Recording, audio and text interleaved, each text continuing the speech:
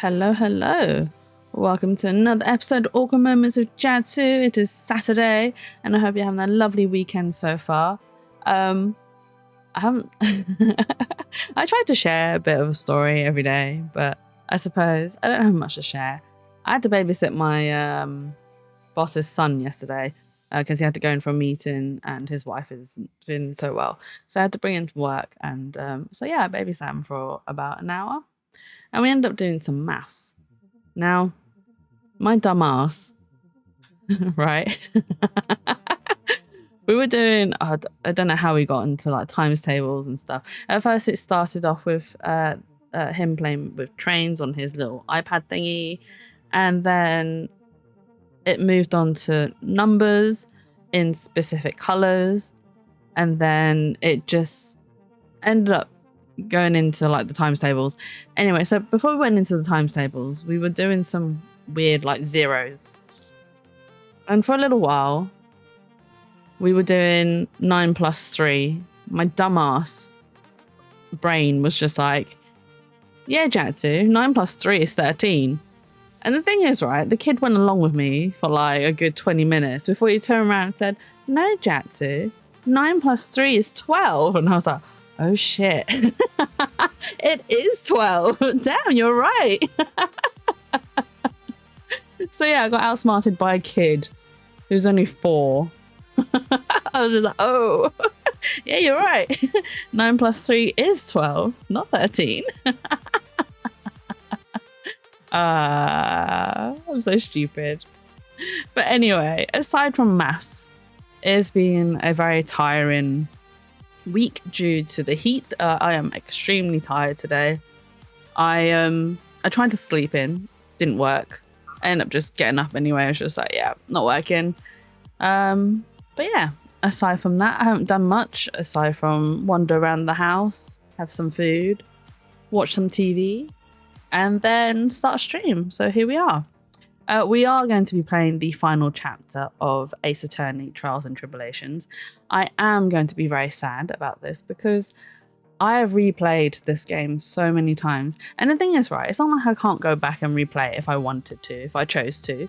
It's just really sad that it is coming to an end, and the story is as well. But we do have to move on because we do have more of the story to get into.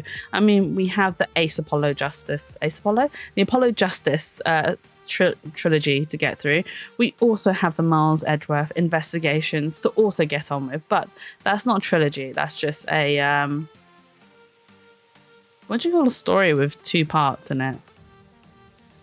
A prequel and a sequel. But yeah, so we got those 2 games, and then we also have the Great Ace Attorney. So we do have plenty of Ace Attorney story to get through. It's not like this is the final one, and I shouldn't be that sad about it, but there you go. Me and my stupid brain. But let's move on to the mainstream. Hey Twirly, thank you for the first tier redeem. And thank you for the farts. Thank you so much.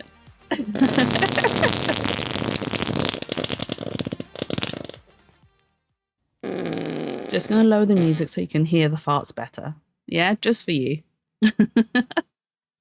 And thank you for the hydrate. I have, surprisingly, hot tea and ice cold squash. I'm gonna go for the hot tea first because I haven't had a tea for, well, I've had green tea. It's too bloody, I know it is, but I miss tea, like normal British tea. I miss it. I haven't had it for a whole entire week, and I'm starting to get withdrawal. I've had green tea, and usually, right, so during the day whilst I'm at work, I have green tea, and then after work when I come home, I have normal, British tea. But because it's been so hot, I have forsaken it and just gone straight for just the cold brew green tea. But British tea doesn't taste as good when it's cold brewed. It's also not the same when cold brewed because then I want it sweet, and I don't particularly enjoy sweet tea unless it's got boba in it. I'm very picky. I'm sorry. But yes, I'm a weirdo. I'm drinking hot tea on a hot day. Although, right, today, what's the temperature? Hang on, let me have a look. The temperature today, my phone is reading 16 degrees. So it's not that hot. It is just very hot in my house because I have a lot of electronics running. But yes, let me take that sip before I forget. Oh my God, that's hot. I was expecting it to be that hot. I thought it'd cool down. Oh, I burnt myself. Down in hot tea. Yes, Jatsu, brilliant. Oh, hot tea is hot. Yeah. Hot tea is hot, twirly. Yeah. More continuation of my dumbass self. Also, I know you can't tell the difference, but my PNG today is not using Fujitech. I'm actually using VideoTube or VideoTube, however you call it, because I don't know if anyone remembered me mentioning, but I actually got it working on my Mac finally. But I haven't done anything more to my PNG to utilize VideoTube. I just thought I'd give it a try today because the whole Discord and Spotify are just clashing and it keeps switching off my music. So I have decided to switch over to VideoTube just for today, just to see. I mean, it should make a difference because it shouldn't clash. But what I want to do is add a blinking animation to my talking sprite. And then I drew this picture like about a year ago, I reckon. Not a year ago, half a year ago. Has it been half a year? I think so, yeah, because I stopped using my old one around December time. And around December time? No, because I took I take a break in December and then I started using it. I never realised you could use Fugi to put your PNG on your own stream. I'm so dumb. Yeah, that's what I've been doing this whole entire time, Twirly. I've been using Fugi for my own streams. It's not just a group thing that you use it for. You can use it for your own stream too. And that's what I've been doing. It's just two animated GIFs and they just trigger. I thought it was the whole other program. No. Today I'm using a whole other program. But yeah, because I drew this picture quite some time ago, I'm going to have to try and be a bit clever because, right, the thing with me is once I do a drawing, I find it very difficult to replicate what I've drawn.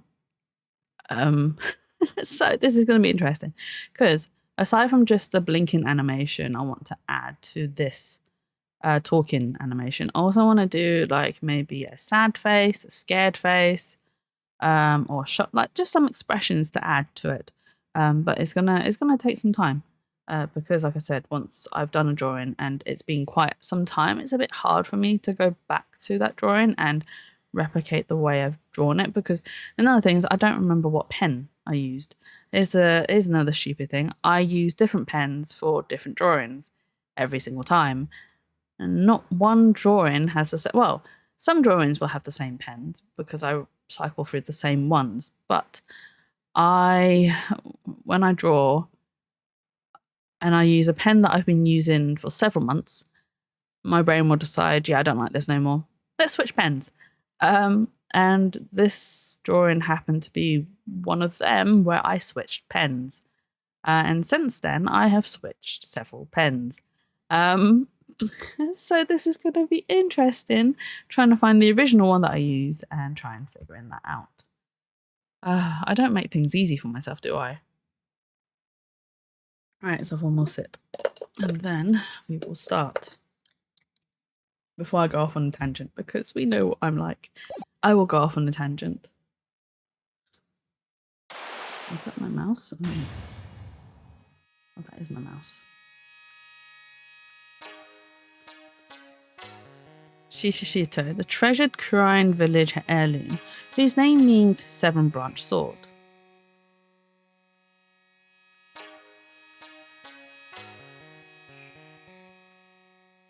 Let me know if the sound's okay, by the way. It is said that this sacred sword represents life itself. Though the branches may appear to be infinite, the choice is limitless. Like our destinies, the sword comes to but one end, one merciless point.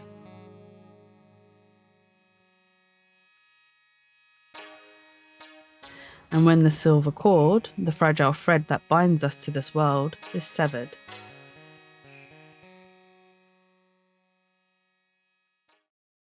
So you can make one now? Oh, Twirly, you're going to switch to PNG?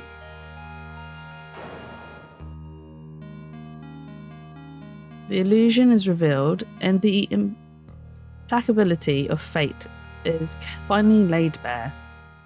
I read that so wrong. I also apologise. Today is going to be one of them Jats is going to struggle reading days.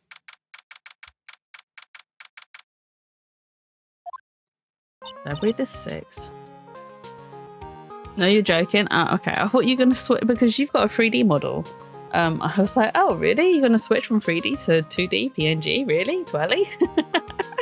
Really? You're going to change it up? Hey, Nick. Yeah? What is it? You know how I've got spiritual powers, unlike you? Sure. You're a spirit medium after all. But just like you, if I don't keep my powers sharp, they get dull, right? I guess so, yeah.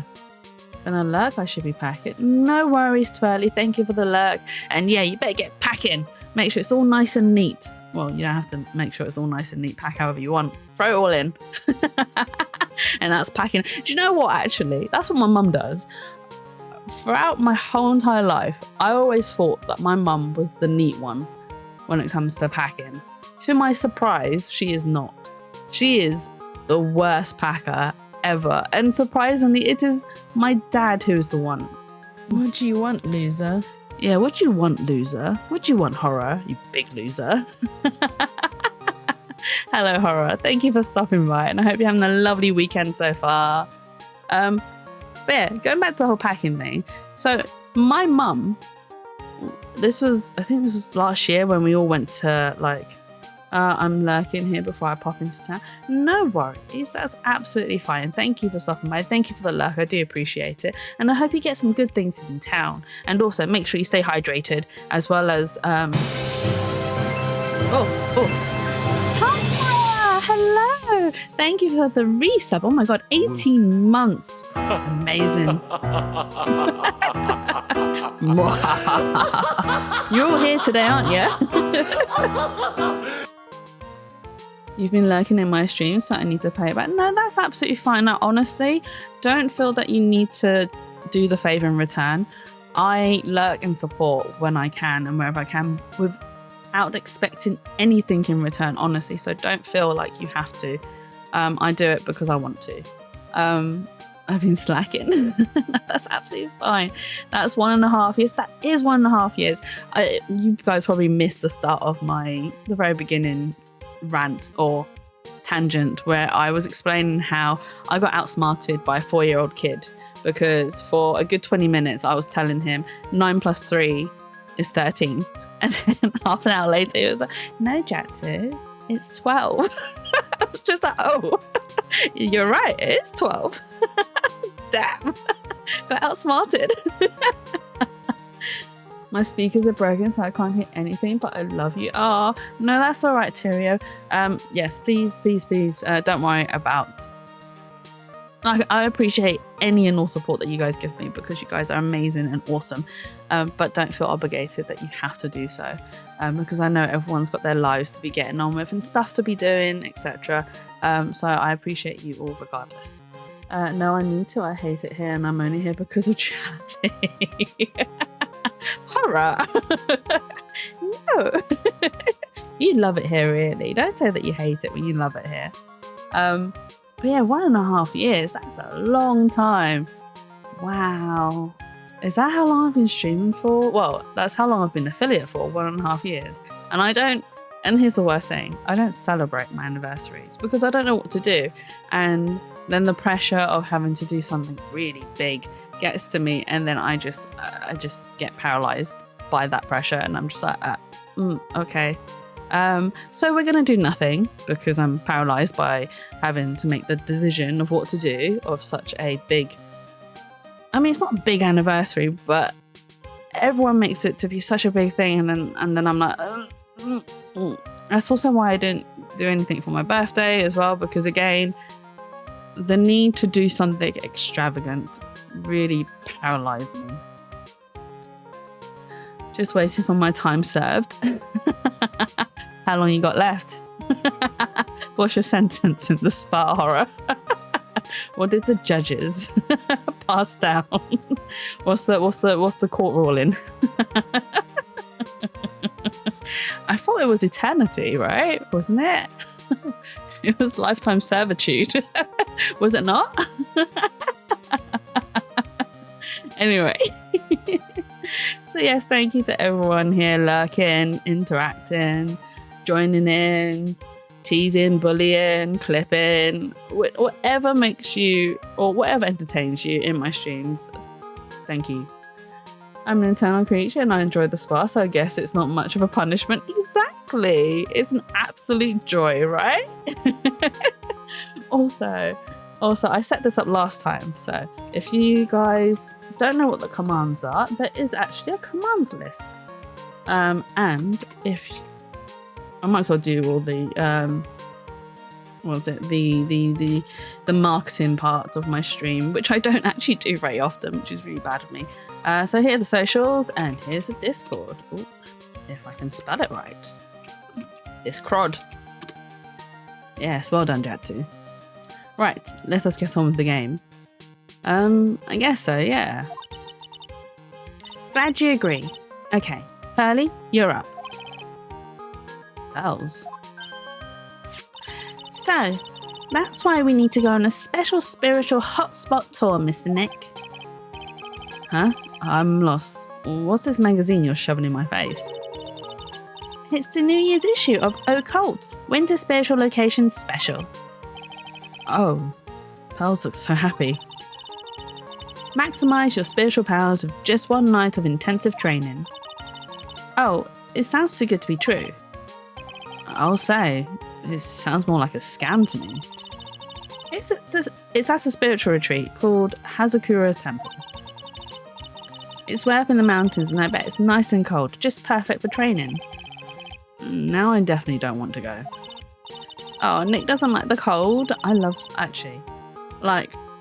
I do like warm weathers, like not like this warm weather, but I don't mind like warm weathers with a nice cool breeze, but I also really like winter cold weathers because I like wearing jumpers. I like wearing hoodies and woolly jumpers and all the things comfy. I like to be a burrito, basically.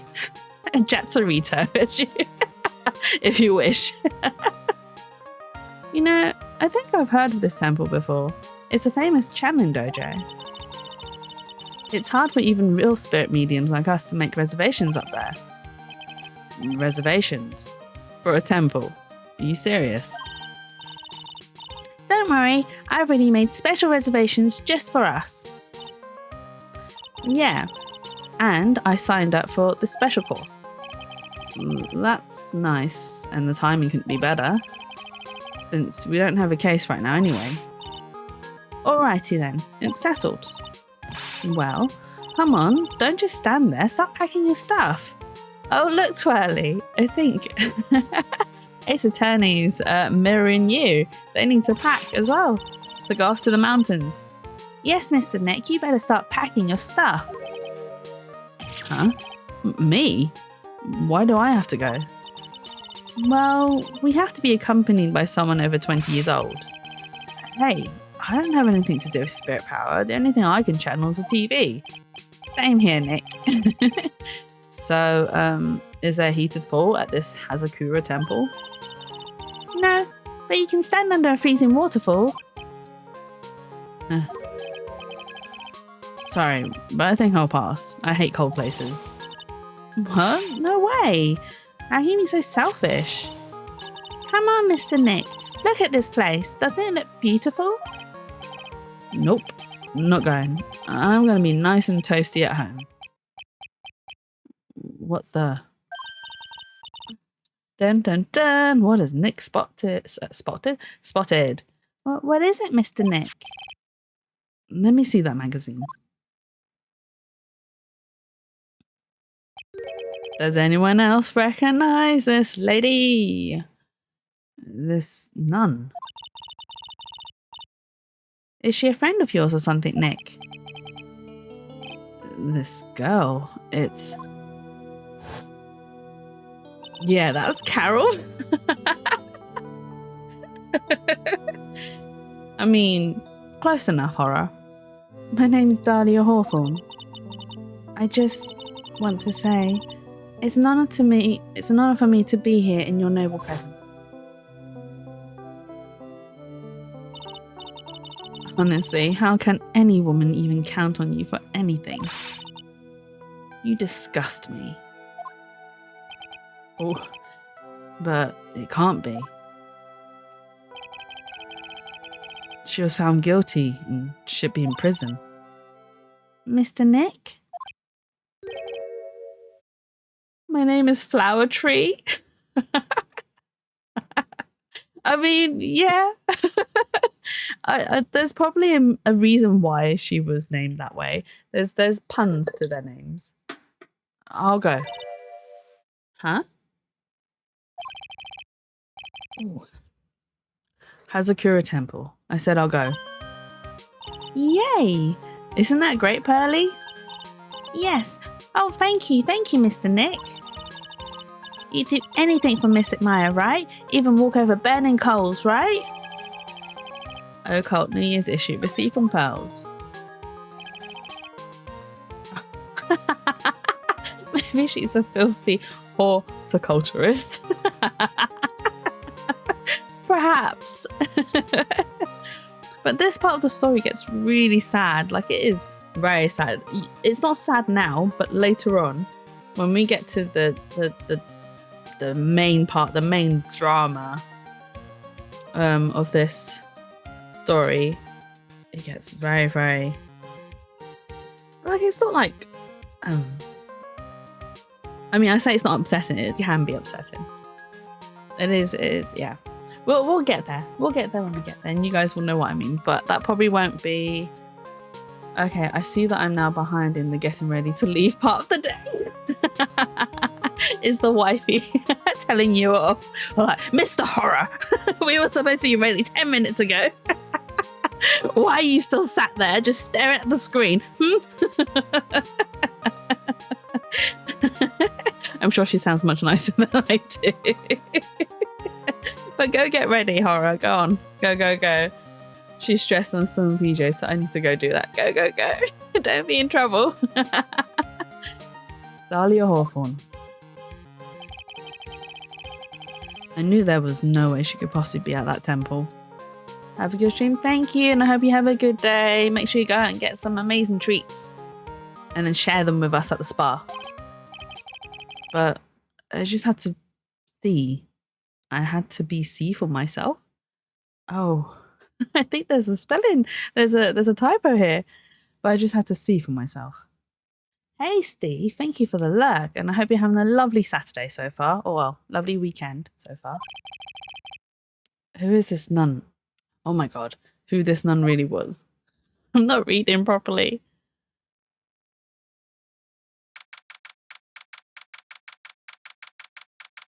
Hazakura Temple, main gate. Ugh. It's so cold here, Nick. Maybe you should put on something warmer for a change. Well, it's supposed to be cold. It's training. Achoo! Her teeth are chattering so loudly. It's all I can do to make out what she's saying. Wow! Mystic Maya said this is the famous Hazakura Temple. Pearly... Achoo! Well. How nice to see you here. Welcome to our temple. Oh, thank you. Achoo! Oh my. Thank you for coming all this way. Come now. You must have been cold. What's if the past tense? We're freezing into human popsicles out in the open. Well, we are high up in the mountains after all. In any case, we shouldn't speak here. Please follow me inside. This lady's amazing. Her name's amazing as well. Oh, yes, almost forgot to introduce myself. I'm the head nun here at the temple. My name is Bikini. She's called Bikini. Nun Bikini. Ah, dear. But Bikini? That's right. Actually, that's my temple name. What do you think? It's a tradition to have one, and I wanted something that has a nice image to it. So I thought, why not choose a bikini? Besides, it makes me seem younger. I'm not going to do her laugh. It certainly does. Oh, I signed up for your special course. Well, my. Quite brave of you considering how cold it is. Young people can be so reckless with their health.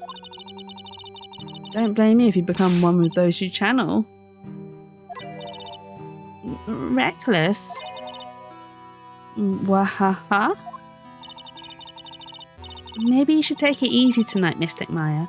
We can come back another day. But you went through all that trouble to get reservations. Yes, that's right. You've come all this way, so please enjoy yourselves. There's still time before supper, so why don't you have a look around? Can we talk to her some more? So what's the channeling dojo anyway? Oh my, you don't even know that? Forgive him, sister, for he knows not what. Well, just call me Bikini and forget about sister part. A channeling dojo is basically a spiritual power training ground. We have special holy items prepared here to help people boost their spiritual power. Holy items? If you train an entire evening surrounded by these items, it's quite mysterious. The spiritual power of these items seems to envelope you. Envelope? Yeah, envelop? Wow, she must have just gone off the trolley from the land of make-believe. So what exactly is the special course? You must be incredibly devoted to be interested in that at such a young age. It's a training session where you sit on a block of spirit ice and chant a spell. 30,000 times, all while being showered in freezing cold spirit water. It's February now, right? You have to be careful this time of year. If you don't watch it, you'll catch pneumonia or maybe even die of hypothermia. So be careful, you hear? A laugh. Wow. How am I supposed to be careful? Oh no, I knew I shouldn't have signed Mystic Maya up for this. The other nun.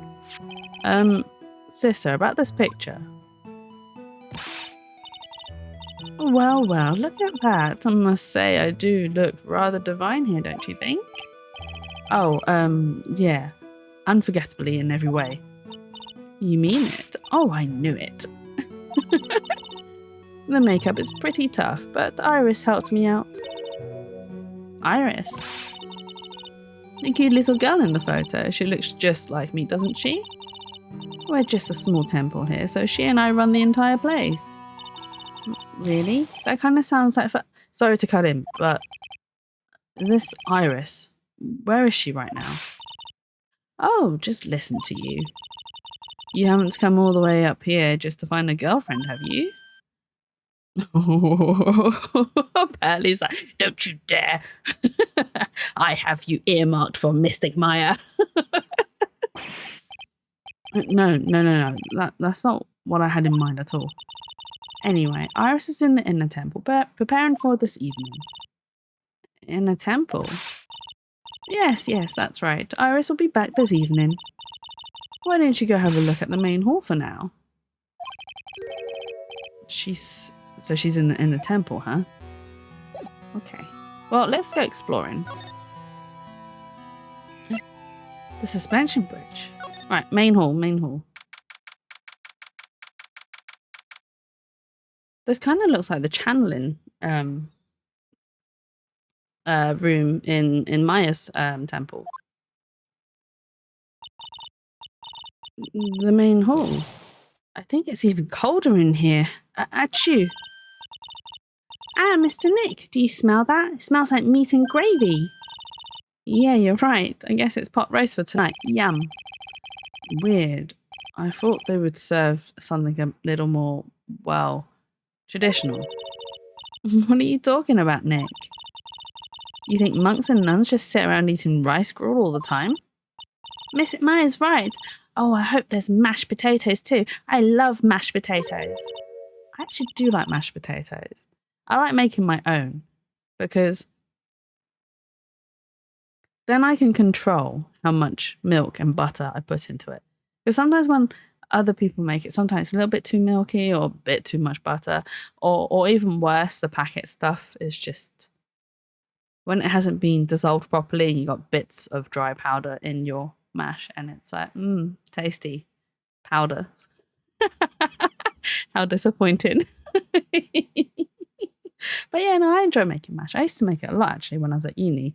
I used to have chicken and mash all the time. That was because it was easy to make. Although that was better than just me throwing everything into the rice cooker and being like, yep, done. Done, that's it, that's dinner. What a cute little acolyte. Oh, who's speaking? Oh, okay. Greetings to all of you. Oh, hello. Wow, this lady makes Maya look like a 6.8 out of 10 on the weirdness scale. Your outfit. Did you come here for the special training trip too? Unfortunately, no. Actually, I'm...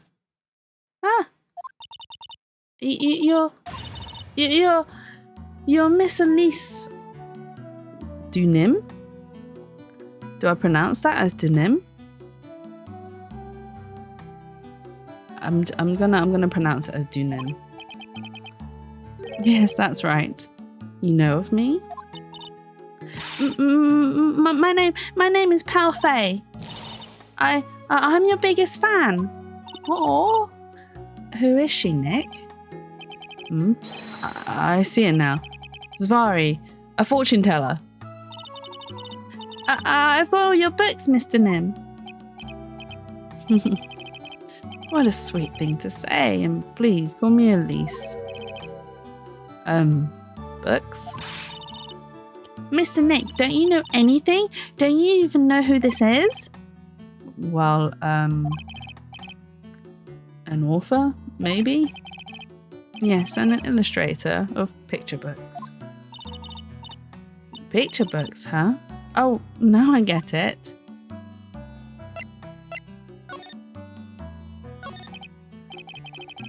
I'm sorry, I didn't know who you are.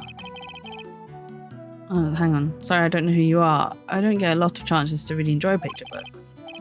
It's alright. I take no offense to that.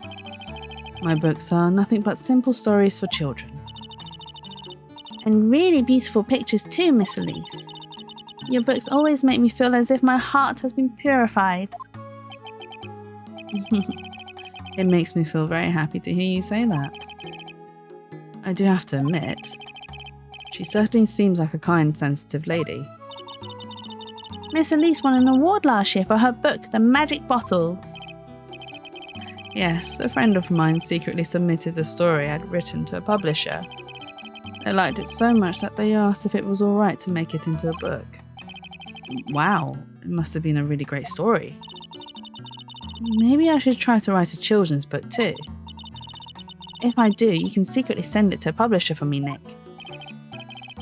Recently, I've accepted a sort of apprentice, you might say. An apprentice? He calls himself Loris. Loris Dunin. I believe he's off doing some landscape sketches now. On Loris's behalf as well, I'd like to thank you for your support. Of course, Miss Elise, anything for you.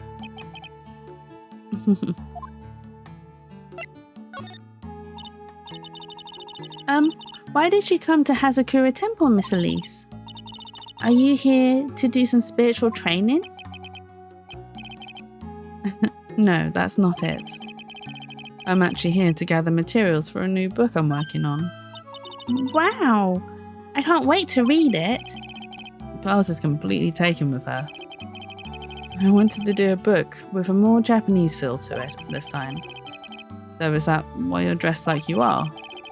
The children have a certain image of me in their minds. I don't want to disappoint them. What can I say? She's really a sweet lady. Wow, Miss Elise, you're dressed up like a mountain nun. Yes, the good people here were kind enough to let me borrow this.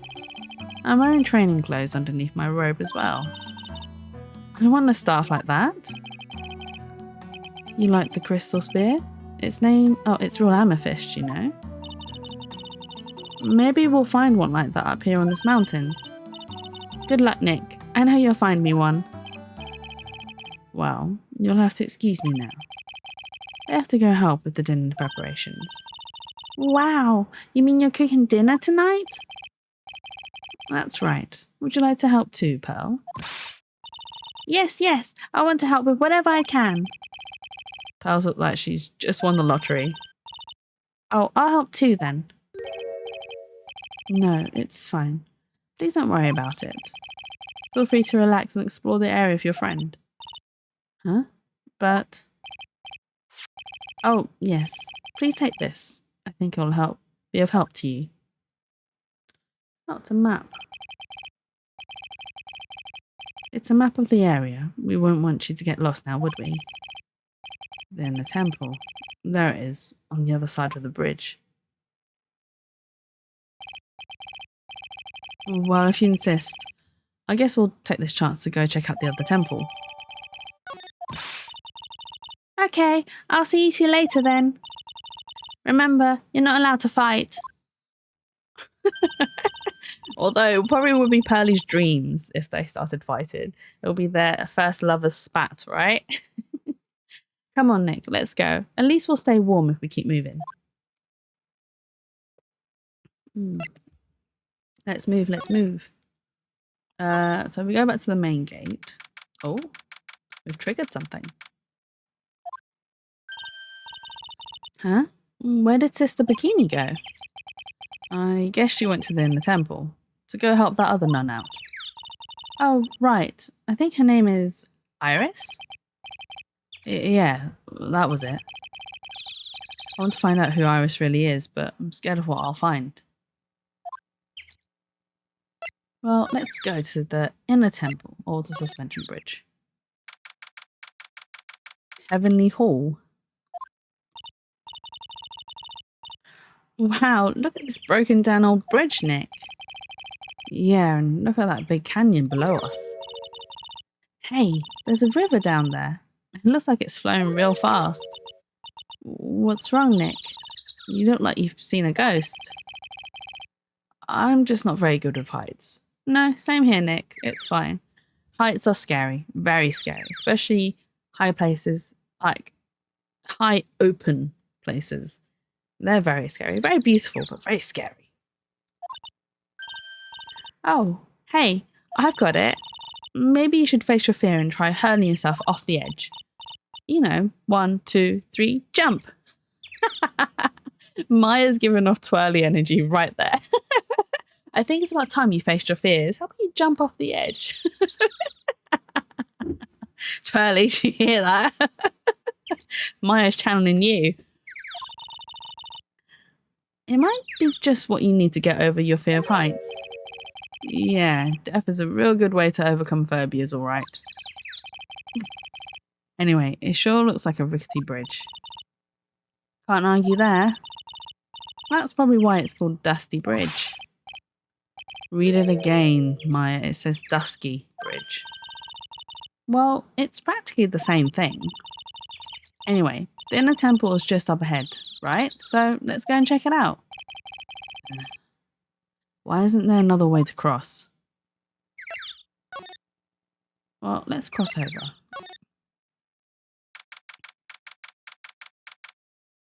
Made it across, at least.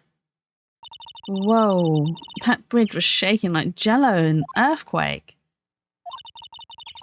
And at least half the wood on that rickety bridge was rotting, I bet. Not to mention the last part only had like one board left on it. What's wrong with you? Your face is all green. Can you not pick on me for a second?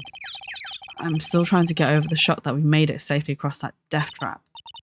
Yeah, I guess I'm a bit surprised too. Yikes, that temple's in bad shape.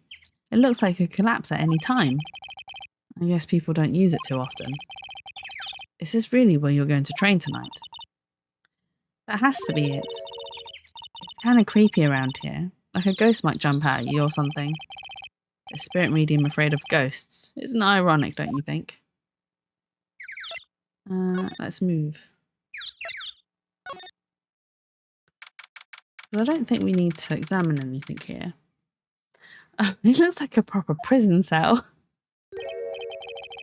Man, look at this place. It's just a tiny freezing cold room. So this is where you'll both be training, huh? Huh? What do you mean both? I'm the only one. Really? But I thought, Pearlie's just a little kid. She couldn't handle this kind of intense training. So says the girl who I can barely hear over her teeth chattering. Anyway, the real training room must be behind that door over there. Yep, definitely getting the feeling it's back there.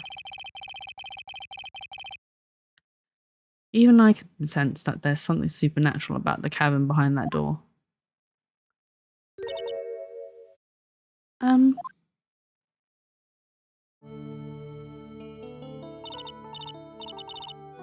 Excuse me, but who are you? You're... Hi there. We're just looking around since we're going to be staying here tonight.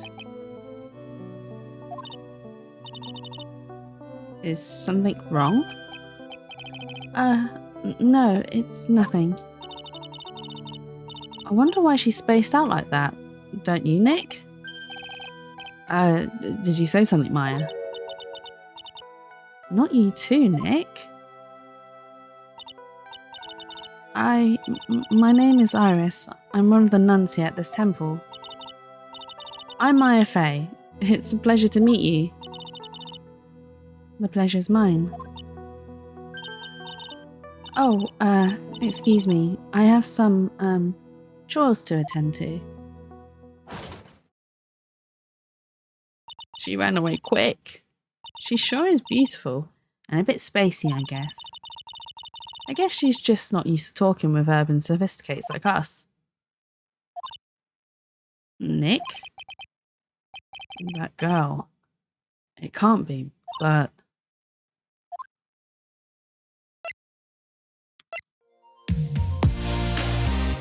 Thank you for the follow, Objection Deg. Thank you for stopping by. I hope you're having a lovely weekend so far. Let's examine this place. The actual training area must be on the other side of this door. I wonder what it's like. Oh. You're right. Yeah, I'm doing good. I'm doing all right. It's Saturday. I get to rest. So, yeah. But yeah, I hope you're doing all right as well. Phooey, it's locked. Come on, Nick. You know you want to open it for me. I can't. You've been in kind of a bad mood lately, haven't you, Nick? Sorry, I know what it is. IRIS. Iris and Nick sit in the tree. KISSING. I'm proper. Uni break slaps.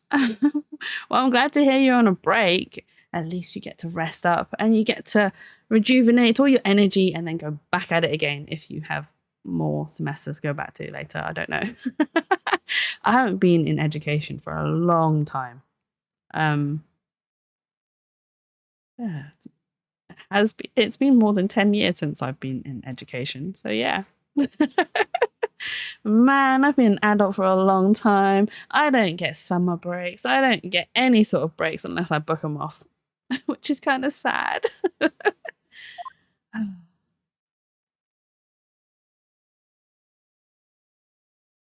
Let's investigate this picture. A hanging scroll, doesn't it? What is it? Why did you scream like that? Yeah, but I don't get a lot of it.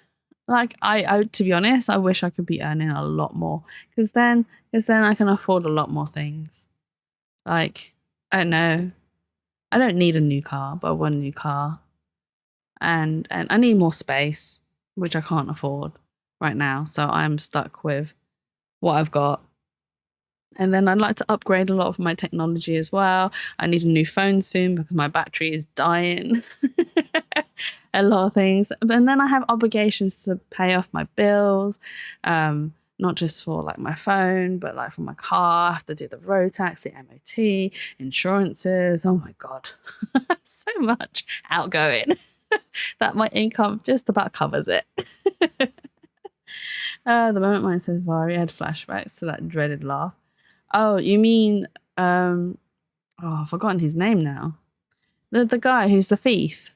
Oh my God, what is his name? The guy with the long nose and the spectacles. Who was pretending to be a detective. Yes, Luke at me. That's the guy. That's him. Sorry. Oh God, I'm so bad with names, honestly. I'm dreadful with names. And the worst thing is I've been playing this game so many times.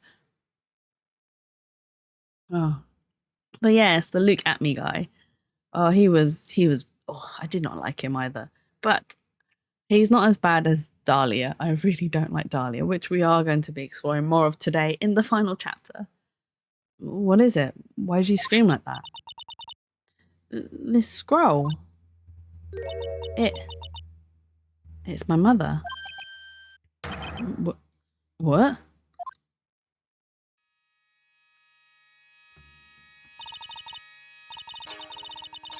It's Misty Fey, the master of the Crying School of Channeling. Are you sure? Yeah. That crest at the top of the scroll. That's a special mark of the master of our tradition. Dolly is... I don't even have the worst... yeah, she is. I mean, alright, she's a very good character. She's a very good villain. And very well written and very well, like, established and explored. But she is a character that I would not like to come across ever. Because I don't think I could survive her, basically. She would murder me easily. I'm not very hard to murder. And the worst thing is she'd probably be able to manipulate me quite easily as well, because I'm the type of person who I'm very open, so that I don't, it's too much energy to try and hide who I am. So I'm just me. So it'd be very easy for someone like her to manipulate me, and I might not initially notice it at the start, but I probably will notice it later on, and then I'd have the struggle of trying to break off this toxic friendship. And I'm like, how do I just end this? So the biggest tragedy at AA3 is that Iris is a complete wuss. Yeah, she is, bless her, but she is... I do like her though. Like, without her, I don't think it'd be the same. So she does add quite a bit to the story. And it adds to Nick's trauma as well. And I don't want to give any spoilers away because we haven't gotten to that part yet. But yeah, while she doesn't give Nick any trauma, but because of who she is and the way she looks, she brings about a lot of his past traumas, which then, you feel for Nick a little bit and the others that are involved with this whole entire case. That's a special mark of the master of our tradition. So that's what the mark means. I'm replaying it, yes, but I don't know if anyone in stream or in chat has played before, so I want to keep it as spoiler-free as possible for those who are new to Phoenix Wright. I've played this game like 5 times already. Like games 1, 2, and 3, 5 times easily. Several times on the DS Switch. First time on the, not DS Switch, like 5 times on the DS and the first time on Switch. But this is the first time I've streamed it. So yeah, anyone who's in chat who has never been exposed to these games before, because right, these games came out like what, back in 2012, 2010, or maybe, yeah, around that time, maybe earlier. Hang on, time to do research. First Phoenix Wright game, 2001. It was released back in 2001. So I played it initially on the DS Lite. Yeah, AA1 came out in 2001. Yeah, I played it initially on DS Lite, and then I moved over to a 3DS. But I've been replaying them several times. I love the series so much, and I don't replay them like right after I finish playing them. There's been like a couple of years gap in between, or when during the process of those years when the first one's announced. Every single time a new one's announced, I might replay it just to refresh my memory, so then I'm ready for the next game. But because of all the re-releases recently, I decided to replay it all, and especially because they did the Great Ace Attorney release on Switch. So it meant that I really wanted to do the Great Ace Attorney, but I didn't want to play that without having played the first trilogy. And then they announced Apollo Justice as well, and I was like, oh my god, now we have to play those as well. However, I've only played the first of the Apollo Justice games. I've not played 4 and 5 before, so I get to experience that brand new with everyone in chat. And the same with Miles Investigations. Obviously, I only was able to play the first game. The second game was never released outside of Japan.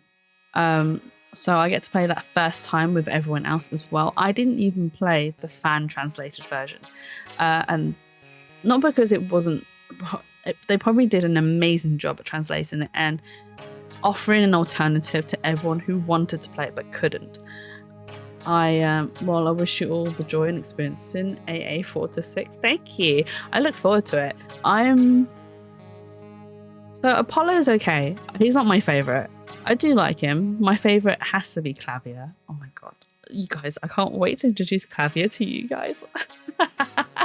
He is beautiful. Oh, he is. Mwah.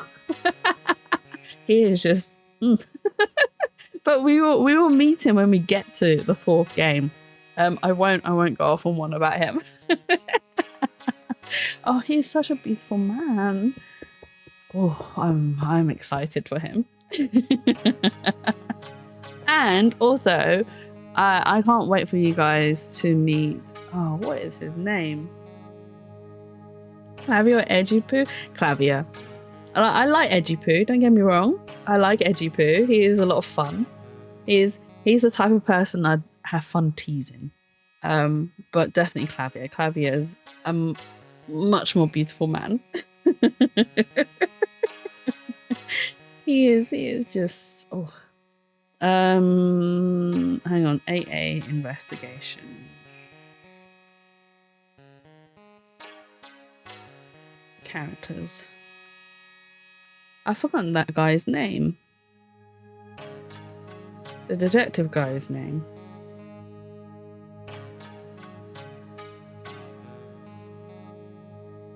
Shilong. That's his name. I like him as well.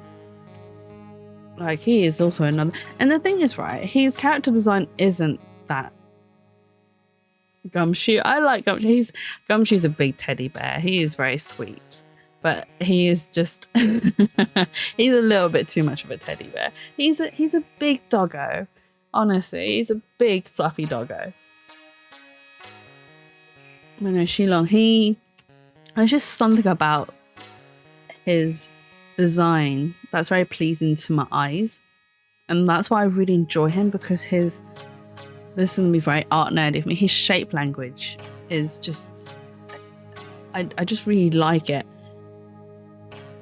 and it makes me like him even more. I'm just like, your shape language is beautiful. That's the art nerd of me coming out. But yeah. Gumshoe is good. I do like him. Bless him. So that's what the mark means.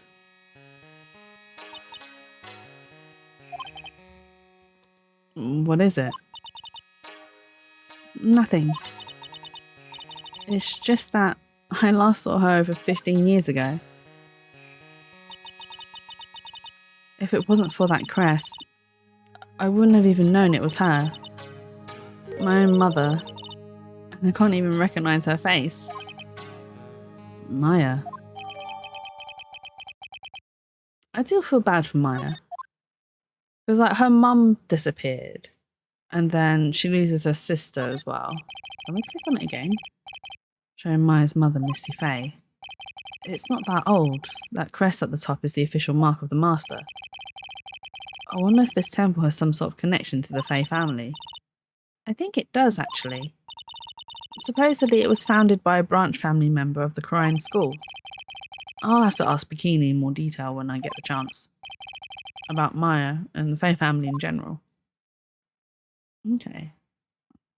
What else can we investigate? Look at this antique dresser. I wonder if there's anything valuable inside. Let's have a look. Maya's so nosy, actually. Nothing, just a bunch of clothes. Hey, Nick. Huh? Oh, sorry. I was just thinking. Oh, about Iris, I bet. Looks like you've been bitten by the love bug, Nick. Do you think Nick is still, like, in love with Dahlia after that whole ordeal? I wouldn't think he'd be. I would have thought that he'd be heartbroken. He would have moved on since then. Okay, we've got nothing else to explore here. So let's move.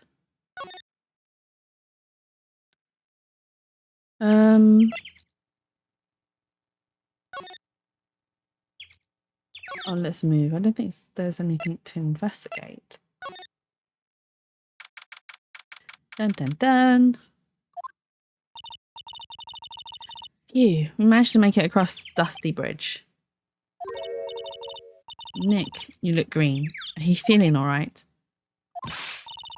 Hey, what's wrong with you? Ever since we met Sister Iris at the training hall, you've been really quiet. I'm going to pretend I didn't hear that because you know well that I'm a shut-eye trap. What did I say? What did I say?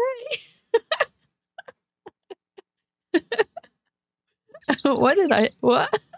I don't know what I said. Huh? Oh, I'm sorry. Hey, you, wait up. Oh, who's this? You think he's yelling at us? About Dolly and Oh. I mean, yeah, I suppose. He can't still be. She tried to frame him and then she used him to sneak evidence out of the courtroom, which we already did all those cases. And then she pretended to love him, and then she murdered someone else and then framed Nick for it, another college student. And then Nick was, I'm surprised, to be honest, right? I'm surprised Nick even continued to become a lawyer after all of that ordeal. I would have thought that would have traumatized him for life. It would have been like, nope, can't touch that. Can't do the whole court thing no more because, framed for murdering someone. I fell in love with a murderer and thought she loved me in return and nearly took the, he nearly admitted guilt for her because of how much he loved her, quotation marks. He must be. There's no one else around. The only reason Feeney's here is because of the butts. Not even Dolly can sway that. Where it stinks, we know it's the butts. Does Larry appear in this chapter? I can't remember. No, I don't think he does. He doesn't appear in this chapter. Larry's so funny, though. He is that one friend where when he's involved, it's honestly nothing good. Nothing good happens when Larry's around. Would you mind moving? You're standing right in my way. Oh my God, he is in this chapter. Jesus. He is. Hi, Larry. Hey, I know you. You're... Whoa, sorry. Gotta run. See ya. Oh, for God's sake, Larry. Hey, wait a minute. Oh, nice to meet you. Oh my God. I should have known. I should have known. Loris Denim. He isn't. You're looking at Loris. Loris. Oh, I completely forgot he was involved in this. It seems I've forgotten a lot about this final game. Oh, he come back. Loris. Liar. You're Larry. Your clothes may change, but you're still the butts. You tell him, Nick. Shut up. I'm Loris. And I'm just here to do a sketch for Dusky Bridge. So it really is our Larry. Not that I get why he's pretending to be someone else. Oh, Larry, what are you up to? So what are you doing with the last name to Nim? Well, I wanted to start over again with a clean slate. A clean slate. You remember, don't you? Last time. Oh, the mask case. I'm chuffed I'm missing future. I say cheers for making my night. That's absolutely alright. I'm glad I could share the reminiscing with you. I love, honestly, I cannot tell you how much I love this series. I own a lot of a lot of merch. I have a hoodie, I have several plushies, I have the Nendroids, I have the pop-up figures. Oh my God, I own so much. I'm ready to build an Ace Attorney shrine, I tell you this now. Me and my friend Wormy Elf, oh my God, we joke about having, when we finally are able to, like she I mean, she's got her own place, but there's not enough space. But when we both finally can own a castle, there's going to be a whole entire room dedicated to just Ace Attorney stuff. There'll be figures, there'll be artwork, there'll be books, there'll be games, the whole shebang. That's how much we love the series. My country hates Ace Attorney, so no merch anywhere ever.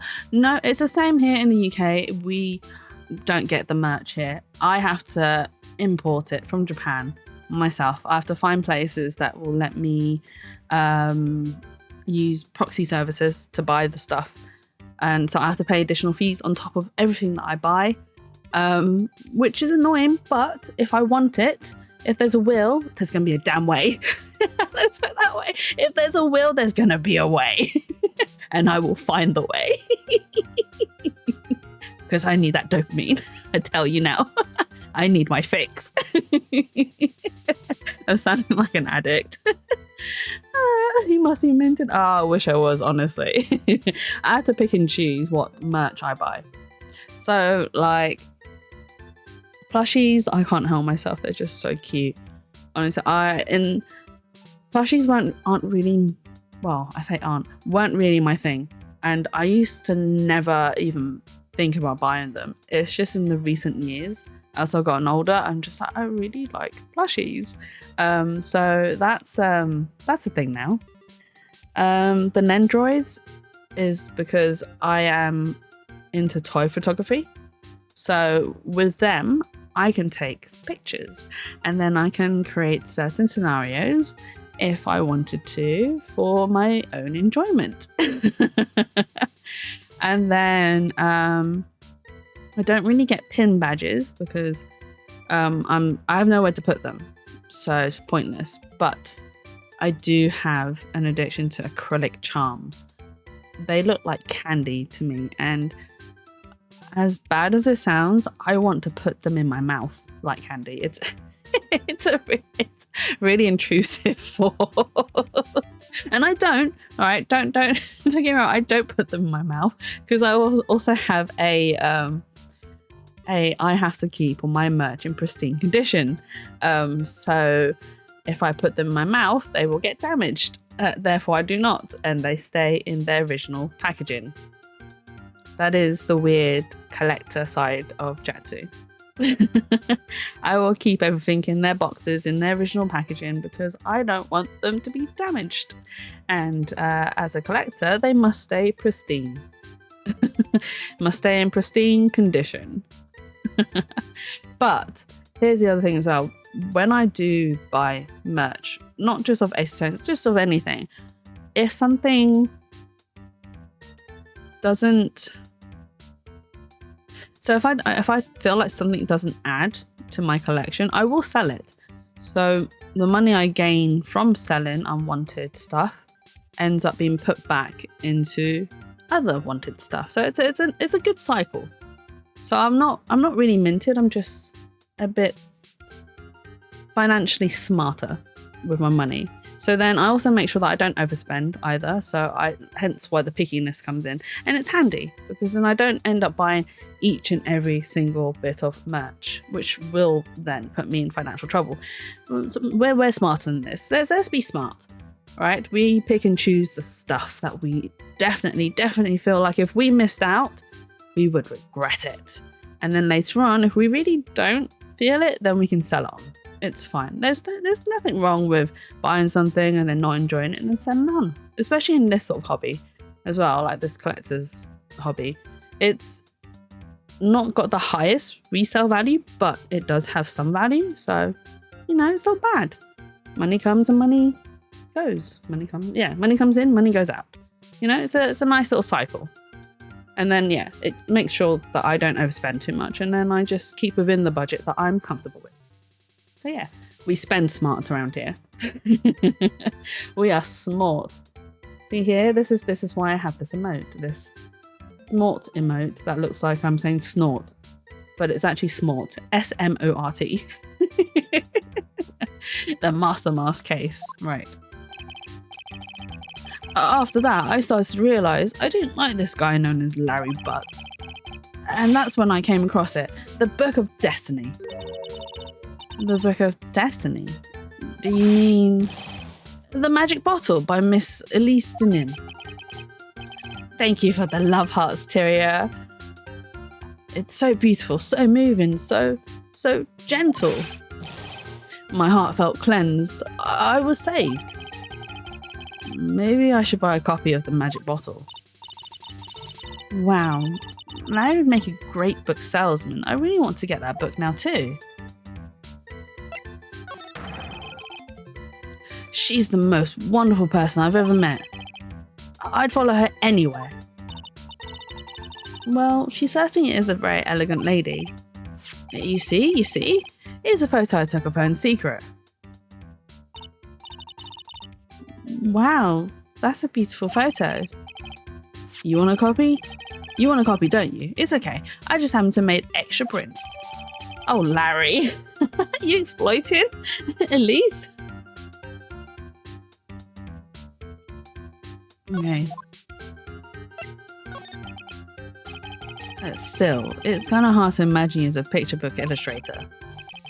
So tell the truth, you must have some kind of ulterior motive, right? What are you talking about? I don't trust anyone anymore, especially not women. Oh no, Larry. Have you been burnt one too many times? Larry has been chasing way too many. Right, Larry chases after every single woman he comes across. And it's no surprise to me that he has been burnt. Because not every woman will be into that. And he just does it anyway. He does whatever he wants. And I know he says, I'm in love and stuff, but Larry, you have to stop and think. Stop for a moment and think logically about your love. Is it love or is it lust that you're going after? Talk about a bad case of denial. Anyway, can you even draw well enough to make a picture book?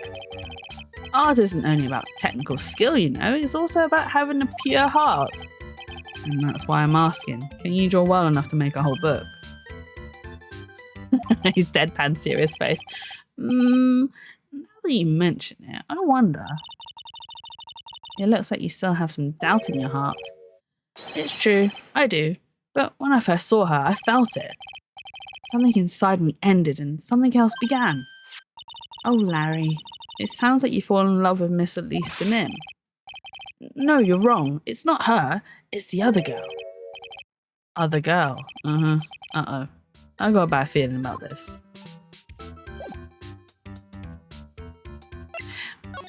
The other girl. I'm assuming Larry's referring to Iris. Or should we present Bikini? Oh, she's 25. Oh, they're a year older, so that means... Oh, was Dahlia older than Nick? Because at the start we were 23. And Maya was 18, so if she's a year older, so that means Nick is 24 now. Oh, okay. Let's present Bikini. She seems really muddly, doesn't she? What do you mean seems muddly? She is my mother. Wait, what? What? What? Bikini is Butt's mother? She's your what? I'm gonna have to take a pass on answering that one. No. You can't just pass on that. Bikini's your mother? Wait a second. Why is he getting off so easy this time? Wait. No, you can't. Right, no, game. You have to give us more answers. I meant that as a joke. I didn't actually think Bikini was his mum. Well, to be honest, I thought he was going after Bikini, but she's his mum?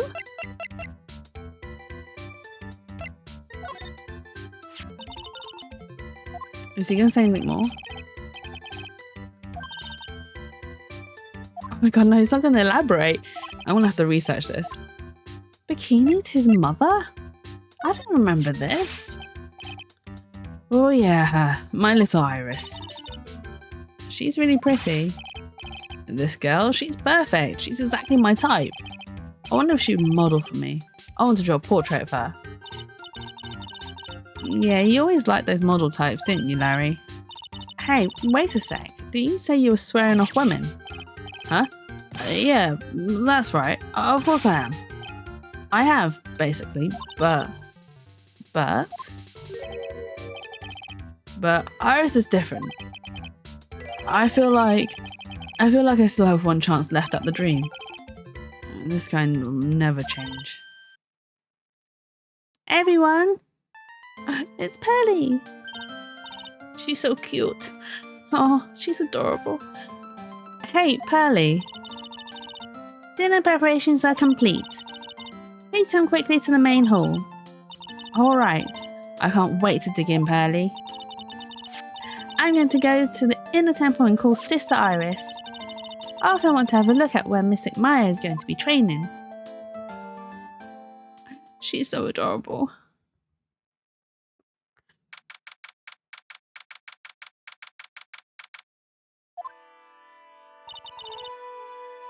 Boy, am I stuffed.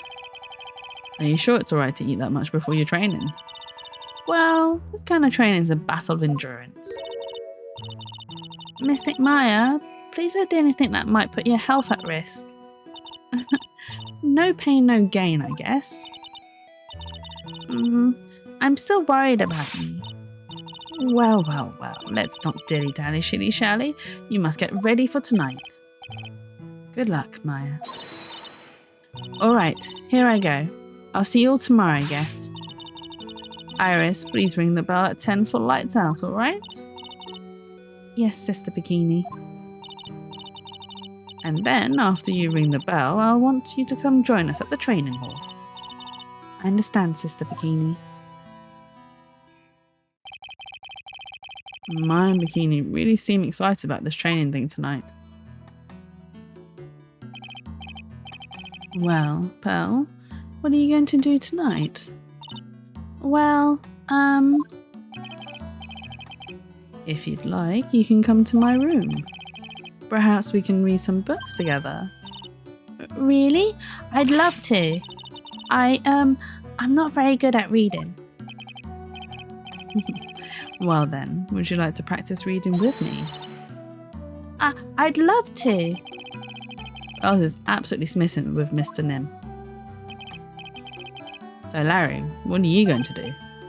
Huh? Me? Well, I'm just gonna hang out in my room. I can't stand the cold at all. I totally hear you there. Miss Elise, so for example, how do you read this? It says gravely. That's kind of a tough word.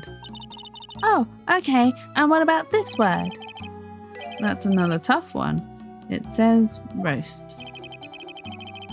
What kind of a book is she reading anyway? Well, I'm going to go wash the dishes and help clean up. I'll go visit you when I'm done, Miss Elise. Well, not much to do except head to my room and huddle under the covers, I guess.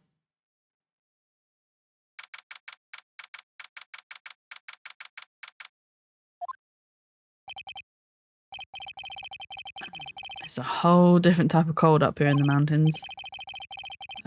Why couldn't the nearest bathroom be just a little closer to my room?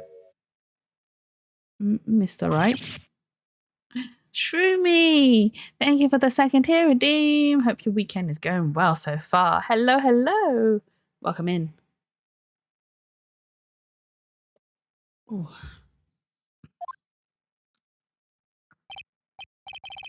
Oh, Mr. Nim, are you going to use the bathroom too? No, but have you seen Pearl? No, not since after dinner. I thought she said she was going to your room. I know, but she never showed up. I'm going to go look for her. Excuse me.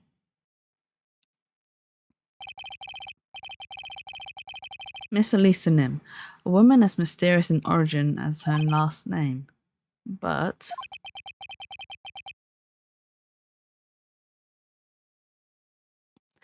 why is that? There's a lot of writing mistakes in this chapter. The really mysterious one is... oh, wait, hang on. No, that's the really mysterious one. That's not writing error. That's just me being silly. Oh. Sister Iris. Good evening. The really mysterious one is this girl. Are you on your way to the bathroom too, Mr. Wright? I can't let this chance pass me by. I should try to talk with her and maybe get some answers.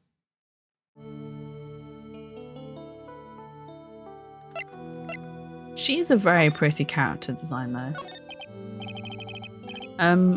Your sister Iris, right? Yes. You're doing kind of good, to be fair. That's good. I'm glad to hear you're doing well. So Shroomy, she's different. She's called Iris. She's not Dahlia. Oh hey, just came back from drinking my maintenance meds. Oh no, that's all right. Make sure you do take those meds properly at the right time, by the way. Do not forget them, and also stay hydrated. That's your like, I don't know, announcement. Self-care is good. Self-care is priority. But yeah, so this is Iris. She is not the same as Dahlia. That's all I'm going to tell you. And nothing else. So, when did you come to Hazakura Temple?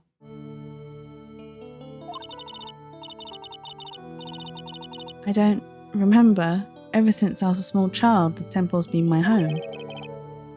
So you've never left? Well, I don't have any family left to take care of me. Sister Bikini, I've come to think of her as my real mother, as it were. Ah, I see. But you didn't you go to college? And maybe enroll in the Ivy University Literature Department? No, I've never had an interest in going to a big university like that. My training's all education I need. I see. But once in a while, when I get the chance, I make a trip to the nearby town. I can use a computer and a cell phone too. That's not exactly something worth bragging about, but I don't see any sight blocks. So I guess that means she's not lying. You're not my mum, just kidding. I mean, no, but I am known as the grandma, so, you know, Grandma Jatsu, here to remind you. Take care of yourself. So I guess that means she's not lying. Please don't stare at me like that. What kind of place is this anyway? I heard it's for training to increase your spiritual power or something like that. It must seem awfully crazy to normal people like you. Well, I have to admit, it is a whole different world up here. I'm glad to hear you say that. Huh? Talking with dead people, who does it help anyway? I hate it. Really? So then why stay in a place like this? Ah. Is something wrong? I didn't realise it was so late. I have to go and ring the bell for lights out. I guess it's almost 10 now, huh? Mr. Wright? Yes? If it's alright with you, I'd like you to have this. But this is your hood. It has the power to protect you from evil spirits. Come to think of it, Sister Bikini was wearing one of these too. I pray for your safety on this dark, cold night. She's kind of sweet. I'm curious, do you think positively about Ricky Gervais? I don't really have much of an opinion on him. I enjoy some of his works, but that's about it, really, I suppose. I enjoyed... So he did a series that was quite sad. I can't remember what it's called now. But it touched on some very sensitive topics. And whilst there was quite a bit of humour in it, it does bring light to some of the struggles that people do go through like grieving periods and whatnot. So, I mean, I did enjoy that show. I can't remember what it's called now. I think he's a dickhead that has had a couple of funny moments. I mean, there's Terrier's 2 cents. But yeah, no, I don't have much of an opinion on him. I don't particularly not like him, but I don't particularly like him either.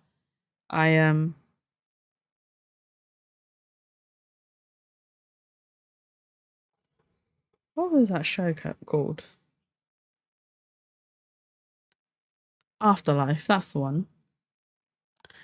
I like English humor and banter. He cracks me up. I mean, that's fair enough. You enjoy his work. There's no problem at all in that. But yeah, I don't. How do I put this? When it comes to like people on TV, celebrities and whatnot, like I will enjoy their work, but I won't look too deeply into who they are because I feel like that's... I mean, obviously, if there's something that's really bad, then yeah, of course, I'll look a bit more into it. Or if they've done something good. But like aside from that, I don't really think much of them because the only part of my life that they have an effect on is the entertainment part of my life. So I don't think too deeply about these people because I don't really form those sorts of attachments.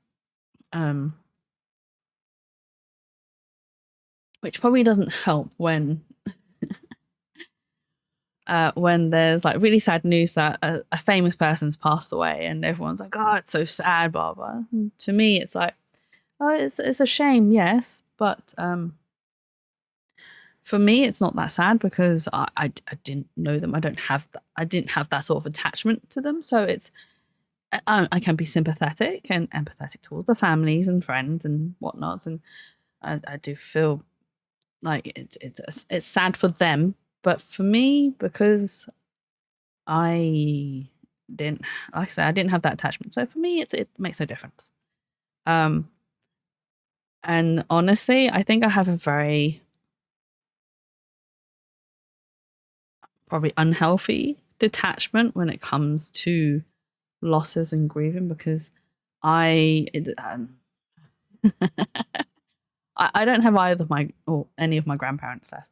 I wasn't old enough to remember my mum's parents, but I was old enough to remember my dad's parents. But even during then, it's very weird. Like it's not so much my own sadness. I think I felt everyone else's sadness about it, and it's probably why I have this weird attachment towards death, basically. I don't know why that got into that tangent. Anyway, on a far less depressing topic, yes, he has had some funny moments, and I do enjoy some of his shows. Afterlife I thought it was a really good show and I enjoyed that. And I actually recommend it. Like I said, it touches on some very sensitive topics. If you have known me for a while, you will know that my genre of shows that I generally watch are emotional, traumatic, depressing, sad. Those are the genres that I watch a lot of. So when we do movie nights in the spa, everyone knows that anything that I have suggested are usually centered around those genres. And well, warnings must be put up because unfortunately I do not have any triggers, and it's Discord, Tyria. Sorry, I don't have it down as spa. Maybe I should set it as the spa. So everything that I suggest, everything that I suggest, I have to ask like Tyria. I'd be like, Tyria, can you help me? Like, are there any triggers in these films? There's like shit tons of triggers. And she's like, yes, Jatsu, there are lots of triggers in what you watch. I'm like, I'm sorry. I'm sorry, I'm unaffected by these triggers. I am sorry though, that everything I suggest does have major red flag triggers. And I don't even know why I do it. I just do. There's the dogdie.com is a great site for checking triggers. Yes. So if you come across the same issue where you're not sure if something has triggers, doesthedogdie.com is a very good place. And especially if you're running a community that could potentially have triggers. They're really good films though. They're just always depressing as fuck apart from Shrek. And Herbie. Okay, yeah, I suggested Herbie. Herbie's a lot of fun. Look, okay, I do like sad, depressing films, but I do also like some feel-good, happy films too. I have a mixed bag of genres. I just lean more towards the very sad stuff. I'm sorry. Okay, the well-written stuff happened to be all depressing. The reality of man. A mixed bag of genres. Oh, right. Let's continue. I'm sorry, but I must bid you good night. Wait a minute. It's just Iris. Your favorite Disney movie is probably Up. I mean, I do enjoy Up, but what is my favorite Disney movie? I nearly said Disney princess. What is my favorite Disney film? I don't actually know. I mean, I've seen practically all of them. What would I rate as my favorite? I mean, WALL-E's good. WALL-E's also very sad. WALL-E's are very sad and actually very dark and depressing if you think a bit Homeward Bound. Actually, have I seen Homeward Bound? Probably once. And probably not when I should have done so. I think I watched it at a very young age. And I probably shouldn't have. This is my problem. I probably watched a lot of films that I shouldn't have at a very young age. I was exposed to these stuff from like, oh my god. So I don't like paranormal horrors. They're one of my biggest. I can't call it. It is a trigger, but it doesn't trigger something whilst I'm watching it. It triggers my sleep paralysis later on when I go to sleep. So I have to avoid them as much as I can, or if I do, I have to take like mini breaks in between and then do something a little bit less scary or whatever. So yeah, so I got exposed to them as a kid, especially like, do you know what? The worst type of paranormal horror films are the Asian ones. They are the scariest fucking things you will ever watch in your life. And I was exposed to a lot of it when I was younger because my uncles and my cousins, they all loved them. They loved watching it, and we'd be watching them as a family. Come on, chill, Jatsu. Time for some family time. Let's watch a horror, a paranormal horror. Yes, family, let's do that. Let's traumatize mini Jatsu even more. Yeah, I watched a lot of them. Yeah, I mean, it's not just JP horror, Terrier. Trust me, like even Kanto horror. Oh my god! And the worst thing is when they tie them into like real life things that happen. So like it could just be like a normal. You've not seen Kanto horror? Oh, maybe we should. See, the thing is, I don't know if you'll end up being as horrified by them as me because of the cultural upbringing as well, because it's all linked. Like it's all stuff that's linked to like day-to-day cultural things that we get told that we shouldn't do or should do, and blah blah blah. It's like I'll tell you some little things. So we're told that you shouldn't bang your chopsticks against the bowl during dinner because you're essentially calling the ghosts to come eat. It's the dinner call for ghosts. Incense as well. So I don't burn incense inside the house because we burn incense at the temples. Why do we burn it at the temples? Because it's to feed the ghosts. It's an offering to ghosts. Hence why I don't burn it in the house, because then you have ghosts in the house eating incense. Don't ask me why it makes sense. All right. It's just the way the cultural things are. I cannot deal with paranormal ideals or ideas. So let's not tempt fate. There are other things as well, which I do believe are shared in not just the Chinese culture, but in other cultures as well. when you decide to pee in public, because I don't know, you're out in the forests on a long hike, so you need to go. When you need to go, you need to go. You're supposed to say, "Excuse me," before you go, just in case there is a ghost there, because if you accidentally pee on a ghost, they will get revenge on you. So remember, guys, next time when you're peeing in public, remember to say, "Excuse me first, can you move because I need to pee?" Just to forewarn whatever might be there. Again, that has become a habit, which people don't need to know. Sorry, too much information. If I ever do, which is rare because you're not supposed to. Your bodily fluids is actually very damaging to the environment outside. So if you can, please hold it in. If not, then obviously as a person, you must go if you must go. It's the same with, not that I've ever done this, right? Pooping in like public areas. Take your poop home back with you because there's a lot of bacteria in your poop. And again, it's very damaging for the environment. Yes, this is 101 on how to look after the environment. Do not poop in public. I'm sorry. This is going to be a derailed conversation. I will move on. I won't go off on one about this. But yeah, there are a lot of things that link to like cultural things that you do as your day-to-day and you're told not to do because it can either attract ghosts or upset the ghosts or, you know, all sorts of things. And yeah, no. No. And then one of the most... How did you go from horror to pooping?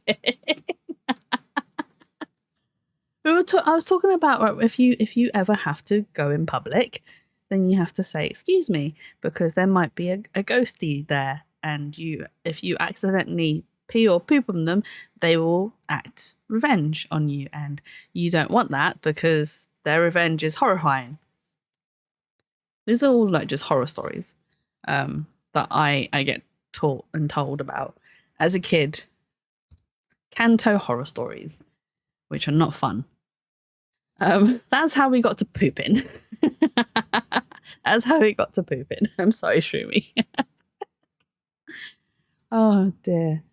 But yeah, so as a kid I watched quite a few of them and I probably was way too young for it. And it's not the reason why I have sleep paralysis. Sleep paralysis comes from a completely different part of it. It's just how it's all linked in my brain. But yeah, so let's continue. Let's see what Nick has to say to Iris. Yes? Just now, you called me by my name. You said, "Mr. Wright." This explains the things my BF was afraid of. He was part Hong Kong. Oh, yeah. But I mean, a lot of them are really silly things. And I know some of them are really silly, but why risk it? You don't know if it's true or not. Why risk it? How did you know my name? I never introduced myself to you. That's Sister Iris. Please tell me the truth. You and I, have we ever met before? Like lock. Pixie, why do you always come in at a time when I'm talking about appropriate things that get taken out of context? Am I talking about poop again? Yes, I am. But more in a paranormal sort of context. Poop obsessed. I am not poop possessed. All right. Paranormal poops. Yeah. Well, no. Just about people relieving themselves in public and then having to say, excuse me, just in case there's a ghostie there. And then if you accidentally pee or poop on them, they might enact revenge, and you don't want that. Iris. Cyclops. Oh, it's almost 10. Perhaps we can speak again tomorrow. And off she goes.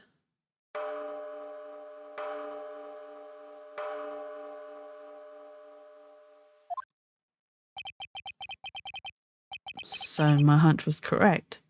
She does know me. I'll have to try to talk with her again tomorrow.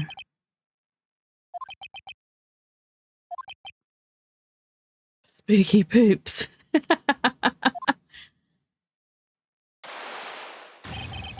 Ooh. What the? That blood-curdling scream came from the courtyard. The music!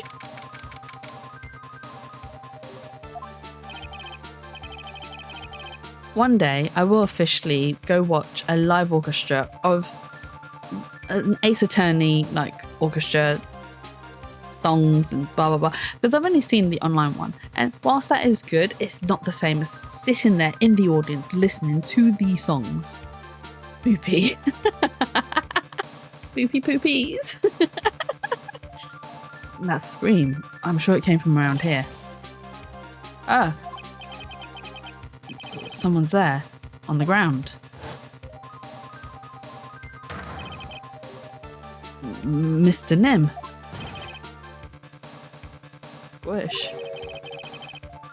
I just stepped on something soft. Hey, don't step on my tummy like that. What are you doing lying there in the snow? I was passed out. What do you think? So that blood-curdling scream was she? Forget about that. Hurry up and call the police. Is there even a phone in the main hall? No, but we still got get reception up here in the mountains. You must have a cell phone on you, right? I didn't bring it with me. Oh, you're useless. I mean, even Iris has a cell phone. We've got no choice. You'll have to use the public phone by the dusty bridge. Hurry! Hurry, hurry! Run as fast as you can. Yes, ma'am. If you don't hurry, Iris will. Iris will. Oh, so intense. It's farther than I thought. Don't worry, don't worry, Nick. I'm the same. I'd be so out of breath. I can't run for shit. The bridge is just up ahead. I have to go tell Maya what happened too. Ah! Oh my god. Dusky Bridge. It's burning down. What the heck happened? What are you doing here? Ah! Huh? What is it? Is it me? Don't scare me like that, Larry. I almost had a heart attack. My name isn't Larry, it's Doris. Larry, hurry up and call the police. I'm going to the inner temple. Don't be stupid. The bridge is nothing but a burning wreck right now. Listen to me. There's a murder here at Hazakura Temple. What? The murderer might have fled across the bridge. I have to make sure Maya's safe. Please, call the police. I've got to go. Get out of my way, Larry. It's too dangerous, Nick. Wait.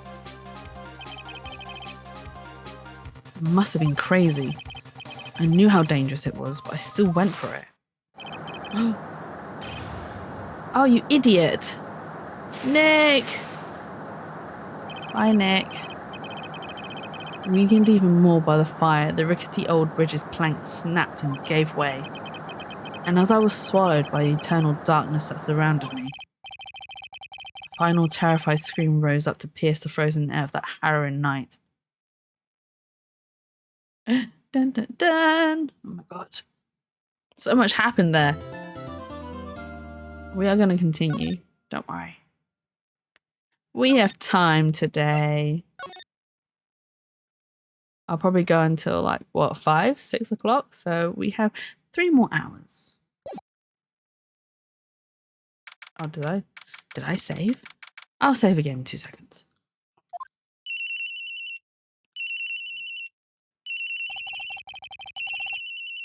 Who could that be at this time of night? Yes, Edra speaking. Edgy, get up! It's an emergency. Why would he call Edgy? Why would he call Edge? Why did they call him Edge? Why would he call Edgy? He's supposed to call the police, goddammit. What's Edgeworth gonna do? I mean, he's gonna get the whole team. Huh? Larry, do you know what time it is? It's not Larry, it's Larice. Larice to Nim. This is nothing more than a terrible nightmare. Especially if he slaps. It really does. It really does. There's nothing more than a terrible nightmare. I'll just roll over and... Oh, wait, don't hang up. It's an emergency. It's Nick. He took a really nasty spill. Well, it won't be the first time, so... I'm not joking. His life is in danger. What? What happened? Tell me. Oh, Edgeworth. You can't stay away from Nick. You go to him. Go save him. Talk about a guy with bad luck. He may already be dead. Anyway, you've got to come back. You're the only one that can help. My beautiful Iris, she needs help. Alright, I don't know what's going on, but I'll be there as soon as I can. I'm at the detention center, please. Hurry. Oh wait, was Larry arrested? It's been 1 year since I left that country. I thought I wouldn't have to see him again for a while. Sounds like it won't be a pretty reunion. As if I expected anything to change. Who's in detention? Oh. You're late, Edgy. What took you so long? I don't want to hear it. I chartered a private jet to come as quickly as I could. Oh my god, Edref is so rich he can charter a private jet. Can you imagine having that sort of money though? Honestly, that'd be crazy money. Well, you should have chartered a faster one. Anyway, just listen. Something happened to my Miss Elise and Nick's, Maya and Iris's bikini. Huh? Say something, Edgy. Before I came here, I stopped by the hostel and paid Wright a visit. I believe I have a better understanding of the situation than you at this point. The murder victim was a picture book author, Miss Elise Denim. She was found by Wright and the head nun. The suspect is the temple's younger nun. And later, while Wright was crossing the bridge, it broke and he fell into the river. The hostel says that he'll need at least 2 days of bed rest. Yeah, that's right. You got it. But they arrested her, my sweet little Iris. And here I was, convinced he was the one the police had arrested. However, I still don't understand what these 2 items are for. What are you talking about? The things Wright gave to me when I was leaving his room. Wright is immortal, confirmed? He is. Oh, did he give that to Edgeworth? That means Edgeworth's going to see the Cyclops. Edgy's going to be doing some investigating. This is the first. He says some nonsense about being able to see into people's hearts with this. And then the other, he couldn't possibly ask him what I think he is, could he? I mean, come on, Edgeworth. Nick trusts you with these items. Like, he trusts you. There's the love. Anyone who doesn't know, I ship Edgeworth and Nick. So, back off. I'm begging you. Iris's trial starts tomorrow. With Nick out of the picture, you're all we've got. You're the only one that can represent her. What did you just say? You know, represent, defend. What were you expecting? Why did you think I called you anyway? I'm a prosecutor, Larry. A prosecutor. Do you understand what I'm saying? A prosecutor's a lawyer who... Don't talk to me like a kid. I graduated from junior high, you know. Don't worry about it. I promise I won't tell. Falls from a bridge off a cliff, then plunges into an ice-cold river, then only comes out with a cold. If that ain't immortality, I don't know what is. Very lucky. Nick is very lucky. He was protected by the love of Edgeworth. I promise I'm not insane. But I mean, I heard a paper badge had no problem falling an entire court before. How could this country's judicial system have fallen into such decay? Please, Edgy. At least listen to her. Listen to Iris' side of the story. So Wright wasn't joking when he gave me this badge after all.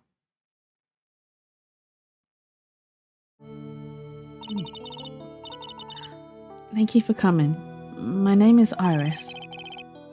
Edgeworth. Miles Edgeworth. I don't know if I can be of any help, but I will at least hear what you have to say about the murder. Tiger's paper. Oh my god. Oh my god. How could anyone fall? Like, honestly, how did anyone fall for Tiger? Like, his paper badge, he only marginally looked like Phoenix, did not act like Phoenix, did not have the same, like, law intelligence as Phoenix, was absolutely rubbish in court. He was orange, right? The guy was orange. He was not even the same skin color as Phoenix. And yet everyone believed him to be Phoenix and all blamed him for the loss of that court case. Like, poor Maggie as well. But seriously, Maggie didn't even... And it's not the first time she's ever met him either. Like, she's met Wright, like, what, 3 times prior? She was in... How many court cases she's done? 2, isn't it? I think she was in 2 cases prior to this one. But anyway, she's met Phoenix before. She knows what he looks like, what he's like. And the fact that Maya wasn't with him, or Pearlie, or anyone from his office, how could anyone have fallen for that atrocity? Although that episode was quite funny though with Tiger. And did you know that at some point, I don't know if it's in this game or... No, it's in 4, 5, and 6. Okay, so in 4, 5, and 6, you can unlock the outfits. And Phoenix can go to court dressed as Tiger. You can go to court dressed as Tiger. The iconic Tiger at court.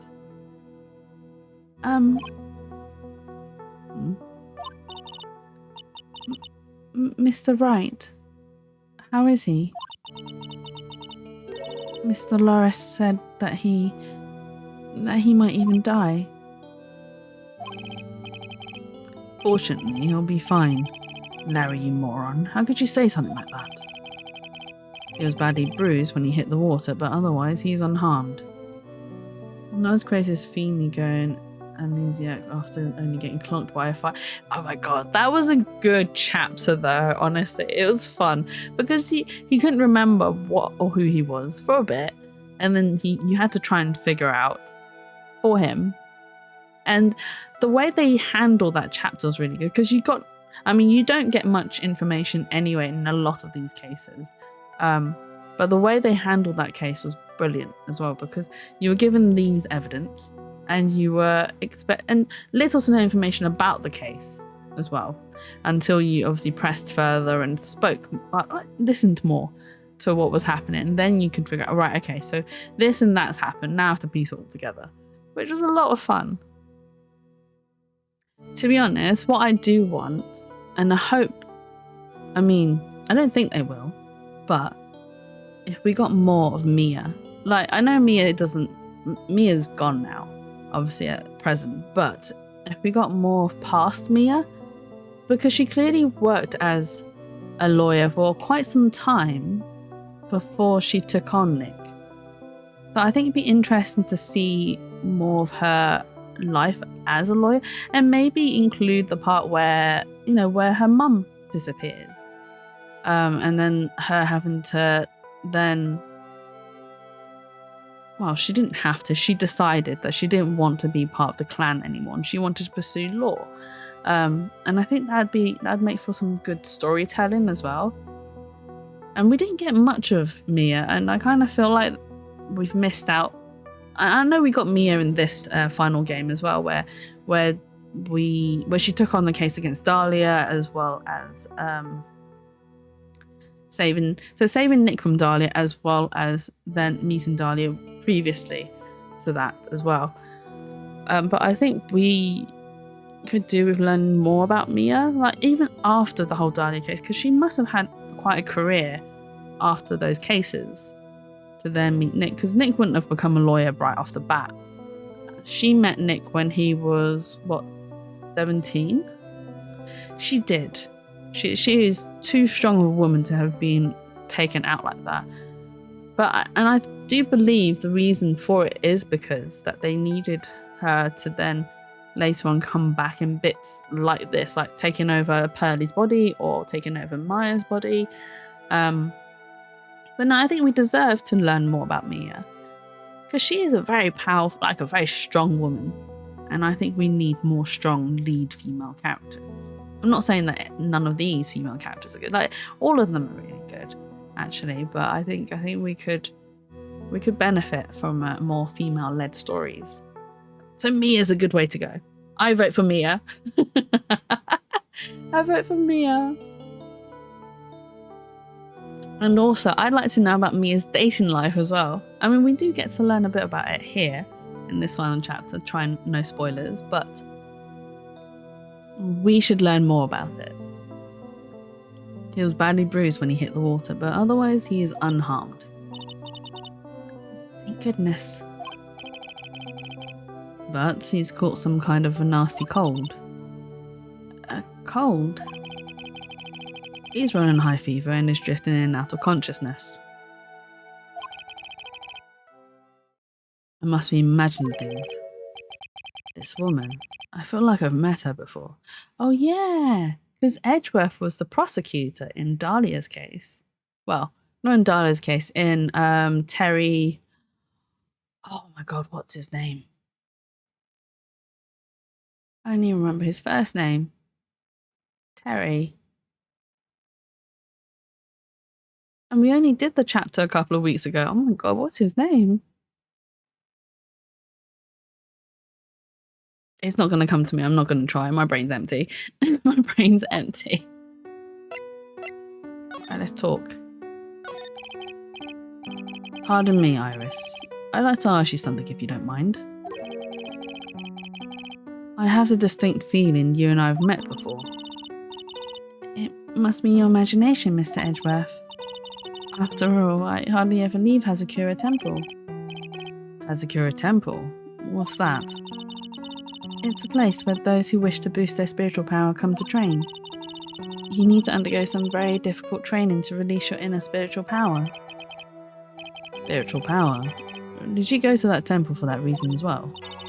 No, I don't have any spiritual powers. I don't need them. In that case, what are you doing at that temple then?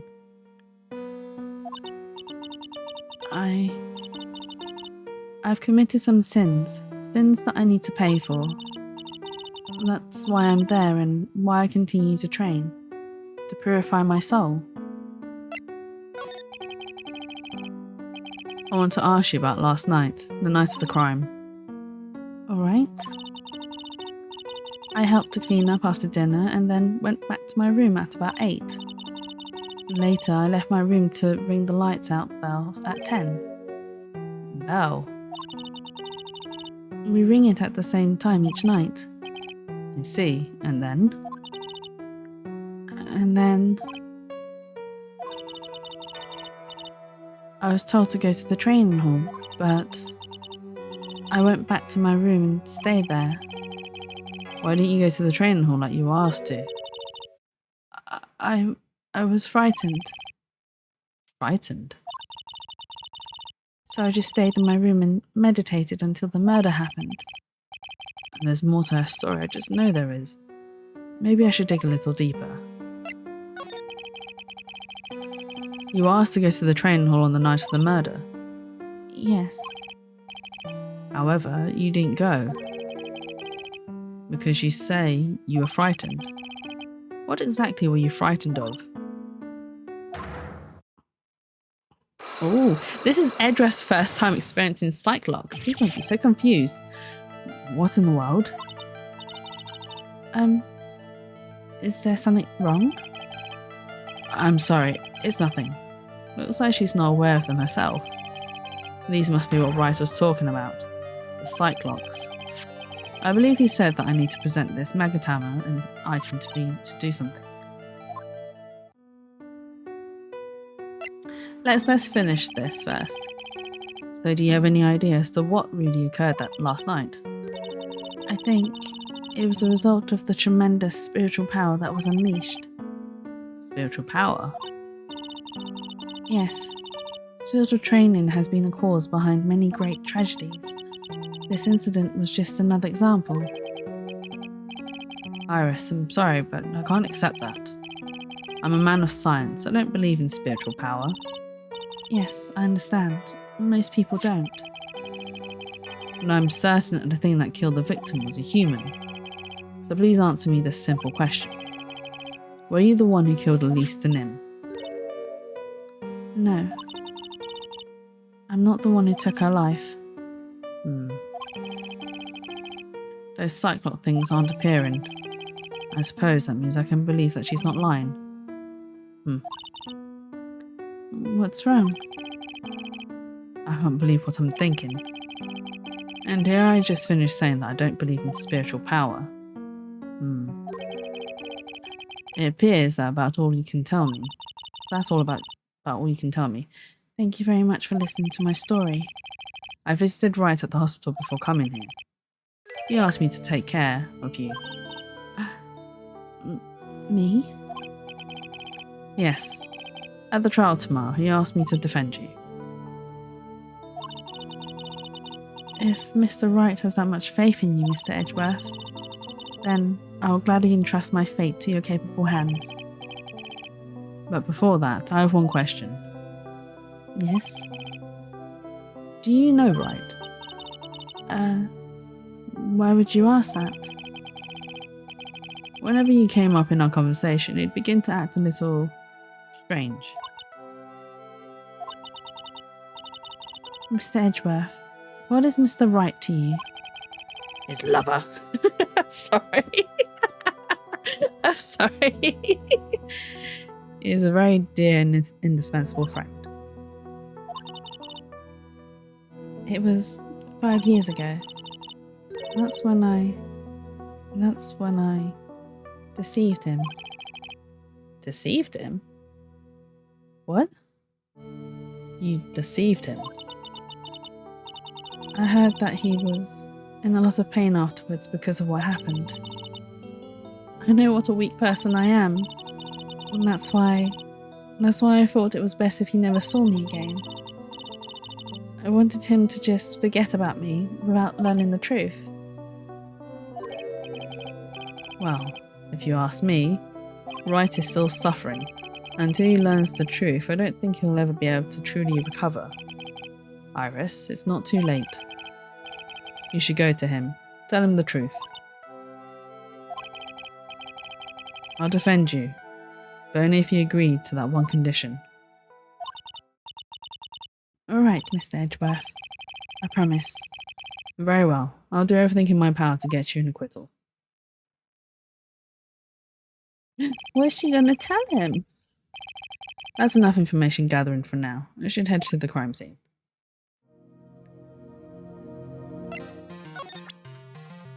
I suppose we're not gonna get more information out of her, but I want to see what the first question is. We're not gonna be able to break it. Ooh. I was frightened. Since I've been handed this case, it is my duty to dig up all the answers, understand? Yes, sir. The smallest flame can sometimes bathe a case in a whole new light. In my years in courts, I've seen it happen over and over again. That's why I'm committed to searching until I have those answers. Now then, is it really true that you didn't go to the inner temple last night? Yes, I swear, I already told you that. Yes, you said you didn't go because you were frightened. That's right. If that's the case, then the obvious question is, what were you so afraid of? Iris, I wonder. Is this what frightened you so much that you couldn't even leave your own room? Okay, so we don't have the answer. That's fine. We can go investigate. And that's probably what we'll end up doing before we come back to her. Oh, okay. The bridge is closed off. Can we even get across? It sure is cold, all right. So this is it. Dusky Bridge. Oh wow, it's you, Mr. Edgeworth. Oh, it's Gumshoe. I read that in a completely wrong voice. Detective Gumshoe. Long time no see. It's been about a year, or has it been longer? It doesn't matter, Detective. What does matter is why you're shuffling around up here. Oh, ouch. And there's that sharp left jab. Well, I'm happy to see you anyway, Mr. Edgeworth. Let me guess, you were transferred by HR to the local precinct. A wise decision. The vast amount of nothing up here should be quite easy to guard. I heard you're back in the country and arranged to come all the way out here. Everybody was real nice. They even let me take charge of the investigation, sir. Gumshoe indeed. Like gum on your shoe. He's impossible to get rid of. Oh, poor Gumshoe. You didn't have to be that mean, Edgeworth. I'm supposed to report on the details of the crime scene, sir. Anyway, here I am, Detective Dick Gumshoe, reporting for duty. Great. Thank you, Detective. I thought Prosecutor Godot was gonna get here before me. That guy's a real mystery, I tell you. Prosecutor Godot. Oh, Edgeworth doesn't know. He doesn't know there's a new big shot in the prosecutor's office.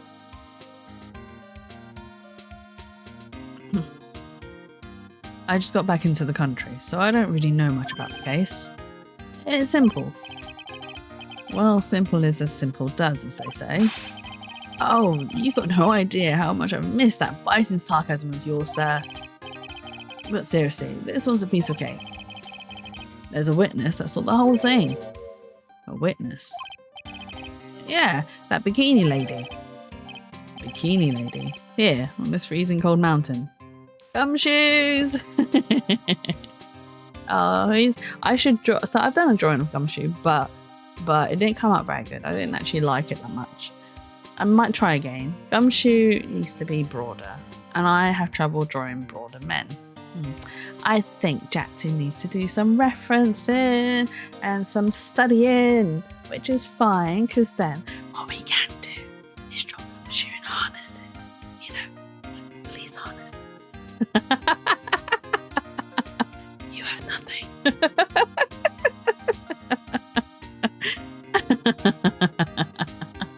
All right. Bikini lady here on this freezing cold mountain. Well, you should talk to her yourself if you want the details, sir. I may have to talk to this bikini lady. I mean, decisive witness myself. So this is the bridge that Wright fell through.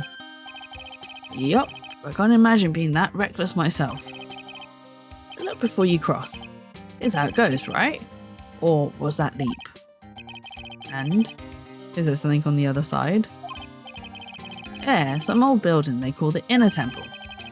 But we can't get over there without a bridge, sir. What? Nobody lives there, so it's usually not a problem. But someone was at the Inner Temple doing some training and now they're stuck there. Yes, I heard that from Wright. It's Maya Fey. Oh no, her again. Anyway, the air is really turbulent right now. We can't do an aerial extraction. No one's going to be able to reach the Inner Temple until tomorrow, sir. Will she be alright in this cold? So how did this bridge burn down anyway? We're almost 100% sure it was lightning. Lightning?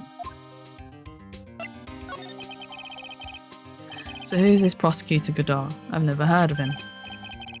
Yeah, he's a new guy. Showed up after you left the country. He's a complete rookie, but nobody can say a bad word about the guy. What kind of man is he? He just became a prosecutor recently, but he's good, sir. Real good. If he's so good, how is it that I've never heard of him? Is he the lead prosecutor on this case? You bet he is. After all, you know who is right in the middle of it. You know who? Phoenix Wright, of course. But for some reason, Godot has really got it in for Mr. Wright. Oh. Yeah, he seems to have some kind of grudge. And what would be the cause of this grudge? I don't know. Maybe he made fun of his mask or something. None of this is making any sense. I'd better look into this Godot myself. You're telling me the bridge caught on fire due to a fluke bolt of lightning? Yup, last night snowed for the first time in 3 days. It's a little unusual for lightning to occur during a snowfall like that, but according to the weather data, lightning definitely struck. Okay, so we've got a weather report. I see. This is a very detailed weather report. Almost too detailed. It even has the exact time that the lightning struck the bridge. Oh, well that? We got that information from the witness's testimony. Someone actually saw the lightning hit the bridge. Who's this witness? Sorry, I'll go ask one of the local cops later. Oh, you didn't even get the name of the witness? Come on, Gumshoe. Let's go to the main gate.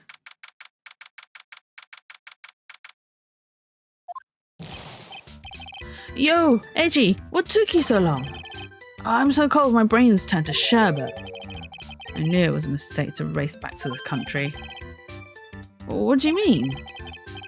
Wright is going to be fine and the case itself isn't anything unusual. And I find myself taking requests to defend a woman accused of murder. Hey, wait a sec, hold it, objection!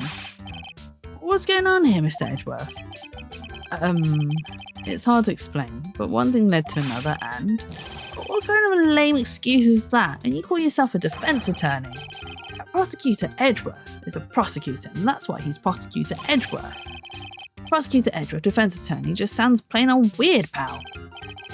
Alright, Prosecutor Edgeworth? I'm not sure what role I'm supposed to be playing anymore. Dude, Edgy. I don't see you for a couple of years and your heart turns to sherbet. I'd say more like sorbet. It is rather cold here. Iris didn't murder her, someone else did it. I just know it, okay? So trust me on this one. Ever the romantic, aren't you, Larry? Nevertheless, I'll do whatever I can to prove her innocence. At least until I pass the baton to Wright, that is. We only have to defend for the next 2 days, and then I'll be back to Phoenix, because Phoenix needs bed rest for 2 days, so Edgeworth is stepping in for the time being, which is kind of cute and fun. And the thing is, Edgeworth wanted to be an attorney to begin with, and then something happened and he ended up becoming a prosecutor. Do we learn about what happens? Oh, we do learn about what happens. His dad dies. That's what happened. How could I forget that? That was a major story. And one of Edgeworth's biggest PTSD. And that's why he walked away from court. Well, it isn't the reason he walked away from court. It was the start of many things to occur that made him walk away from court. Because I feel like he couldn't trust the law anymore because his dad's death was due to the law caused by someone else, or caused by Von Karma. And then he trained under the guy who murdered his dad for several years. So he felt betrayed in that. And then he was accused of murder like, what, 2-3 times? And several times was nearly put into jail himself because of the law system. And he couldn't trust it no more. So therefore he walked away. And yet he is back again. Because he just can't stay away from Phoenix. He loves Phoenix. Man, I'm telling you, Iris is so cute. Alright, Edgy? You think so too, don't you? What's wrong? Why are you so quiet? To put it simply, your comment has me highly concerned. Could it be that the reason you think she's innocent? Oh, come on. A girl that cute can't possibly be a murderer. I was right after all. I should never have come back. No, don't worry. I see things for how they really are this time, honest. If I had a penny for every time he said that. It's just that, well, Iris is a delicate flower. You can't force things too much, you know what I mean? I have no idea what you're talking about, Larry. Oh, forget it, I didn't say anything.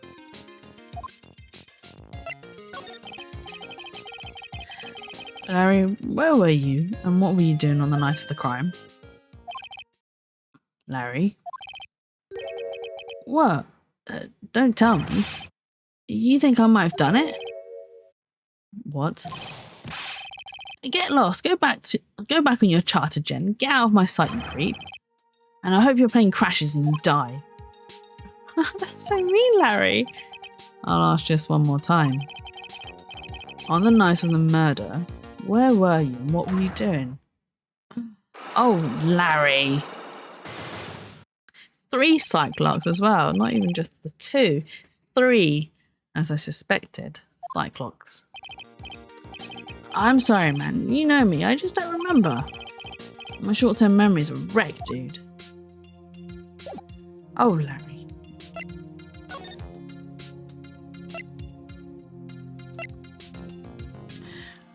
Let's go to the main hall. We will speak to Larry in a minute. Oh, I think I need to investigate things. Oh, give me 2 seconds. I need to stretch. Oh, yeah. If you haven't stretched for a while, please make sure you do so. Arms up into the air and touch the sky. Oh, yeah. Oh. Oh, this heat, honestly. Right, it does weird things to my body, or especially my back as well. So I get some really bad back pains in general. And it's mostly due to bad sitting posture and lack of exercise. So the way to fix it is to try and correct my sitting posture and do more exercise. But as we know, Jatsu likes to sit like a prawn because I draw as well. Oh. I need to bring out that. Well, there's this like roller foam thingy, my bobby, and it does wonders, honestly. So what I do is just I put it on my back, and then I lay on it on the floor, and then roll, and it feels good, but it's not the long-term fix. It's really a more short-term relief.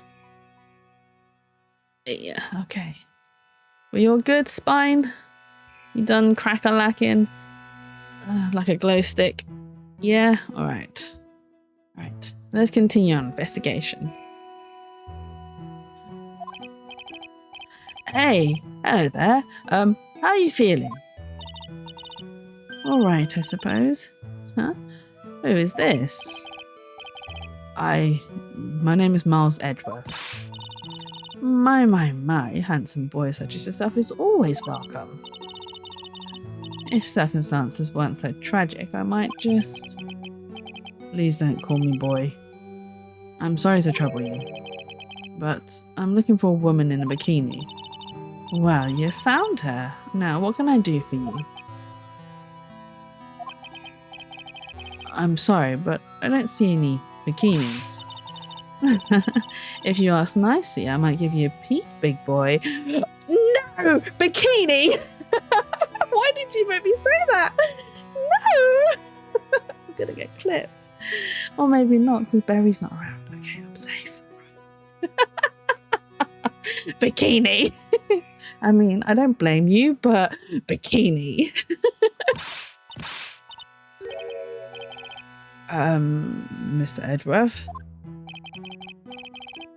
This is the head nun. She's Sister Bikini. She's the witness. Why didn't you tell me that earlier? This is exactly why your salary keeps getting cut. My stomach's already growling in protest. So, what's the latest about my beloved Iris? Well, first, I want to hear what you know.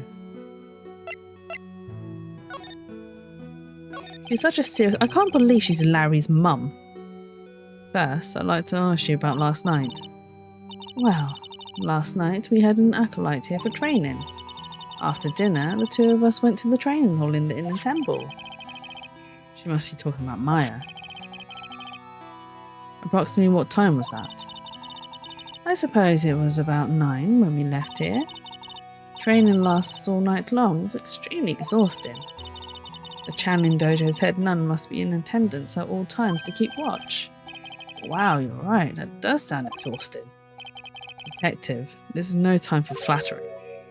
Sorry. Sometime around 11 you witnessed the incident in the courtyard. But your duty was in the inner temple. Why did you come back here? The way you're staring at me, I'm starting to get goosebumps. I'm starting to get goosebumps myself, but for a decidedly different reason. You got the chills pretty easy, don't you? Get the chills pretty easy, don't you, Mr. Edgeworth? Alright then. I'd like you to tell me exactly what you saw in the courtyard. It must have been past 11. Oh no, I can't say it. It's too much for my poor heart. Hey, calm down, lady. Let's go. Let go of my tie. I can just imagine it now. Just her yanking that gumshoe's tie. The little lady. Oh, that'd be so funny to draw.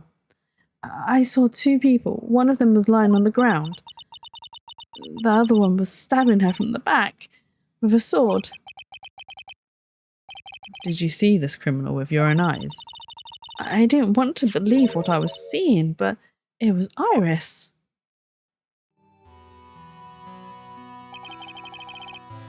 You must have been quite shocked. Of course she was. Try putting yourself in her shoes. It'd be like if you were stabbing Mr. Wright smack in the middle of a courtroom, and I happened to witness it from the witness stand. I'd be pretty shocked too. I know it sounds insane, but that's what I saw. And when I finally realised what I was seeing, I screamed and then I passed out. Unfortunately for us, the testimony seems to be pretty solid. However, the idea of Iris doing such a foul act seems unnatural. Unnatural. The girl I know simply isn't capable of this sort of foulness. I wonder what she means by that. As the head nun, it's your duty to stay with the acolyte at all times, correct? Yes, that's correct. I know I may look strong, but the truth is I've got a bad lower back. Same here, Bikini. High five. Oh, it must be the old age. Bad lower back. Yes, it's especially bad in the winter. So bad that I can't even lift a bucket. Okay, mine isn't that bad. Do you remember how cold it was last night? My bad back felt as stiff as frozen glass. I just wanted to take a nice hot bath to ease my aching back. That's why I returned to the main hall. So you left the disciple all alone? Don't be ridiculous, I would never do that. That's why I ordered Iris to the inner temple after she had rung the bell for lights out. Yes, but she never went to the inner temple, did she? So did this head nun actually see Iris there? I think I better try to get some more details. So who is this acolyte that was to train at the inner temple? Her name is Maya Fey. I treated her very badly, I'm ashamed to say. And after she went through the trouble of signing up for the special course. Special course? It's a training session where you sit on a block of spirit ice and chant 30,000 times. You don't mean to tell me she's still doing that over in the temple, do you? No, of course not. You don't have to worry about that one little bit. Last night we still hadn't started the training session itself. Well, that's good to hear. Oh, dear. There's one thing I forgot to tell you. Uh-oh. I don't think I like the sound of this. Do you know that small girl? I believe she's Mystic Maya's little sister. Maya's little sister? Pearly. Oh, you mean Little Pearl? That's Maya Fey's cousin. Little Pearl. I thought she was going to visit Mr. Khalees after we'd finished with dinner cleanup. But I haven't seen her at all since last night. She's nowhere to be found. You mean she was with the victim? It's all the fault of my stupid, creaky old back. The little girl who was with the victim on the night of the murder is gone. As they say, the plot thickens. The plot does thicken, and there's something there in the back that I want to investigate. What are you? Let's pick it up. There are more enter cushions in the corner of the room. What's that white piece of paper sticking out from under that stack? Beats me. Would you mind checking it out for me, Detective Gumshoe? Yes, sir. Here you are, Mr. Edgeworth. It looks like an old manila envelope. What is it, Detective? That was a really pathetic E, sorry. I was going to do the E, but then I was like, It came out really badly. I'm sorry. This could be it. An ultra important clue. A super special clue. I suppose I should read it myself then. It looks like a letter addressed to Sister Iris. Tonight at 10 at Heavenly Hall, unless you want your secret to be exposed. This sounds like a blackmail letter. This is why Iris was too scared. Nice going there, Mr. Edgeworth. Why can't I ever find clues like that? You're an ultra important prosecutor, a super duper prosecutor. Well, I suppose it takes a super duper kind of dumb to miss a clue like this. Oh, no. Poor Gumshoe, he's just called dumb. Oh, it's a warm cat box, but where are all the cats? It's called a hibachi. It's for heating the room. Oh, look at all these ancient straw frisbees. They're not frisbees. Those are a type of sabuton. Cushions called Enzo. Why are you giving me such a hard time, Mr. Edgeworth? Why? Because learning something new might actually be a good thing for you, Detective. I mean, Gumshoe, you are being a bit dumb. There's an altar with a giant magma tower enshrined on it. There are lots of candles lined up on it too. You know, I haven't had a birthday party for myself in a while. Maybe you should blow out those candles over there to make up for that. Mr. Edgeworth, would you mind singing happy birthday to me? Stop that. Cut that out. Please don't blow out the altar candles. I mean, they just sound like two idiots. One of them just... Edgeworth isn't any better. He is like the... He's not stupid, but he is the idiot that eggs on the other idiot. Ooh. There's a flowing script written everywhere on the walls. Man, I bet you'd have awful nightmares if you tried to sleep in here.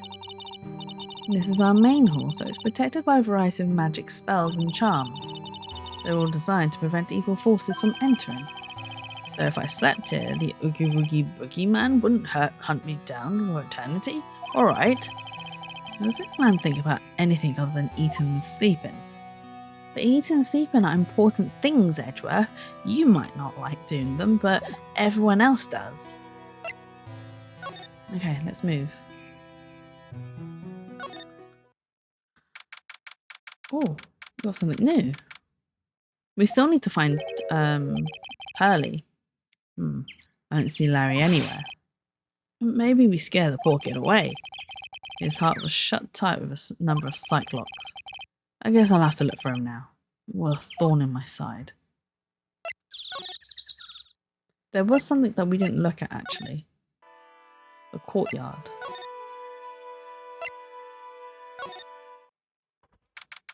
Which is where the murder happened. And we should look at the evidence here. And this is where the murder took place, sir. Other than removing the body, we left everything else untouched. Thanks, detective. I'll just have a look around. It looks like the police are still investigating. Oh yeah, by the way, I thought I'd better ask, just to be sure. Are you really going to defend that nun, Iris, at the trial tomorrow? Yes, I will. I gave her my word, and now I must follow through with my commitment. Well, in that case, I've got to be careful. Got to make sure I don't leak the prosecution's whole investigation. Don't worry about it, detective. Just keep your mouth closed, and I think most of it will flow out on its own. You got it, sir. I'll make sure it flows out like water from a tap. Yes, you do that, detective. Just how much has your runny spout leaked over the years? A lot. Like Gumshoe tells Phoenix everything. The victim is the famous picture book author, Miss Elise Denim.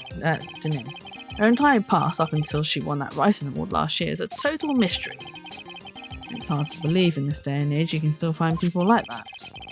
The estimated time of death of the victim was between 10 and 11 PM on February 7th. Cause of death was blood loss resulting from a stab to the back by the murder weapon. The victim was found skewered with a giant sword, sir. That's terrible. Yeah, but there's one strange thing. Yes. The victim's entire body was covered with bruises.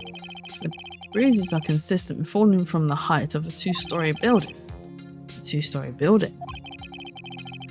That'd be about the same height as that room in front of us, right? Hey, you're right. Way to go, Mr. Edgeworth. That just happens to be the room that Elise Denim was staying in. Maybe she was pushed out the window after she was stabbed by the sword.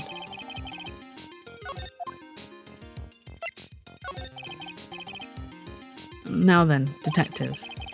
Let's see if we can summarize what we've learned so far. Okay, let's take a look at the map. According to the testimony of Sister Bikini, the head nun, right after they'd finished dinner, she and Maya Fey headed to the inner temple. That is quite a walk, actually.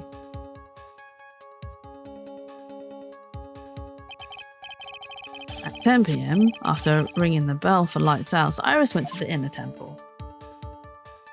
But she didn't. When she got there, Bikini had her take over while she went back to Hazakura Temple.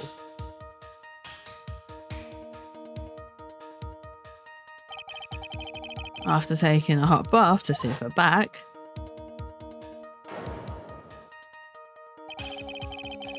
Sister Bikini witnessed the murder in the courtyard.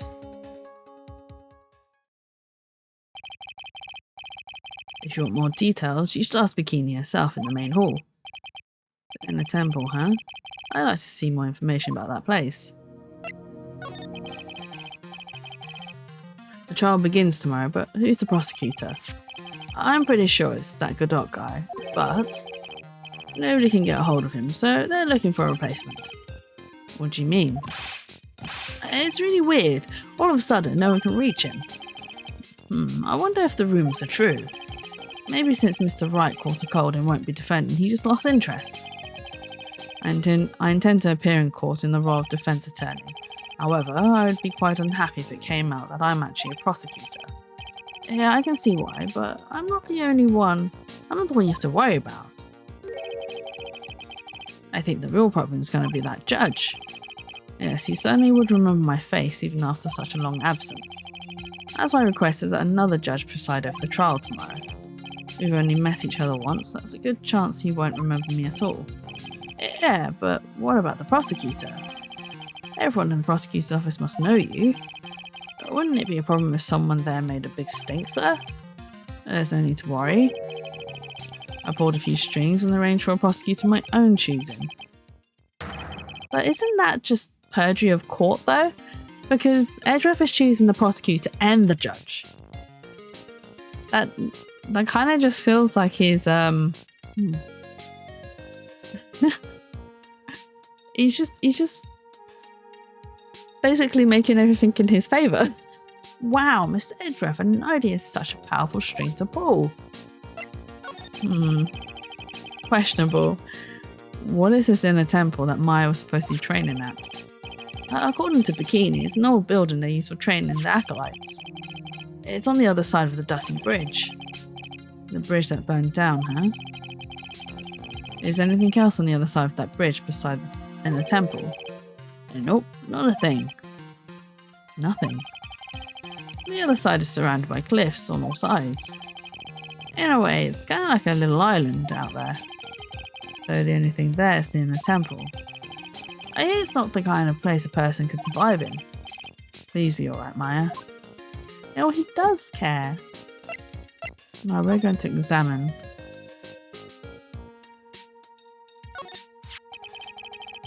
So the sword from the skull statue is actually the murder weapon. It sure is. It's called a shishishito. Shishishito. Oh my god. I keep saying shitty shito, which is bad because I know it's not. By the way, nasty piece of work, sir. There's still blood on there. I suppose this is the victim's blood. Yup, it's all over the blade. And speaking of all over the blade, there are fingerprints all over the hilt of the shishito too. Fingerprints. Naturally, they match the prints we got from the younger nun, the defendant. The fingerprints from the murder weapon. What's wrong? You look really solemn. This is how it is for Wright. Is this what it's like to be a defense attorney? Yeah, I figure it doesn't really feel good. To be honest, it feels more like it's detrimental to your health. But we still managed to battle through. The amethyst is missing. What's this? It looks like a wizard's staff. That belongs to the victim, Miss Celestine. There's something strange or magical about it. Oh yeah, listen, this is just between us, okay, sir? Yes. What? This is top secret stuff. Don't tell anyone about this. Alright.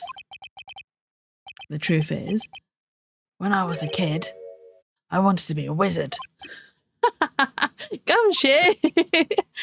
Oh, I thought, and here we thought it was important information. That's it. That's what you wanted to tell me. That's it. This stuff was made from a very strong kind of wood. What about fingerprints? Were there any on it? Just the victims.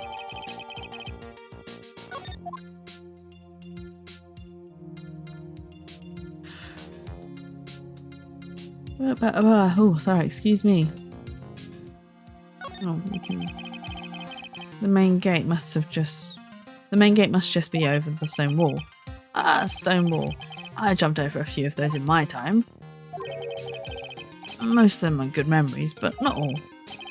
Detective, perhaps someone should introduce you to the concept of paucity in words. Or paucity of words. What else can we investigate? I don't see the point in looking at all that stuff. Okay, so I think... What's this? I just love skiing. Really? You don't seem like the type. Well, what about sleds? Sleds? Nah. They're a little kiddie, you know? Messes with my hard-boiled image. Hard-boiled image? What's with the science, Mr. Edgeworth? Is the world starting to go mad? We might need to go back.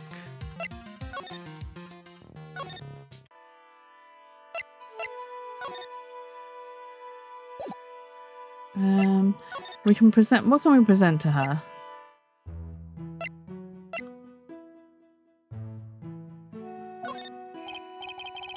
About this here. Let me see. Well, as you may know, in order to see reality for what it truly is, we strive to break our attachments to much of the transient material realm. I guess you could call me an immaterial girl. I guess she lives in an immaterial world, huh, Mr. Edgeworth? Okay, that's not what we wanted. Was it this one? Okay, no, not this one. Oh. Was it the starter? Oh no. Okay. Profiles? Oh, we can present Pearlie's profile. Hang on. Oh, this poor girl. Where could she have gone? Well, we checked out her home and she's not there. And she's nowhere in the vicinity of the temple either. Which means there's only a few other possibilities as to where she could be. Ah, do you think maybe she fell off the bridge and was carried downstream? Why do you have to be such a pessimist, detective? I was just trying to think like you, Mr. Edgeworth. Ironic. I became a pessimist only after I had the pleasure of working with you.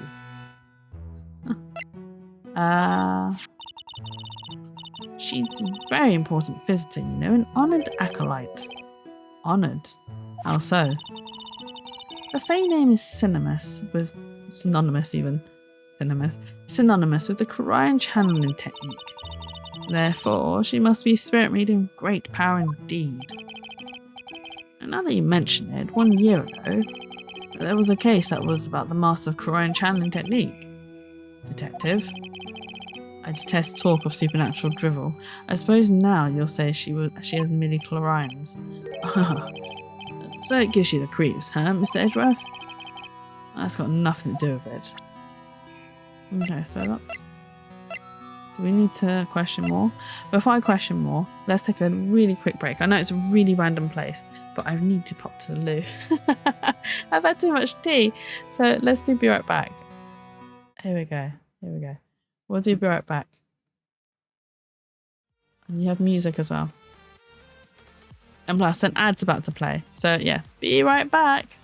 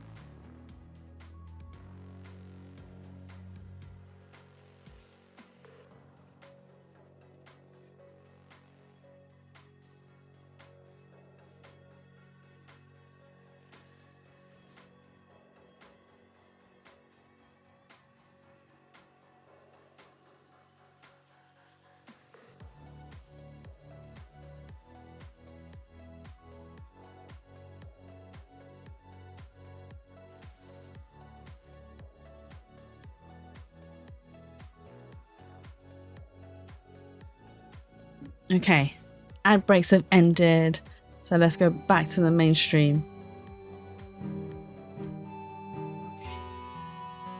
Let's continue. We were going to ask about Elise. Wait, hang on. Oh, I forgot that. Right, I was like, oh wait, hang on, did I mute myself? I know I did, but then my brain immediately forgot, and I was like, oh wait, maybe I didn't. What's going on? I did unmute myself. Okay, it's all good. It's fine. There's all blunders that I would do during stream. Right, let's ask about Elise. Oh, how could such a terrible thing have happened? It's all my fault.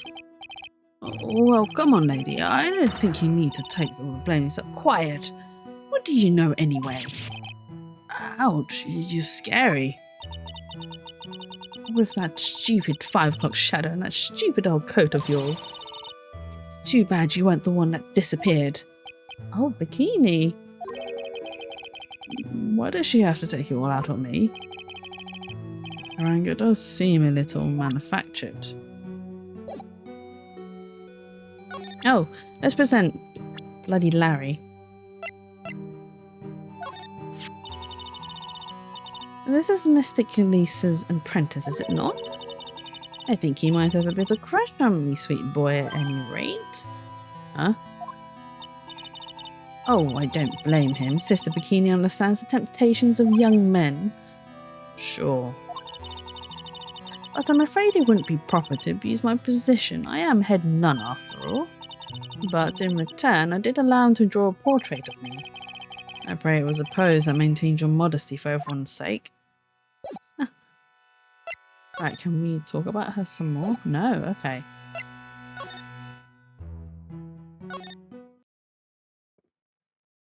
There's nowhere else we can...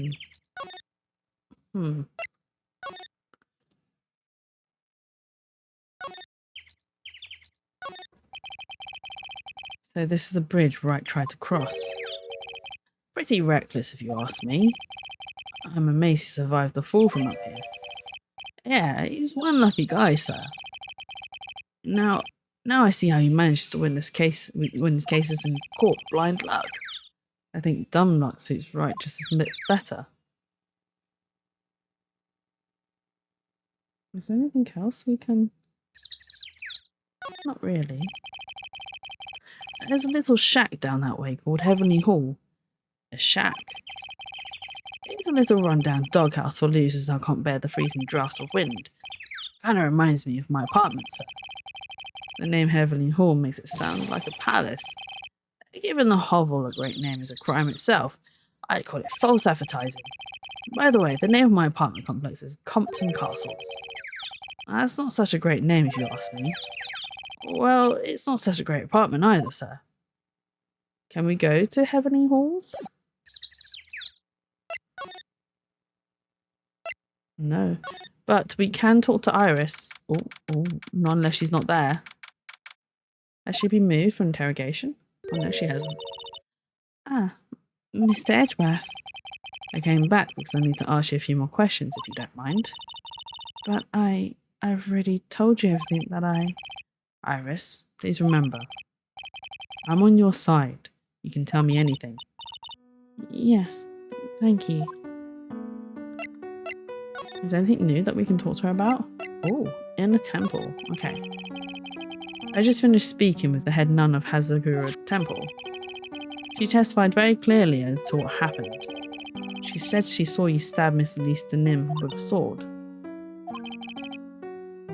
And one other thing. She said that when Maya Fey began her training at the inner temple, you were there as well. What? When I spoke with you last, you claimed that you never went to the inner temple. And yet Sister Bikini says she met you at the inner temple that very night. But I didn't go there. I didn't go to the inner temple last night. It looks like she's unwilling to tell me the whole truth. I wonder if I'll find the answer I'm looking for if I break those cyclocks. We can try. Let's see if we have enough evidence to try and break the cyclocks. Hang on. Oh, too far. Present. Take that. Okay. Since we handled the case, when she took out the answers. Okay, we said that already. Yes, the smallest phone. Okay. Is this what you're writing? So we found a letter, so we can present that. I found this in the main hall. It is addressed to you. Ah, that's... Well, Iris? Why are you glaring at me like that? You were scared of the blackmailer who wrote this to you, isn't that correct? I'm not screaming. Was it the evidence or the power of my glare that broke that lock? Oh well, I don't suppose it matters either way. But, Mr. Hedgeworth... Yes? I thought that letter was just someone playing a prank on me. A prank? Well, yes. After all, even if I did have a secret, there's no one to tell it to that would cause me any grief. I wonder about that. Sister Bikini is like a mother to me. I would never hide anything from her. No, you may not have anything to hide under normal circumstances. However, last night was different. Unfortunately, I don't know the exact nature of your secret yet. However, whatever it is, there is one person you didn't want your secret told to. It was Phoenix. She didn't want Phoenix to know her secret. Phoenix Wright. Ah. You mean something to Wright, it seems. And I can tell he holds a special place in your heart as well. That's why you didn't want him or all people, or of all people. That's why you didn't want him of all people to know your deep, dark secret. Well, what do you have to say? I should have expected as much, especially from a friend of his. Why are you blushing?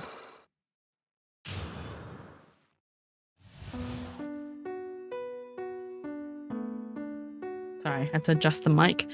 Okay. After dinner, this letter was waiting for me in my room. As I said, I was frightened by it. What is this heavenly hall the letter mentions? It's a small mountain shack at the base of Dusky Bridge. A small shack, huh? It's more like a broken down shack that no one would ever want to go near.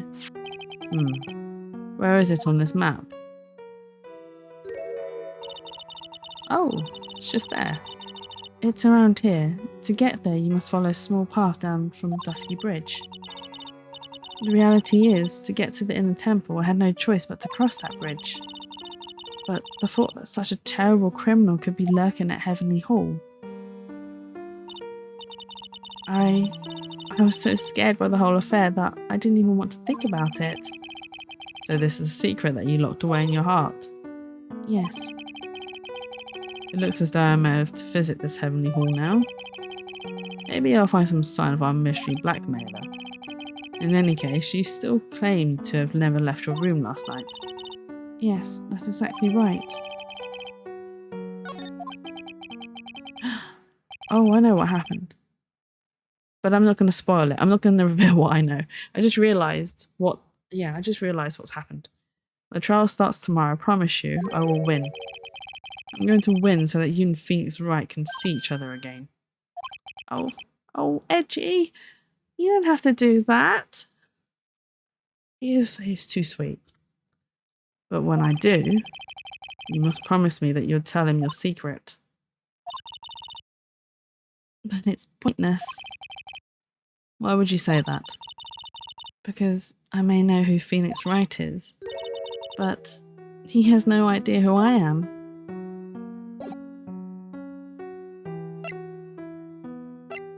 Why would... Okay, we need to go to Heavenly Hall anyway. Heavenly Hall, Heavenly Hall. Let's go. What? Oh, you know Larry's been here, right? It's not obvious that he's been here, but he's definitely been here. Hmm. Oh dear. Whoa, not much of a view down here, huh? It's still better than the view from my apartment, though. Someone's here. Hide yourself, detective. Oh, why does this always happen? Whenever I find a girl I like, they always run away. I even chased one of them to Japan. Next it's going to be prison, I guess. I'll steal that detective's wallet. That'll get me locked up for sure. Nah, I can't do that to someone who looks like he's down on his luck. He's just talking to himself. Shh, be quiet and listen. Knew it. I shouldn't have done that. I blew again. Thank you so much, Luna. I mean, this is what we think of Larry anyway, so perfect timing. Larry's a big fart. I mean, he's called Larry Butts. That's where the farts come from. From the butts. Thank you for stopping by, Luna, and I hope you're having a lovely weekend so far. Done that. What did he do, I wonder? Hey, you. About what you just said, I got an objection. Oh, what the? Gee, you dirty rat. Gumshoe, you oaf. I'm sorry, sir. Before I knew it, I was shouting out objection. And in a loud, commanding voice, too. I even pointed my finger. Hey, souls. Hello. Thank you for stopping by. Hope you're having a lovely weekend so far. In a loud, commanding voice, too. I even pointed with my pointer finger. Unlurk. I don't think I have an unlurk command. But thank you for returning. You two better not cause problems in my chat, all right? I will time you out. Not that I think you two are problematic. You've watched too many trolls. You'll be good. It's fine, souls. I mean, my chat tends to bully me anyway, so it's fine. Can't say for the same for him, though. Yeah, souls, be good. Oi, come on now, no fighting. Not that I'd stop the fight. I'll let you guys fight it out. Although, to be honest, I think souls, you're tall enough to take on Steve. All right, I'll take the knees and you take the head. Yeah, we both. For real. We'll tackle him top and bottom. It's fine. He'll yield like a bit of paper. You'll beat the shit out of him. Oh dear. You've watched too many trials. I'm sorry. Tackle him top and bottom. We are still fighting, right? Luna! Luna! No! Not like that.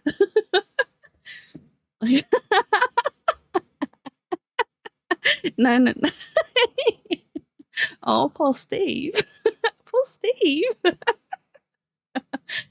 Steve, are you the Larry in this case? You the butts that no one wants? Oh no! What do you mean, poor Steve? Poor me.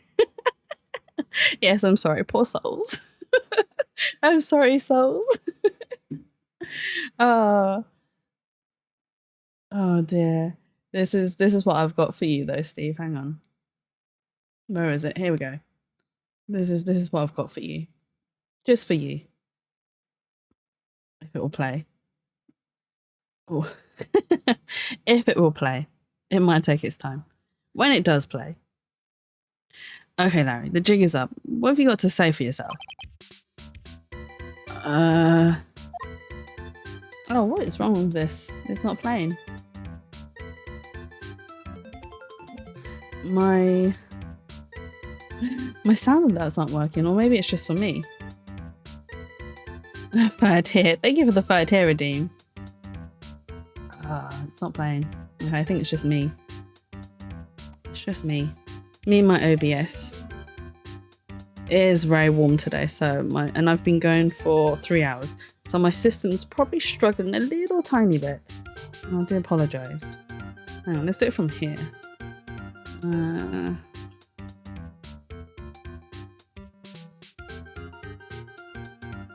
I do it from here? No, I can't. Okay, never mind. I was going to play the sad violin, which I can't do. So pretend there's a sad violin playing, just for you. Heavenly Hall. What's this little shack anyway? Well, I just discovered it myself yesterday. And why are you down here in the first place?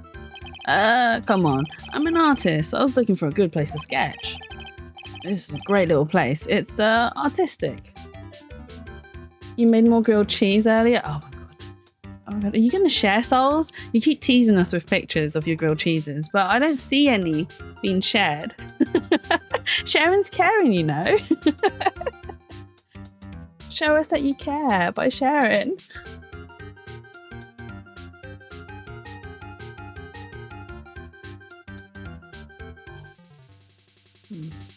It was so good. I also ate one for the first time out of the... Oh yeah, because you've been making them for your grandma, if I remember correctly. But yes, finally you can enjoy one yourself. It's always good when you can reap the rewards of your own hard work. It was so good. Yeah, I've only been making them for my grandmother. Oh, that's very sweet of you though. But yeah, no, I'm glad. What cheese did you use? That's the most important question. What cheese did you use? Did you use mozzarella or cheddar or maybe red Leicester? I'm too into my cheeses. I like cheese. Mild cheddar from Iceland. I mean, that's still a good choice. It's not bad. Sometimes you don't need the fancy cheeses. I don't like blue cheese. That's the only cheese I don't like at the moment. I haven't eaten that many. Although my parents bought one from Norway and it's got like, it's a goat's cheese with like some caramel undertones to it. And it's a very weird combination because it's not sweet, but you can really sense, you get that really weird caramel like taste. I don't know if that makes sense. Blue cheese is the devil's delicacy. So gross. It is gross. I don't like it. I don't like the taste of it. Yeah. Whenever if I go out and there's a dish that I want to eat but there's blue cheese on it, I will ask them to like not include the blue cheese, please, because nah, not on my plate. No touch. Don't touch my foods. You disgusting blue cheese. No, this is a great little place. It's artistic. It's quiet, it's cold, it's got no power, and it looks like it's about to collapse. Sounds a lot like my apartment there, pal. One thing's for sure, no one's likely to show up and disturb you here. So, can I get you something to drink? Some hot water, maybe? He's getting all buddy on us, sir. Larry fancies Iris. Listen to me, Edgy. You've got to do this. You've got to save Iris. Why are you so sure she's innocent? Because she's cute? Watch your mouth. Anyway, I've made up my mind about it. I'm going to marry that girl. Larry. Every single time he meets a girl, I'm going to marry her. She's the one. And it's like, Larry, no, you've only just... How long have you known this person for? A week? Maybe? Max 2? Yeah, you don't get married after 2 weeks. That's not long enough to know someone, okay? People can hide their personalities for up to half the... I say up to half the... They can... It depends, right? Each individual person. And I'm not saying that everyone hides their personality, but some people do.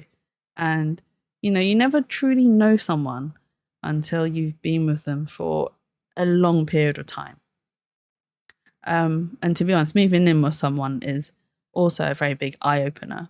Because there's a lot of things that they don't present to you when you're just on dates or just hanging out in general. But when you move in with them, there's very little ways to hide those traits. So you end up seeing more. And sometimes that can be a deal breaker in a lot of things. But yes, Larry, not 2 weeks. You don't get married in 2 weeks. That's just not how things work. I mean, for some people it does work, but not for everyone, especially not Larry, because he's the butts. Mr. Edreff's pretending he didn't hear you, so I'm gonna ask for him. Have you already asked this girl to marry you? No, not yet. But I can tell how she feels, but the look in her eyes. She's got this, I really want this man to carry me over the threshold. Oh, Larry! I'm sure Nick would be surprised. He'd never imagine I could marry such a beautiful girl like that. Something tells me he'd be shocked indeed. That's why I didn't want her to do anything dangerous. I mean, what am I gonna do if she gets hurt? What is this guy trying to say? He lost me about a mile back.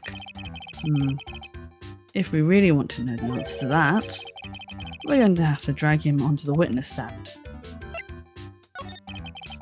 Oh yeah, he's got a psych lock that we need to undo. Come to think of it, you still haven't answered my question. Where were you and what were you doing last night? Man, don't you have anything else to talk about?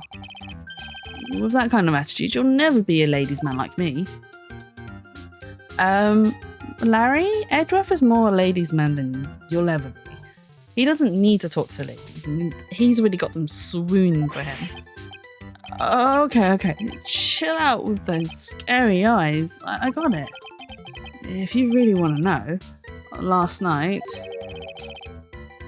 I saw something incredible. Something incredible. Really? Yeah, but let's not talk about that now. Let's talk about the good old days. What do you say? Come on, I'll pour you a nice cup of hot water. Why hasn't he realised? I absolutely despise talking about the good old days, especially with him. That's because, right, Larry caused some trouble when they were younger. So Larry, Phoenix, and Edreff, they all know each other when they were kids. And Larry stole something of Edreff's and caused an uproar, and everyone blamed Nick for it. But Edreff did defend Nick because he knew that he wasn't lying, but he also knew that it was Larry who did it, who was lying about the whole thing. Stupid Larry. Present. Right, let's see what his first question is. Or what we have to present to break the first lock. The night of the crime. Alright, and now you're going to tell me what you really saw last night. Whoa, you're really upset, aren't you, Edgy? Okay, I'll talk. That was a bit too easy. Yeah, anyway, it was awesome. Never seen anything like it. Around 10 o'clock last night, it started thundering. I'd been sleeping, I'm not sure for how long. Suddenly, the world in front of me went white. Like I'd just been slapped in the face by my old girlfriend Naomi. And then, it was on fire. The bridge was on fire. The dusky bridge caught on fire. Are you saying you saw it with your own eyes? Hey, why are you giving me the evil eye? I'm telling the truth. There's still 3 Cyclops remaining. That means he's still trying to hide something. By the way, Larry, where were you when you saw that happen? Where, you say? What do you mean? What do you mean, what do I mean? Just answer the question. I was in my room by the main hall. Where else would I be? As usual, you're as transparent as an empty jelly jar. The problem, I suspect, lies there. There? What do you mean, there? It's impossible for you to have seen lightning strike dusky bridge from your room.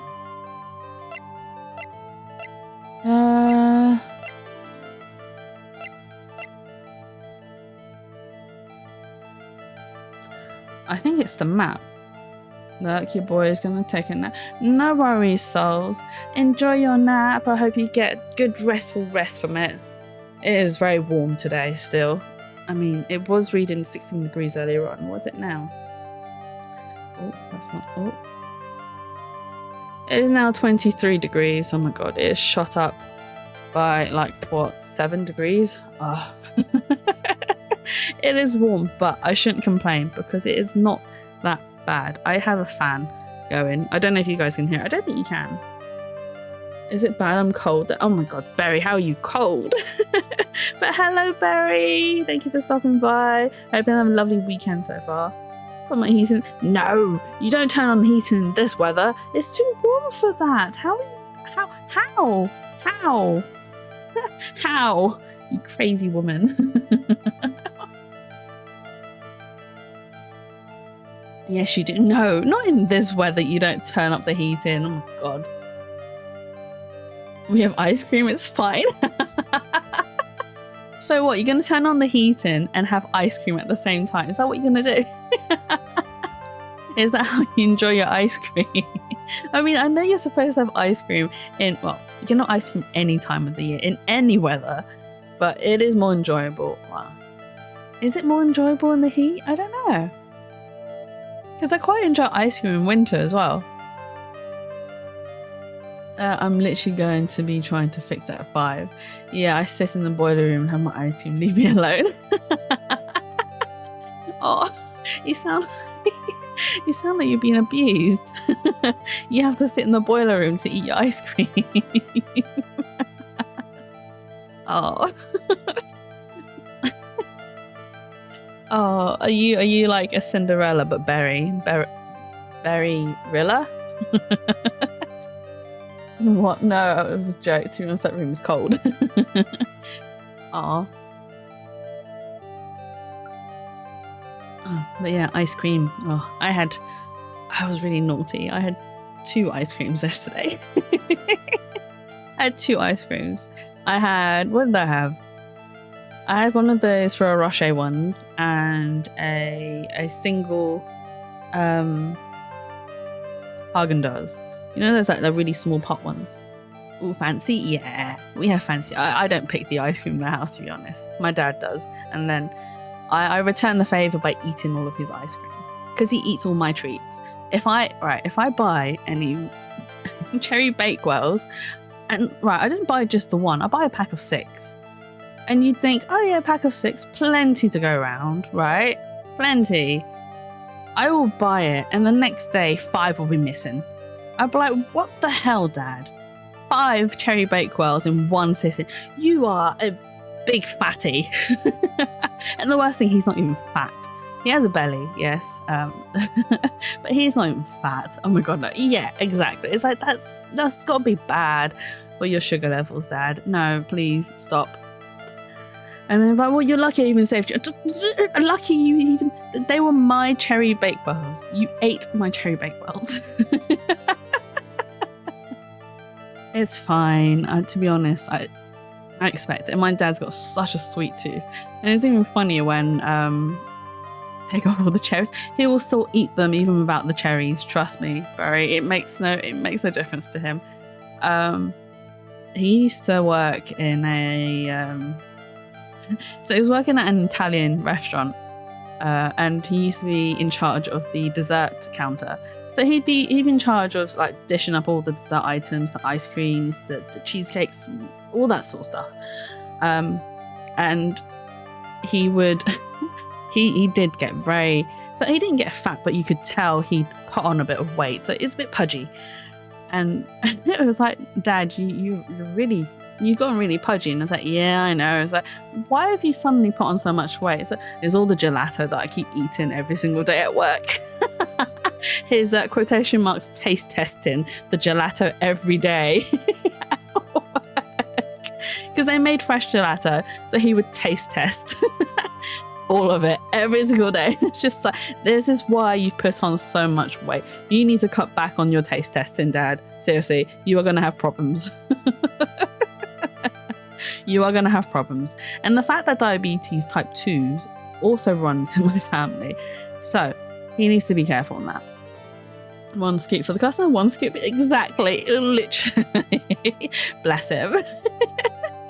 But because he had to, you know, when you get it on at the restaurants and it's all in that nice little cone shape, and he didn't know how to do it. So one of the other chefs taught him, and he came and he practiced on a load of ice cream He practiced on a load of ice cream. So yeah, it was very cute when he was like, I finally did it. It's good. I can make it now. It's a skill I can have. It's like, well done, Dad. Clap, clap, clap, clap, clap. Gold star for you.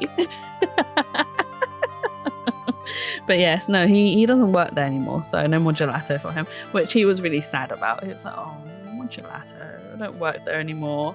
And it's like, oh, diddums. But yeah, he has a really, he's got a proper sweet tooth. So anytime I buy any sweet treats at home, they're just gone. And I expect it to be. And it's just like, if I want them, I have to hide them. And then, because, right, I don't know anything about cars. I just know how to drive. That's about it. So my dad does all the car stuff. And when he looks at my car, obviously he's looking all around and he'll see these treats. So, I see you're hiding treats from me now. It's like, it's because you keep eating them. I want them. I want these treats. Stop stealing my treats and stop eyeing them up in my car. It's so bad. I have to hide things in my car.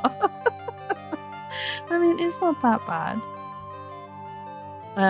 But before I go tackle this secret stash, exactly, Barry. That's what cars are for.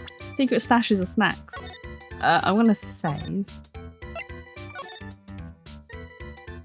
Because I do think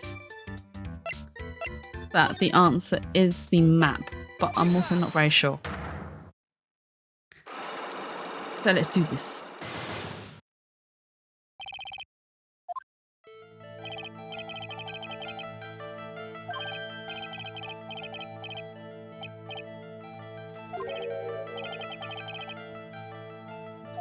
Okay. We already read this. So, we reckon he can't see his... Is there anything else?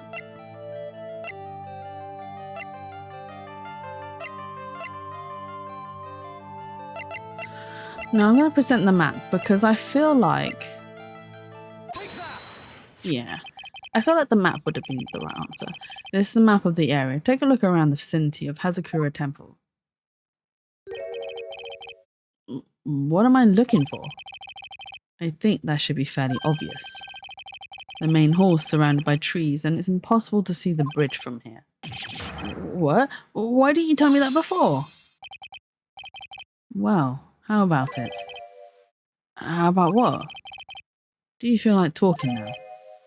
About what? It looks like it won't be that easy after all. You leave me no choice. I'll have to move on to the next step. You weren't in your room at the temple, so then where were you? You don't know that. You don't know that I wasn't in my room.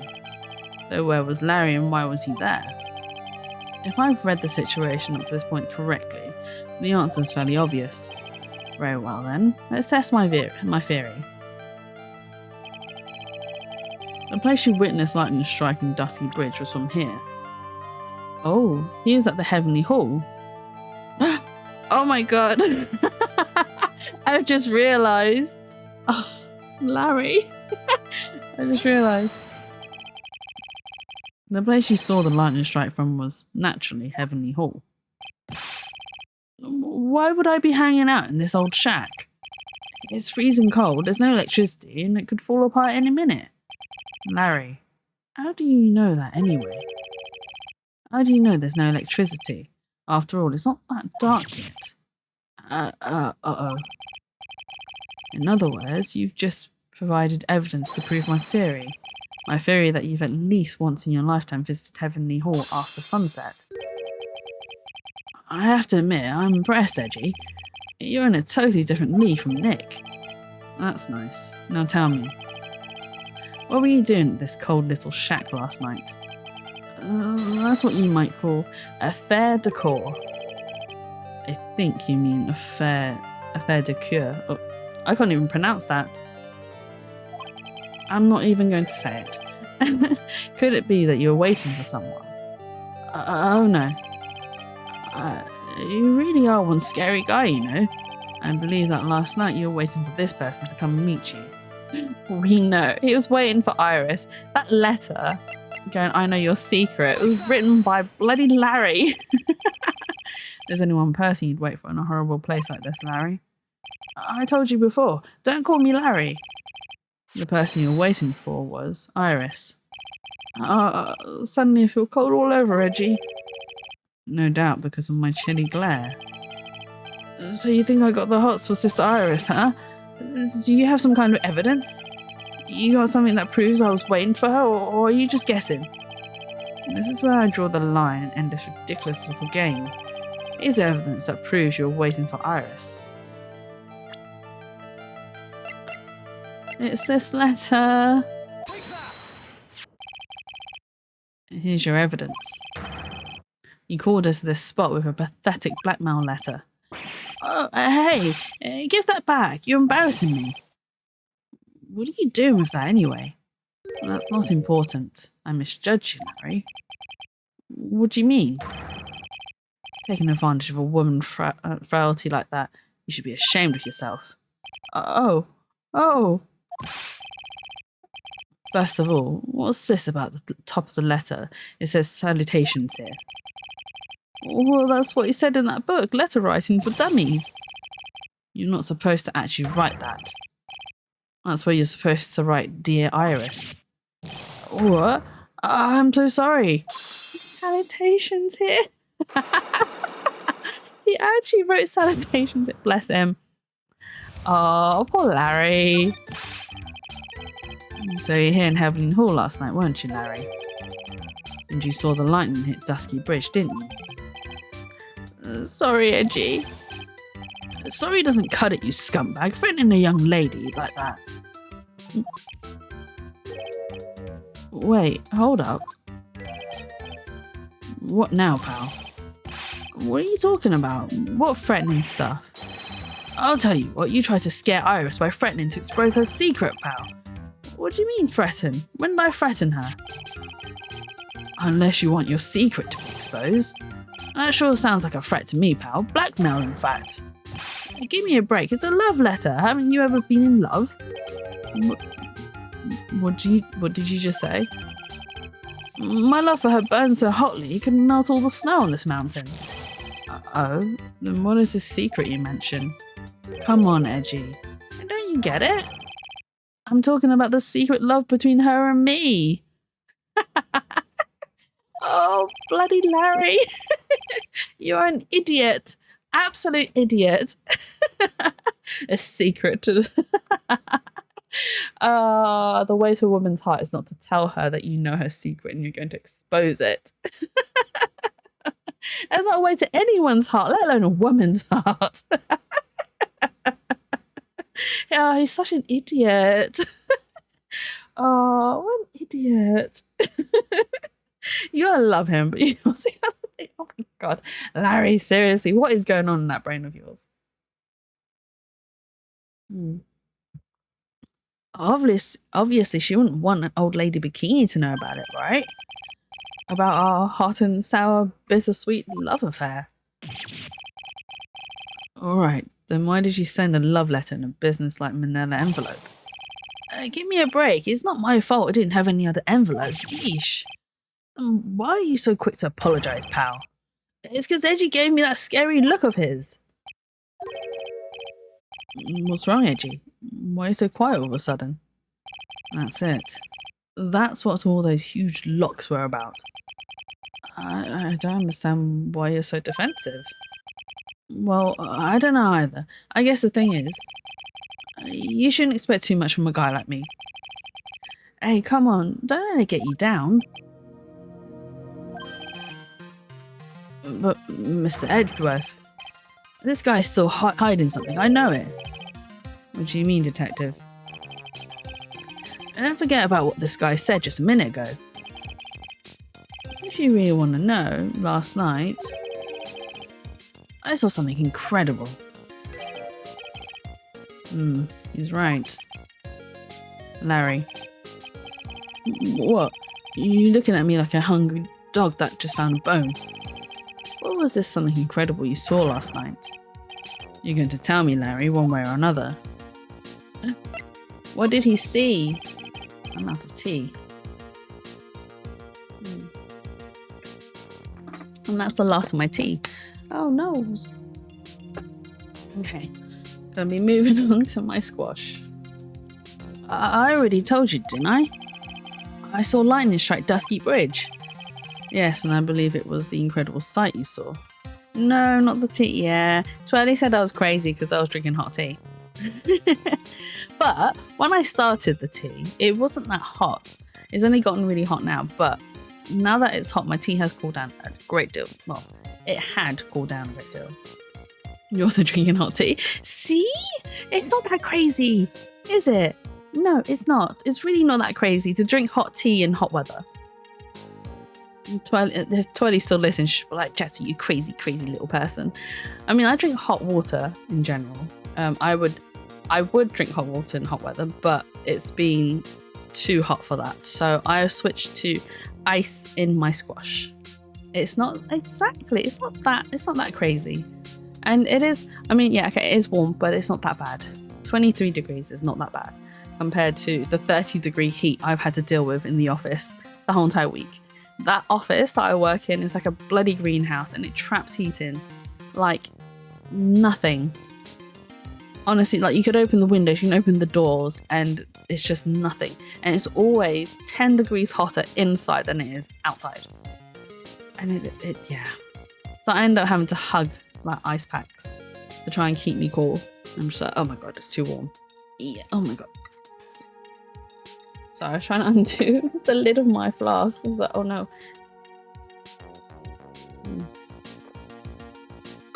Ah.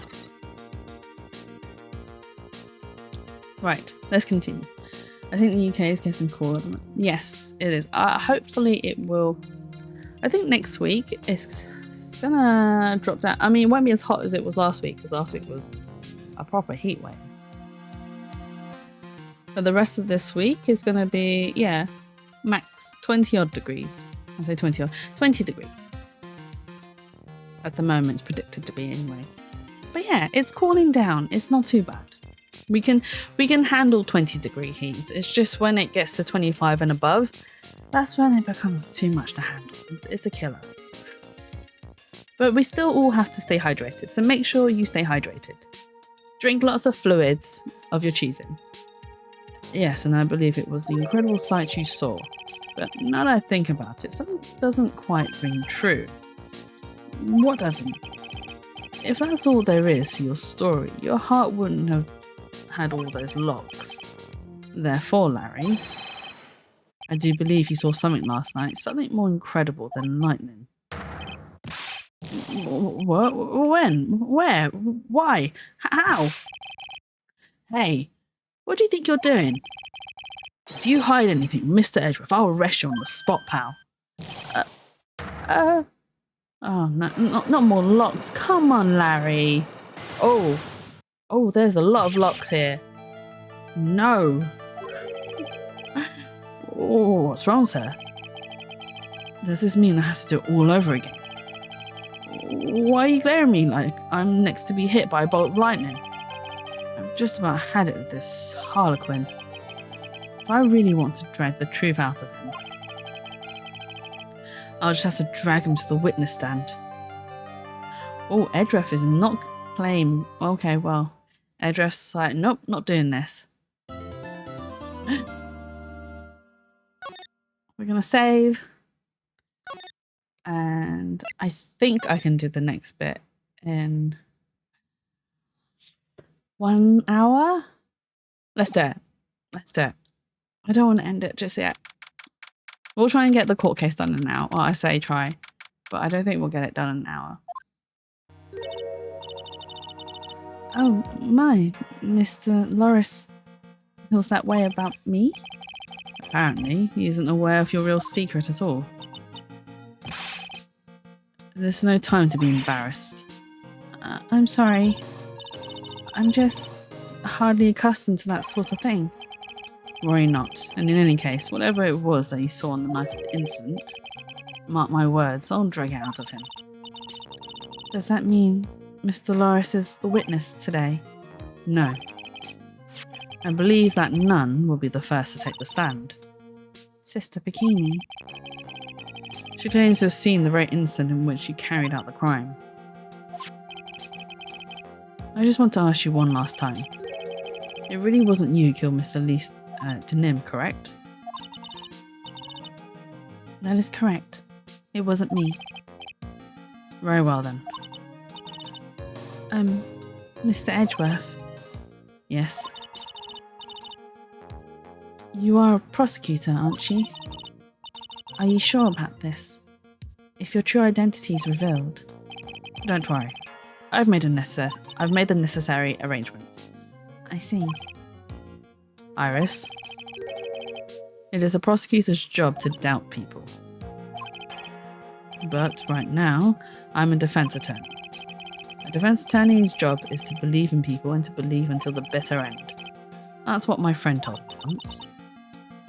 Mr. Edgeworth. I simply ask that you watch and decide for yourself whether or not I am fit to do the task I've been entrusted. Very well, sir. I leave my defense in your capable hands.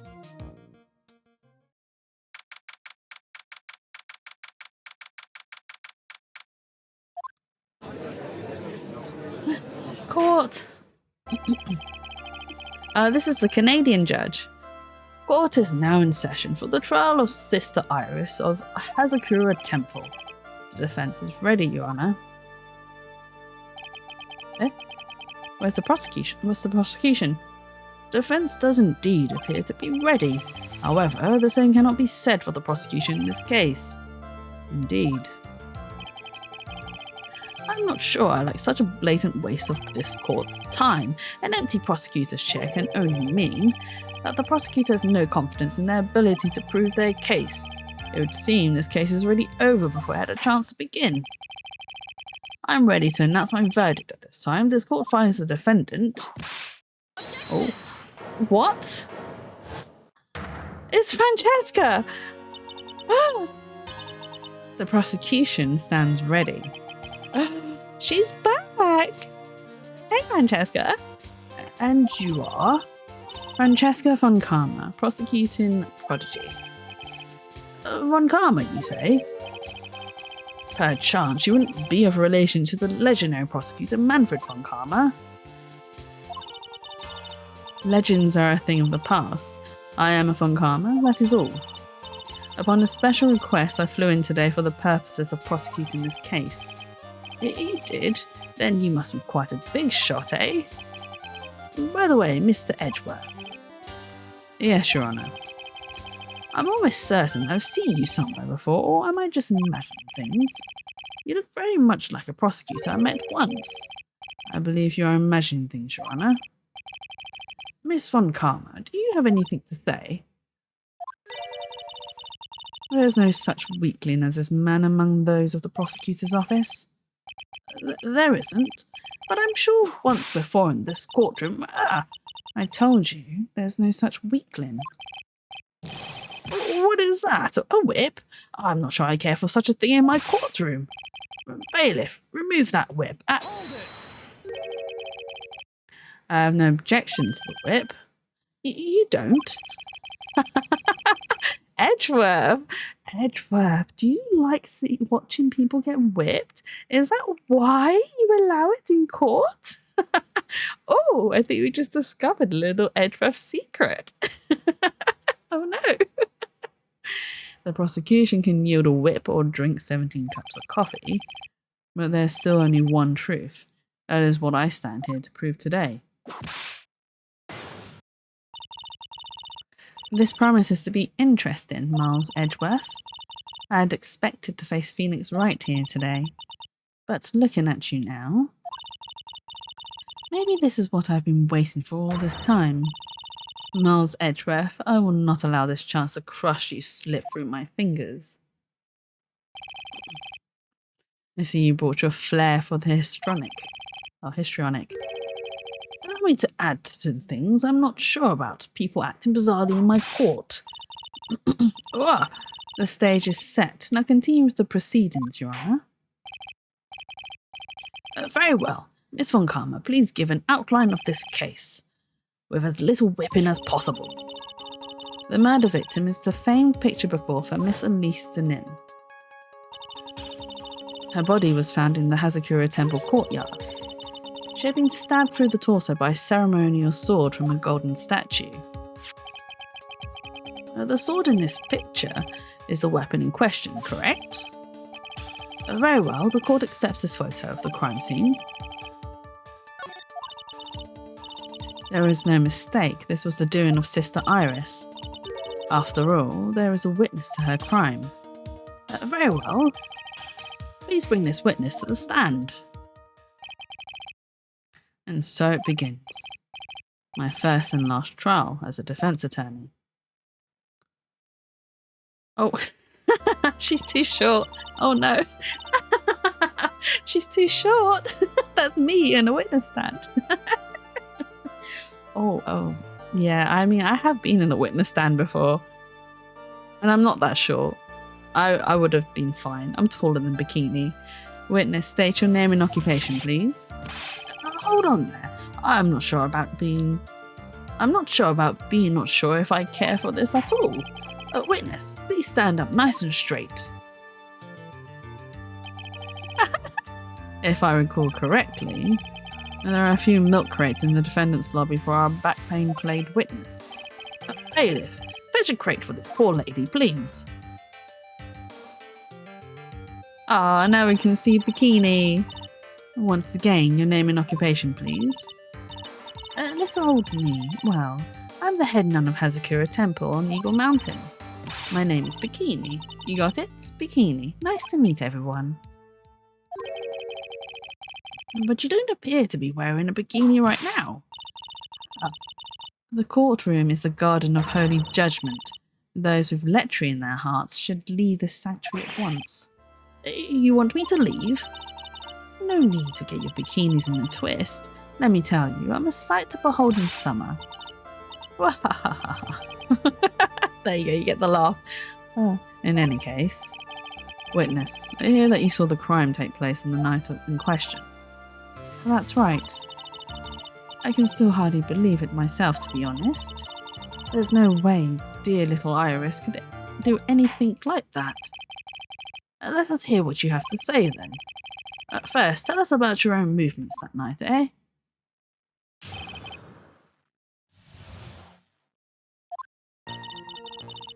That night I was helping Acolyte with her training in the temple, but, well, as you can see, my back likes to act up violently. So I left Iris to help the Acolyte and returned to Hazakura Temple. There's no bath at the inner temple, you see, and I needed a long hot soak. It was after I'd finished, just as I was heading back. That's when I saw it.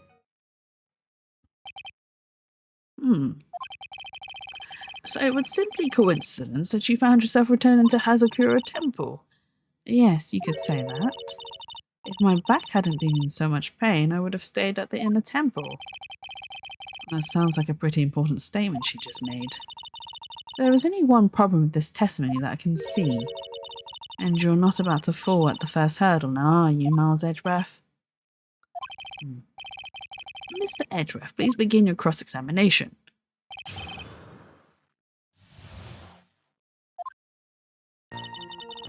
Okay, we're gonna do the usual and press everything. What is this inner temple? Well, see, conversing with the spirits is what we train people to do, right? We'll be the ones asking you the questions, madam. In order to do that, a place strong in spiritual power is required. There's a small temple across Dusky Bridge called the Inner Temple. Acolytes must spend an entire night there to undergo intense training. And how exactly do you help with this process? It is all quite exacting. It can't be performed without a nun supervising. Like a tutor watching to make sure spoiled child studies. A tutor with a whip in your case. If that is the case, then why did you return to Hazakura Temple where the murder took place?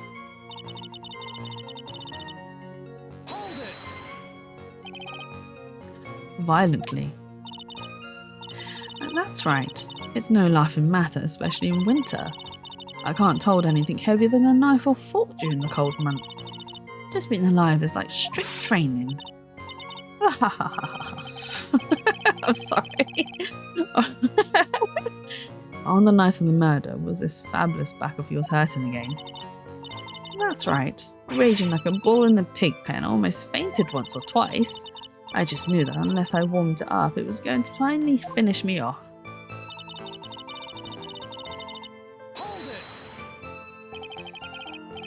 You left Iris to help with what? What do you think? The Acolyte's training, of course. It was just past 10 PM, so we were starting to enter into the training exercises proper. Wasn't it your place to remain with the disciple? Well, the job is simply to watch over the Acolyte so that they don't pass away. Just to confirm this point again, that night, you met Iris in the inner temple, correct? Yes, she's a gentle, honest girl. She's never once failed to follow my directions.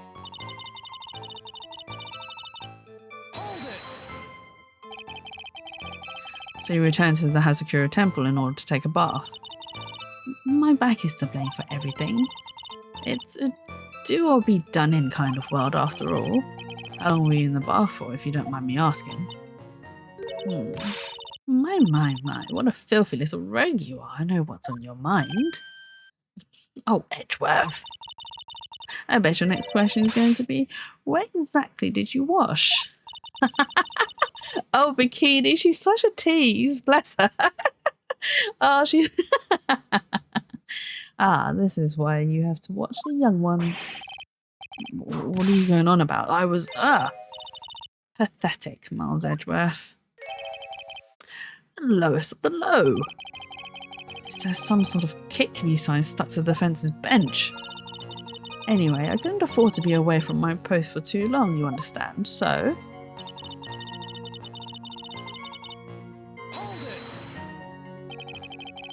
The crime took place in the courtyard, correct? When you go from my room to the main hall, you have to take a winding hallway from which you can see the courtyard.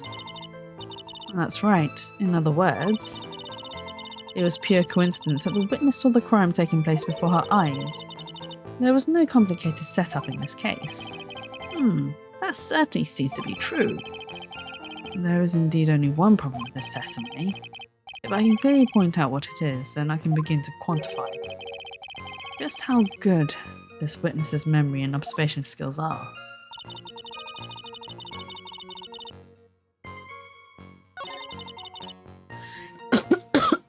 Oh, sorry. Excuse me.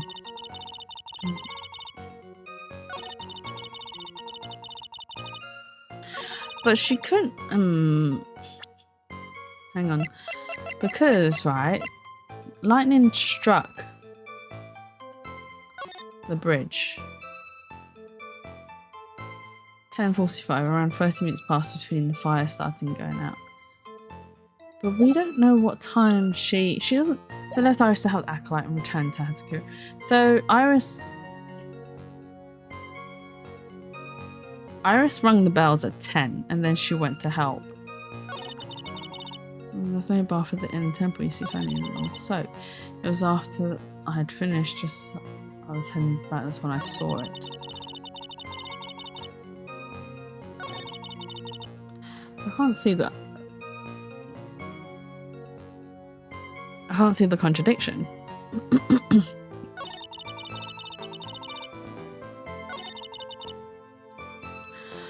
So help the Acolyte and return to Hazakura Temple. There's no bath at any temple, you see, and only a hot. Finish saying that, that's when I saw it.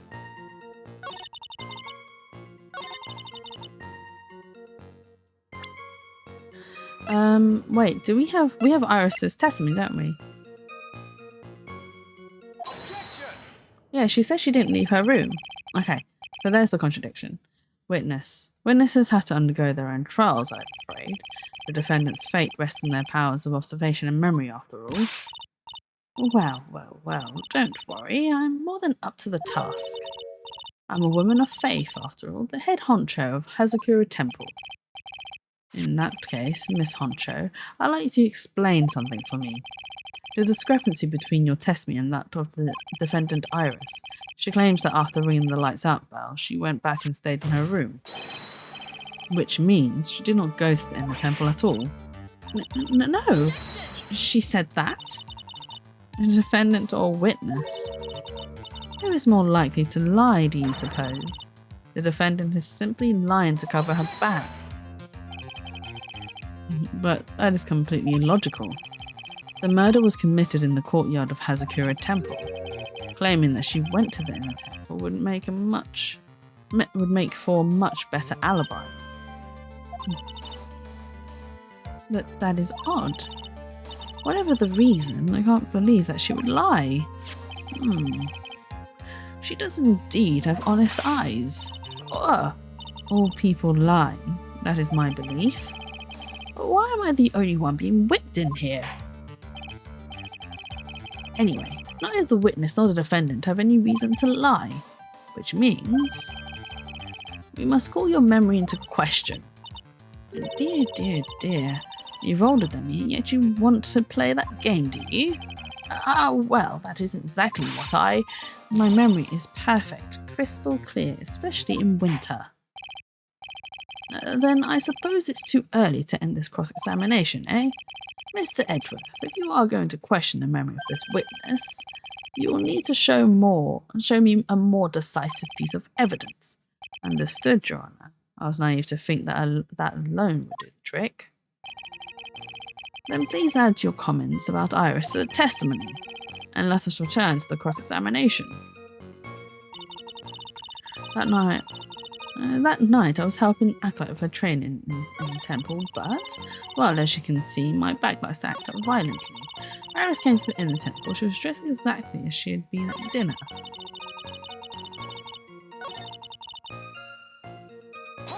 That's the new statement. Are you sure that you're not making a mistake? You young man, never get your estimation of me up from the floor. Iris always wears the same clothes. The smallest thing out of place would have stood out like a sore thumb to me. You're making a mistake, thinking I made a mistake. An excellent finish there, witness. Still, I have to wonder. She wouldn't have been wearing the same clothes because, right, she gave Phoenix her hood. And she went after Lights Out and she gave this to Phoenix before Lights Out. So we can present that. Witness, let's get one thing straight. The defendant whom you claim to have met, she was wearing this demon warding hood, correct? Of course. That is a very important piece of clothing, I'll have you know. Oh, wait a minute. Hold it right there. Why do you have that? Look at his smug face. That's the question of the day now, isn't it, Miss Von Karma? I'll have you know that this hood was given to someone as a gift that night, before the lights out bell was rung. What? You know where I'm going with this, don't you? If the witness had seen the defendant as she claims, then the Iris she saw should have been missing this very hood. Well. They've actually drawn her stood on the box. It's not a bad feeling, I thought, exposing contradictions like this. Now I understand that happy look on Wright's face every time he does it. Order in this court, witness, Sister. This hood. You have spare ones around the temple, don't you? Spares? Well, I do tend to make too many of them. I see. A stockpile, a surplus of hoods, eh? Each nun is only given one hood. This should be the only hood that Iris owned. And this is quite strange. If there was a surplus of hoods, then she could have worn one of those. There is no contradiction here. I'm sorry to break this to you, Miss Von Karma, but you won't get away that easily. Discrepancies such as this will sow seeds in any human heart. The seeds of doubt. Witness. While I don't wish to call your testimony into doubt, you must give every detail with precision. I'm not sure I'm comfortable going along with this. Sister, you shall continue with your testimony. Tell us what you saw after finishing your bath on your way back to the inner temple. The seeds of doubt are sprouting in the judge's heart. They just need a little more stimulation to bear fruit. Contradictory stimulation. You're getting it! Oh my god, I can't open the lid of my flask. And I can't leave the lid off because I am also quite clumsy. And if I spill this, it's a lot of water all over my desk. Like it would kill everything on my desk. And we don't want that.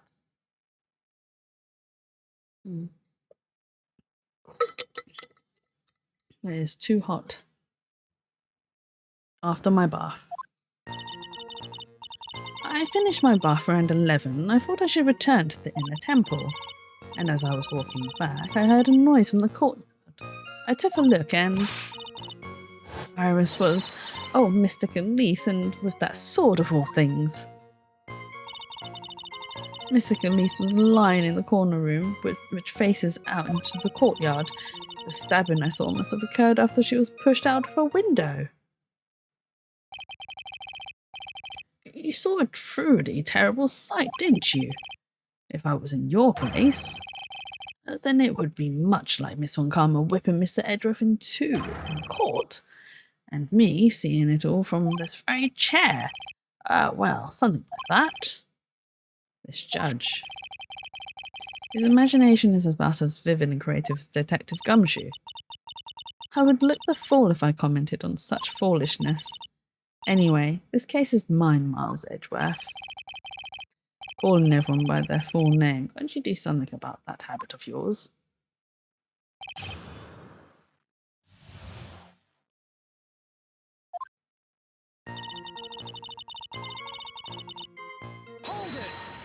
Right, we're gonna push. How far is it from your room to the inner temple? Let me think a moment. About 20 minutes on these stumps of mine. It's about 15 minutes to Dusky Bridge from Hazakura Temple.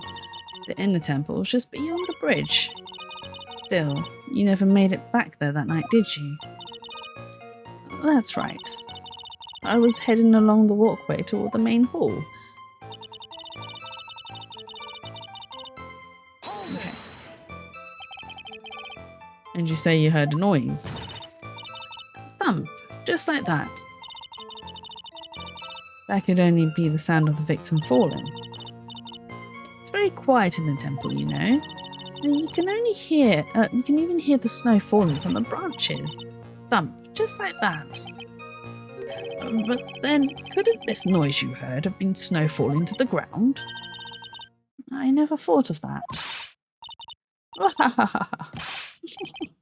Oh, why are they all laughing? Why are they laughing in court? That's so random. The next one to laugh gets a whipping.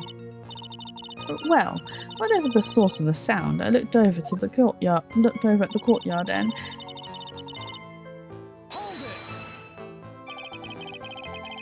This is the second time that the witness has testified to seeing the defendant. But some doubt remains in these claims. Hey, just what does that mean? Just because you're a good-looking young man doesn't give you the right to... The murderer who stabbed the victim with the sword.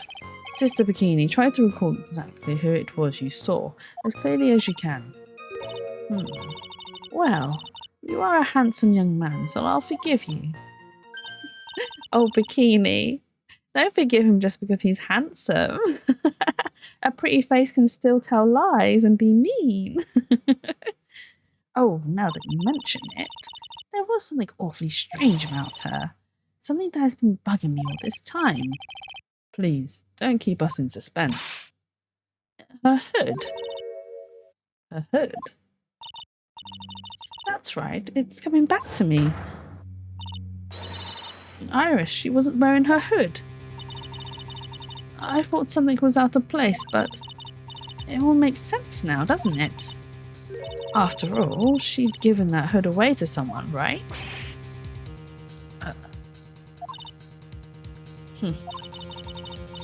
You've dug your own grave, Miles Edgeworth. What do you say, Mr. Edgeworth? Is this testimony important? But she testified to seeing her with the hood, and now she is without the hood. I mean, it is important. This may initially appear to put me at a disadvantage, but I can't see any other leads at the moment. Your Honor, I'd like these new statements to be added to the testimony. Miles Edgeworth. If you want to hang yourself, you need only to ask. I'll gladly lend you my whip. Witness, add that statement to your testimony. No problem. Now that you mention it, Iris didn't have her hood on. You're sure about that? Yes, after all, you always wear the same clothes. I don't mean because we're poor, you understand. It's our style. Yes, that's it. There's absolutely no need to explain yourself. Anyway, she looked different from normal, so that really stuck out. Look at me holding a whippet puppet. Oh, what? Look at me holding a whippet puppy instead of my whip. At least then it might bite you and not someone else. Iris didn't have her hood on, I'm sure of it. Very well. And now, please tell us about the victim, eh? Which face is Andrew? She was staying. Okay, that makes sense. I read the sentence earlier on, but my brain didn't process it whatsoever. And I was like, staying. She was in the corner. What? The room the victim was staying in overlooked the courtyard, correct? Which means the victim's room was on the second floor. No, Hazakura Temple is a single-story building, but the mountain itself slopes downwards. Which elevates the main gate side of the temple and the guest rooms in the back. So about the height of a two-story building. I see. And the victim was staying in one of those elevated rooms, right? Correct? Yes, I should know. I'm the one who carried her things to her room after all. Hold it! What makes you so sure of all this? It's just like I told you earlier. I heard a noise from the courtyard, okay? Oh, just like that. You're one smart sister, I'll give you that. The autopsy report states that the victim's body was covered in bruises, indicating the fall from around 10 feet in height. It appears that the witness was not mistaken then. Yep, I'm more than just a pretty face, especially in winter. I'm a woman of faith after all, the head honcho of Hazakura Temple.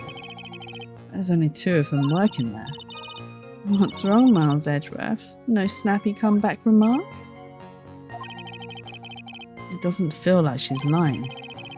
This is very powerful testimony too. She claims to have seen the incident in which the defendant stabbed the victim.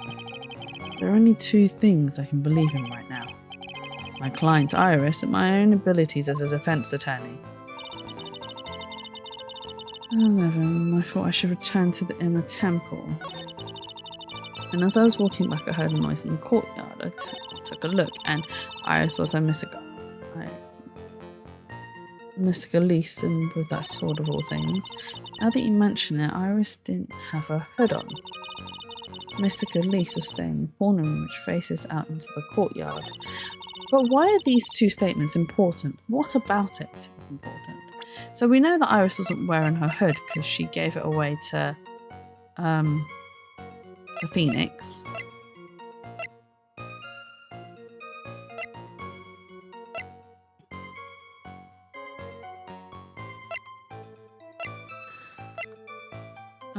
Cause loss of 10-foot drop.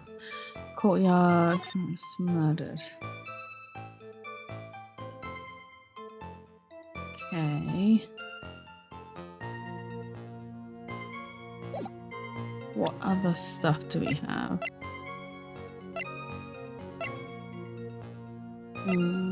There's testimony, photo release taken pupil. Bottle of magic. Okay, that's not it. The report. So that's a map, so we don't need the map. Receive with the lights out bell, that's crime, protect spirits. This apparent murder weapon has the victim's blood and the suspect's fingerprints. Okay. I carried by Elise to Liam when she was alive, has her fingerprints on it. Miss Elise was staying in the corner room which faces out into the courtyard. But if she fell, she'd be facing the other way, right?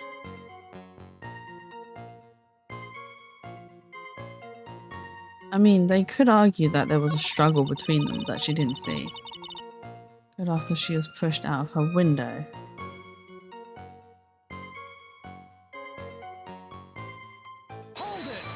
So she heard a thump. But how would have Iris had pushed out the window then gone down unless she jumped out the window with her? Bruises doing 4 from down 10 feet. Okay. Yeah, one space.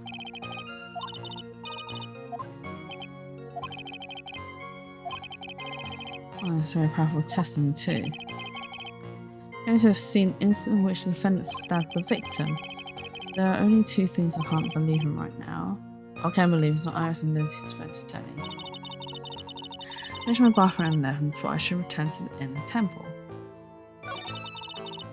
And as I was walking back, I heard a noise from the courtyard, so I took a look. Iris on Miss Elise, with that sword of all things. Now that you mention it, Iris didn't have her hood on. Miss Elise was staying in the corner which faces out into the courtyard. That must have occurred after she was pushed out the window. Oh, okay, that's all there is to the statements. Okay.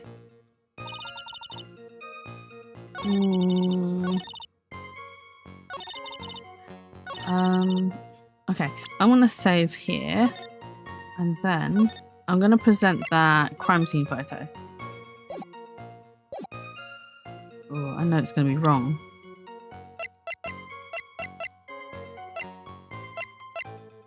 Because we've already established. Nope, it's wrong. Oh crap! It's the wrong bloody picture. That's why. I'm such an idiot. I was too busy thinking. I was like, oh, it's the wrong thing. I presented Larry's picture instead of You're not an idiot? Thank you, Barry. It's still the wrong thing though. Okay. Alright, so it's the wrong piece of evidence. That's fine. I'm gonna stay in the corner. But I don't understand why this is important. Sam's assault must have occurred after she was pushed out of her window. What does the autopsy report say, actually? Blood loss, stab in back. Body fell 10 feet. Oh, no. It's the autopsy report. Okay. Right.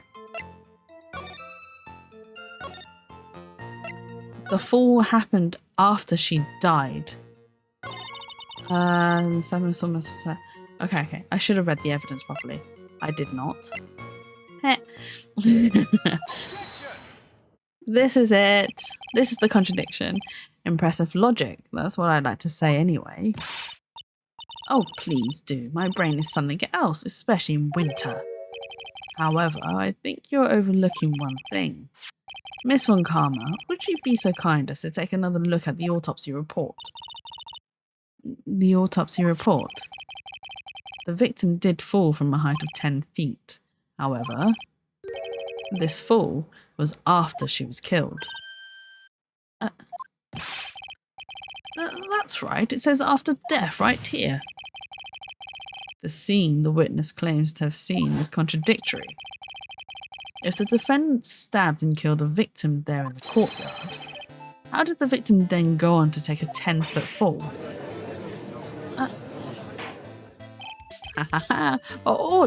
Order. The victim was killed and then fell.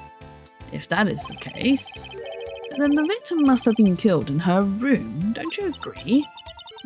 That is the logical conclusion. Yes, that's right. The victim must have been stabbed by the defendant in her own room, and she was then thrown out her window down into the courtyard below. Were there any signs of a struggle in Mr. Nim's room? Oh, thank you for the follow, Scudelia. Thank you. And thank you for stopping by. Very much appreciated. And I hope you're having a lovely weekend so far. Were there any signs of a struggle in Mr. Nim's room? She was stabbed with a sword. That would leave a blood stain, wouldn't you agree? Well, Miss Von Karma, was there any blood? No traces of blood were found in the victim's room. Your whip has just caused traces of blood to be found on my glorious playoff beard. However, if there was no blood in the room, then you'll claim that... I'm sure there's no need for me to go over this, as I'm sure Your Honour is well aware of when a stab wound produces the most blood. When it produces the most blood, very little blood is actually lost at the moment of a blade insertion. If you want to talk about when the most blood would be lost from a body, that would be when the blade is removed, which is actually true.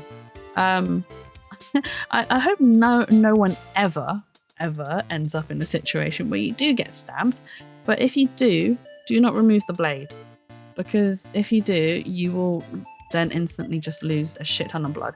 So the reason that is because where the blade is, it's plugging up your wound.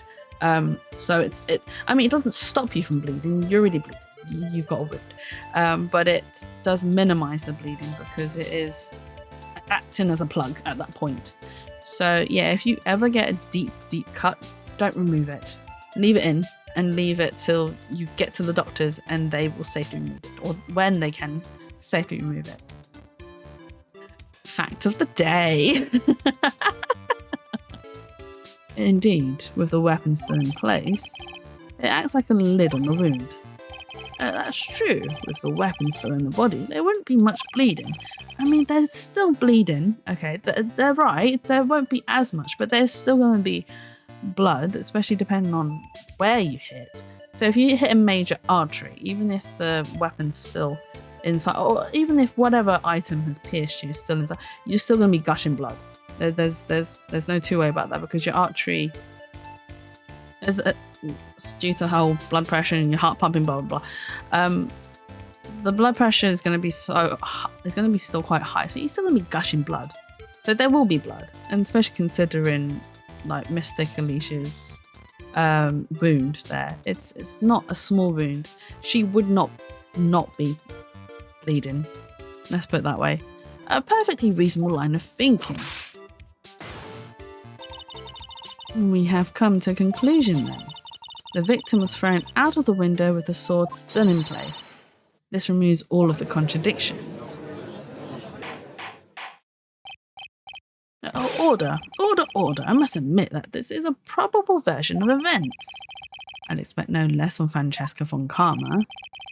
She locates and takes control of every vital point.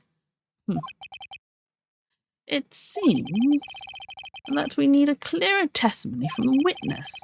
Remove all superstition, or supposition even, on your part, and tell us only the facts, please. Witness, please, remain standing on the crate.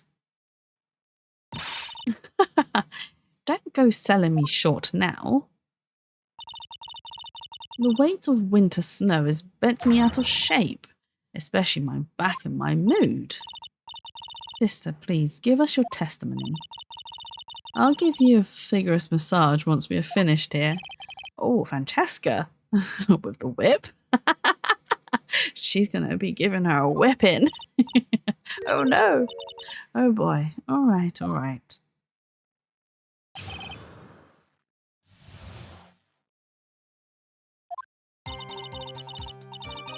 When I looked across at the scene, the sword was already in place. Thinking about it now, I didn't actually see her stab Mystic Elise. I've never seen so much blood before. That's when I fainted. You can't blame me, can you? And when I awoke, Mystic Amy was stabbing Mystic Elise through the back.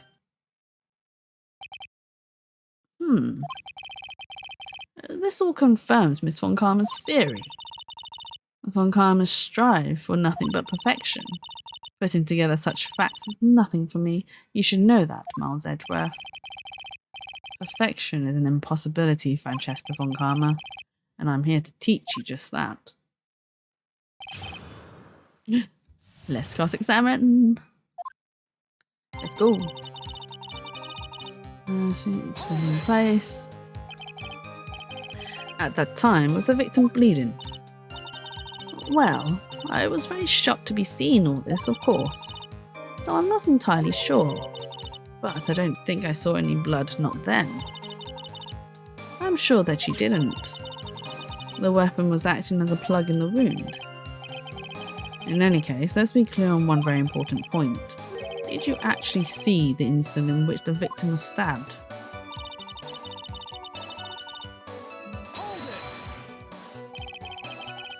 Think carefully, this is very important. It's Iris we're talking about here. I'm thinking of for all I'm worth. No, when I looked over, the sword was already in Mr. Leish's body. It might not be conclusive, but this testimony supports her theory. The victim was stabbed in her room and then dropped into the courtyard. I think this proves it rather well, Miles Edgeworth.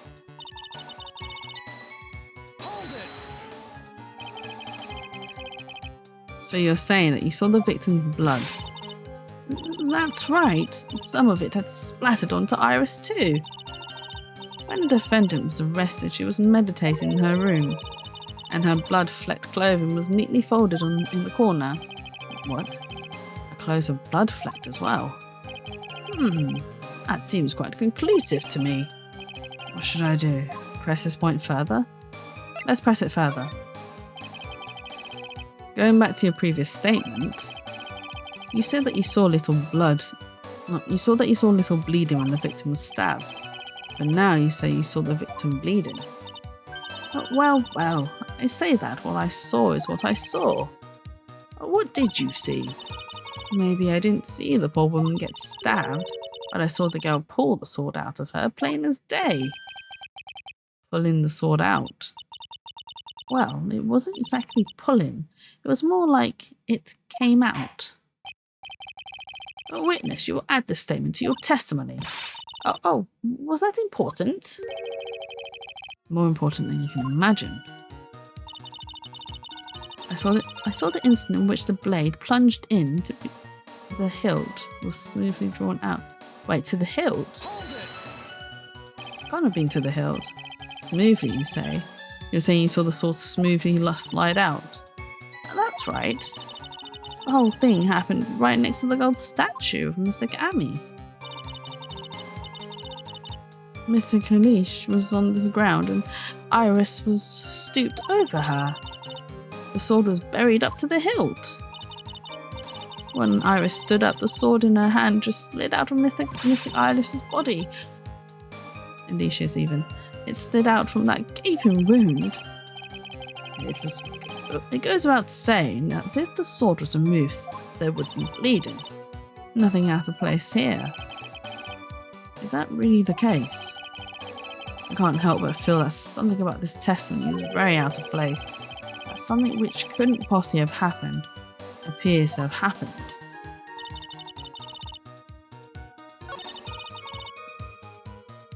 Okay, one, it can't have gone in smoothly because it is a sword with many branches, and she said to the hilt, but there's only blood on the tip, so we're going to present the sword.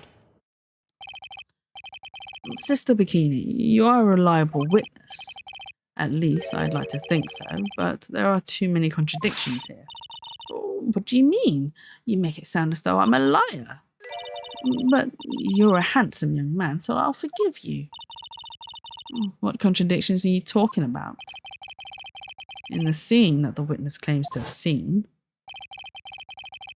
the weapon was thrust up to the... Oh my god.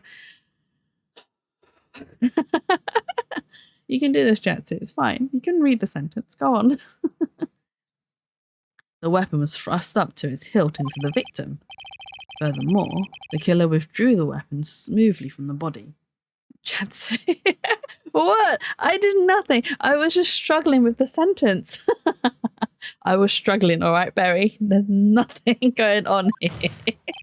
When you ... me, I know what you're thinking. I wasn't being sussy. I was struggling to read the sentence.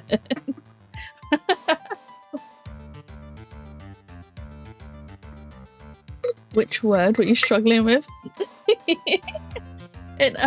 Okay, look, the sentence threw me off. My brain. Some of these sentences at the moment I'm reading, but I'm not registering what I'm reading. So I'm like, huh? What? What did I read? And I'm trying to register it because I also know that I'm trying to put some emotions into what I'm reading. So just blankly reading sentences isn't going to help with this situation at all. Oh, okay, we got this.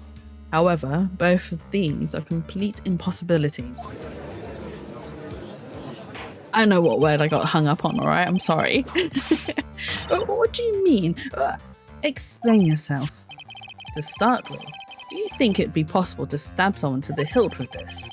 No matter how I look at the defendant, she doesn't appear strong enough for that.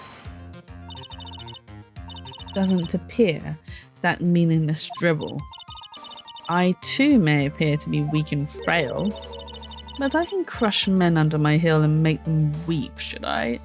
No, fuck. Francesca, really?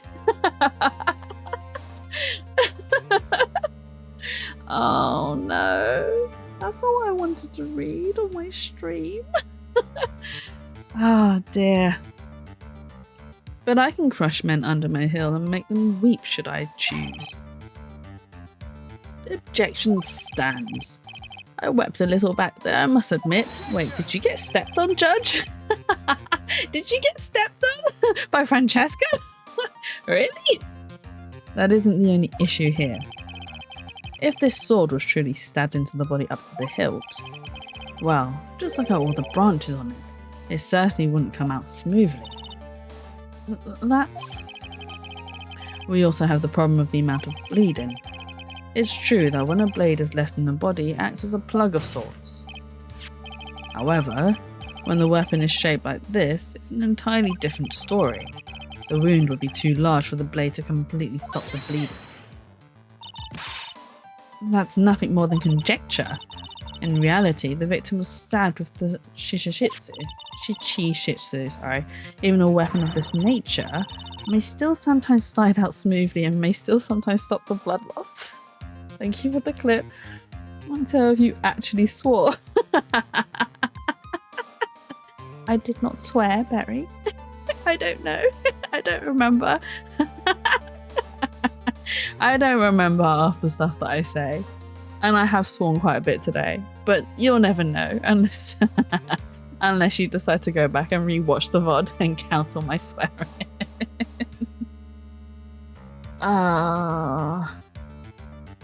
Why does Francesca's script is so sassy? Spam swear command joke. No, you cannot spam it. May still sometimes slide out smoothly, may still sometimes stop the blood loss. I'm not finished. There is still one more conclusive contradiction. You've still got more? This one is simple. If this sword really was thrust in all the way to the hilt, for fuck's sakes. Oh, for God's sakes. I did swear there if you want to count that. But oh, Edgeworth, why? This is a very serious court case. This is a serious court case. Why is there any blood on the tip of it? If this witness is telling the truth, then there should be blood along the entire length of the sword. No. Order!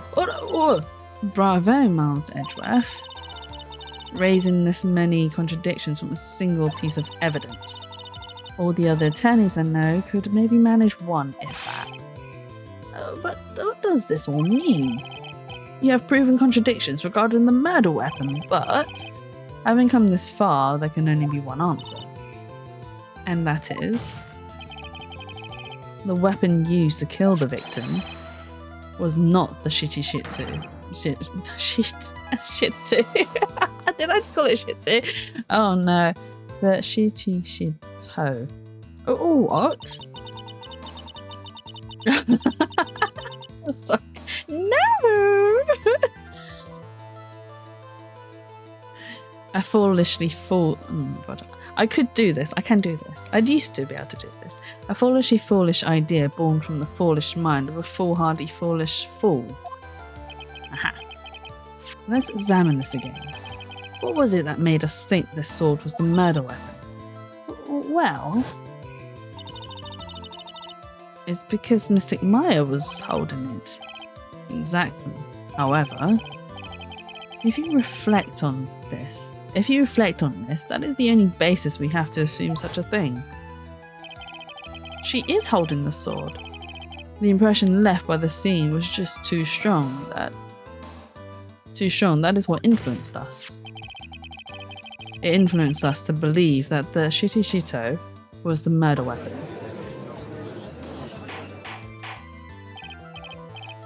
Order! Oh. So maybe the Shito was not the murder weapon. That word is hard to say. Even if that is the case, it changes nothing, Miles Edgeworth. The sister here saw everything. She saw the defendant stab the victim with a sword-like object. That's true.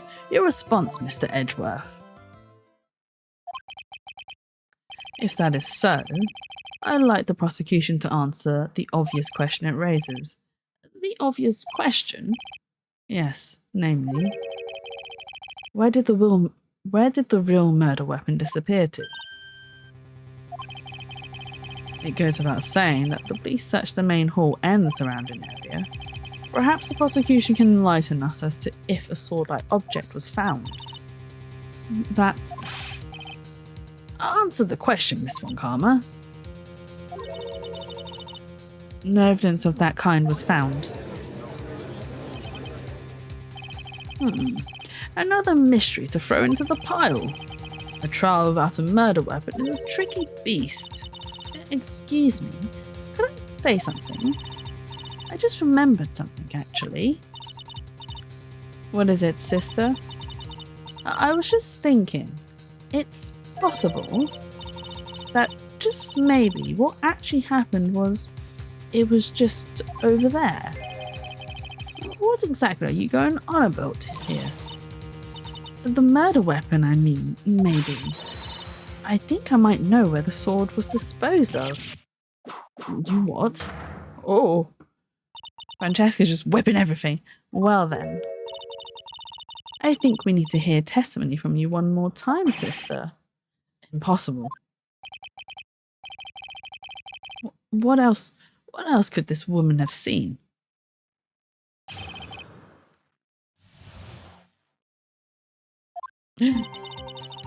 I saw the murder at around 11 PM, and after asking that it be reported, I went to the main gate, and there I saw tracks that indicated the snowmobile had been used. It takes 15 minutes to walk to Dusky Bridge, but less than 5 using one of those. Maybe they threw the weapon into Eagle River and came back while I was knocked out. Iris could have done that. She can drive a snowmobile after all. Witness, please tell us everything you know right away next time. Well, I'm not in the best shape. What with my back and my age, you know? Quite. There were indeed snowmobile tracks in front of the main gate. Here is a photograph. A snowmobile, eh? I see. Well, it certainly is an interesting theory. The tracks begin in front of Hazakura Temple and run all the way to Dusky Bridge. That solves your pesky little problem, yes? The Eagle River's current is quite swift, meaning that it doesn't freeze over in winter, making it the perfect place to dispose of the murder weapon. Did she really go to the river to dispose of the murder weapon? Mr. Edgeworth, your cross-examination, please.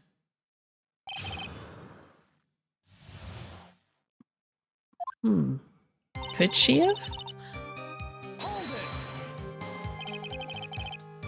You are sure about the time? Yes, I was worried about it after all. Why was that? Because I have a strong sense of responsibility, especially at this time of year. The acolyte was being doused in freezing water at the time. I couldn't very well take it easy in the bath all night now, could I? So at 11 I decided to leave Hazakura Temple. Her estimation of the time seems reliable at least. Please continue, sister.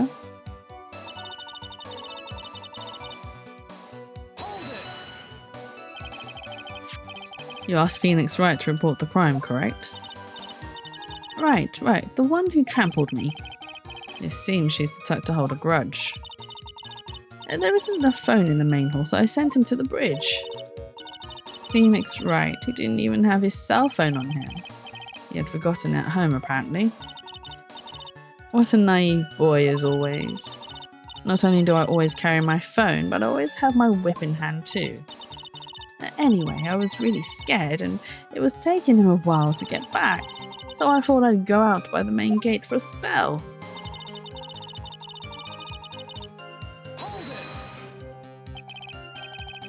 As I recall, there was a snowmobile outside the main gate when I visited.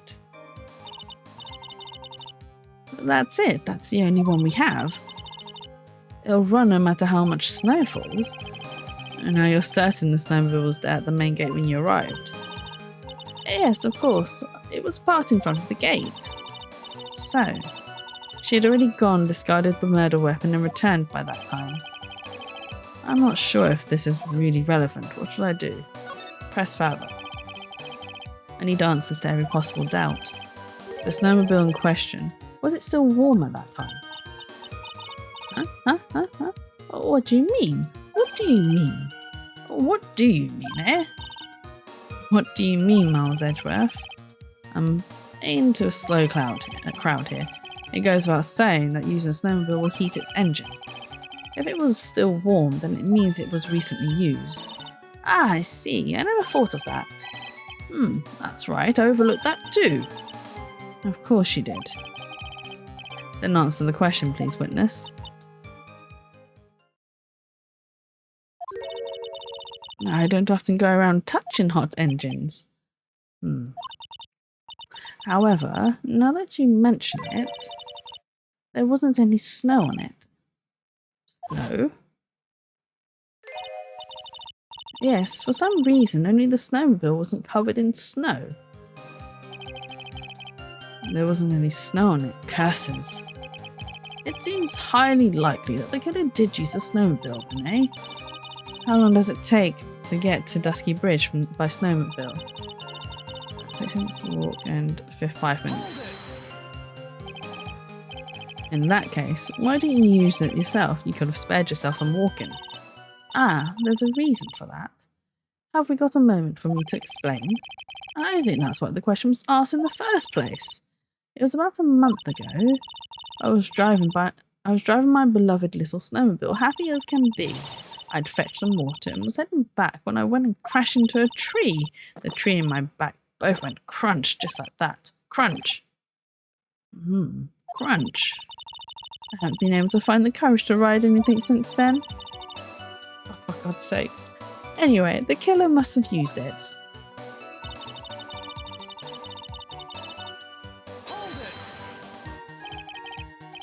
Refresh our memory. How long were you knocked out for? Like I said, somewhere between 10 to 20 minutes. It's possible to get to the bridge and back in 10 minutes using the snowmobile. I have to concede that is more than enough time. Is that all you wish to concede, Miles Edgeworth?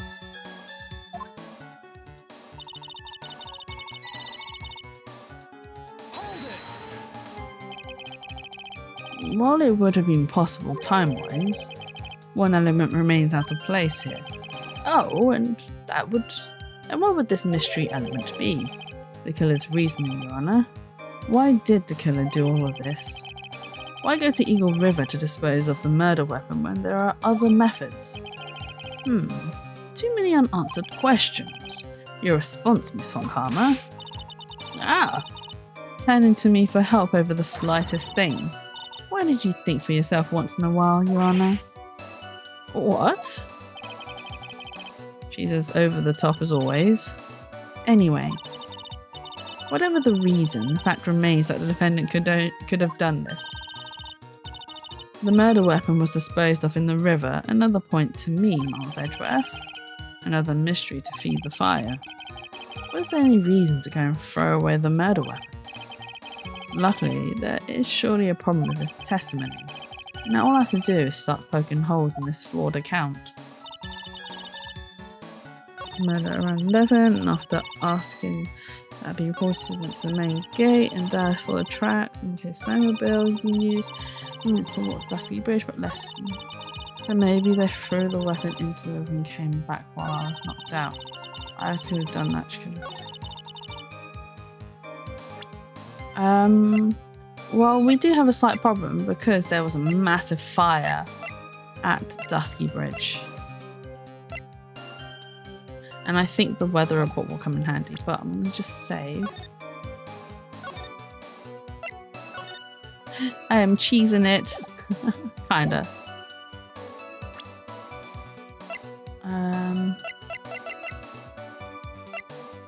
Is this it? No. Oh. Okay.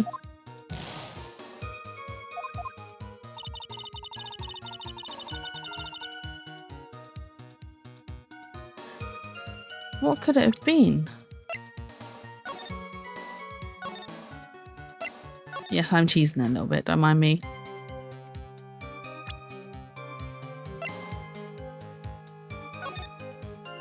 I think it's this photo because there's only actually one set of tracks.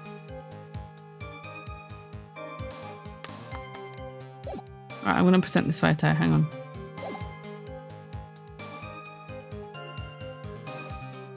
Wait, hang on, what am I doing? Like trying to present it without actually going on to, yeah, it's the one set of tracks. I admit this photograph proves something. It proves that the snowmobile was used on the night of the murder. You finally accepted the inevitable, it seems, Miles Edgeworth. However, if what the witness says is true, then why is there only one set of tracks? What do you mean? Iris left Hazakura Temple, threw the weapon into the river and then returned. If this was the case, then naturally there should be two sets of tracks in the snow. Those from heading out to the bridge and those coming back. Ah, you're right. You are forgetting one thing, Miles Edgeworth. On the night of the murder, it was snowing. The tracks leading to the bridge were erased by the snowfall. This removes your precious contradiction now, doesn't it? I see. While she was at the river, the snow stopped, leaving just the return tracks in the snow. But that's not possible because, I mean, it takes 10 minutes there and back in snow. Unless it was a super heavy snowstorm, it wouldn't have covered the tracks. What do you have to say now, Miles Edgeworth? Is there a flaw in her theory? This idea that the snowfall covered one set of tracks. Wait, is there... Where's our weather report?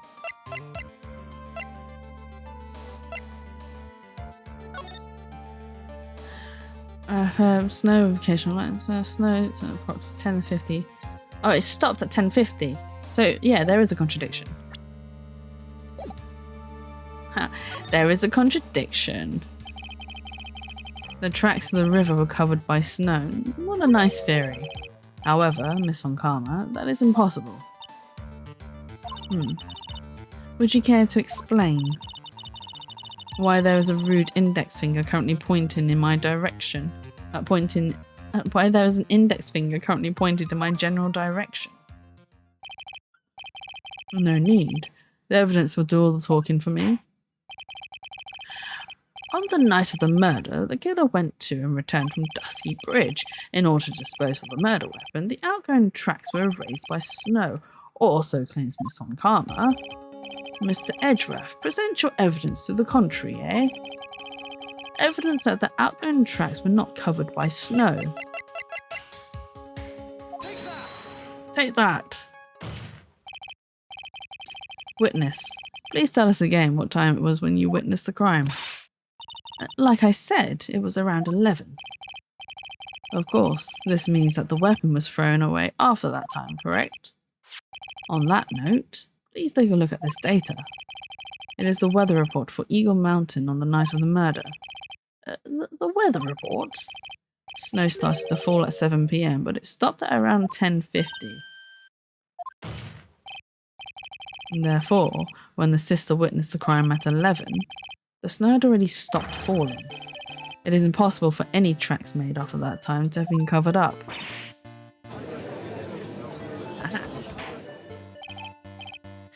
Order! Very well then. It looks like Miss Von Karma's claim has been snowed in. It's too soon to be closing this trial due to snow. Miles Edgeworth, how pathetic of you to rely on the weather of all things. Answer me this then. When is the weather report ever correct? No, you've got it all wrong. This isn't a forecast, this is actual data. Forecast data or weather reports have some inaccuracies. You may have still been snowing in the vicinity well past 11. It's true, we cannot be totally sure, eh? What? How did she pull that off? It had stopped snowing at the Hazakura Temple when the murder took place. You need to provide conclusive evidence of this. I've come this far, there's no turning back now. Very well. I too cannot allow any doubt to remain concerning this testimony. You can't back down now, can you? Such a perfectionist, Miles Edgeworth. Very well then, Mr. Edgeworth. Where is your evidence that it had already stopped snow when the victim was killed?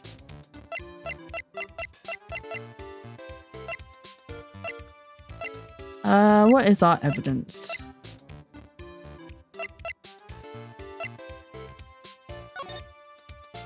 There's no snow on her.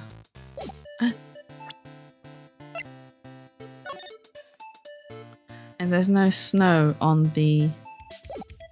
Oh, no. It's not that photo. Okay, it's this photo. The crime scene photo.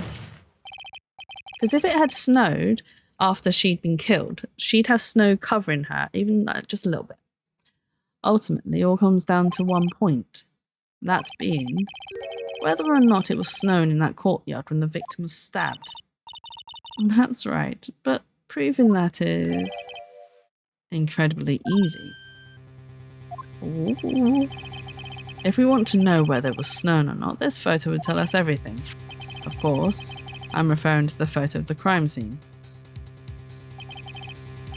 As you can see, everything is covered with snow, with just one exception, and that is the victim herself, Miss Elise Denim.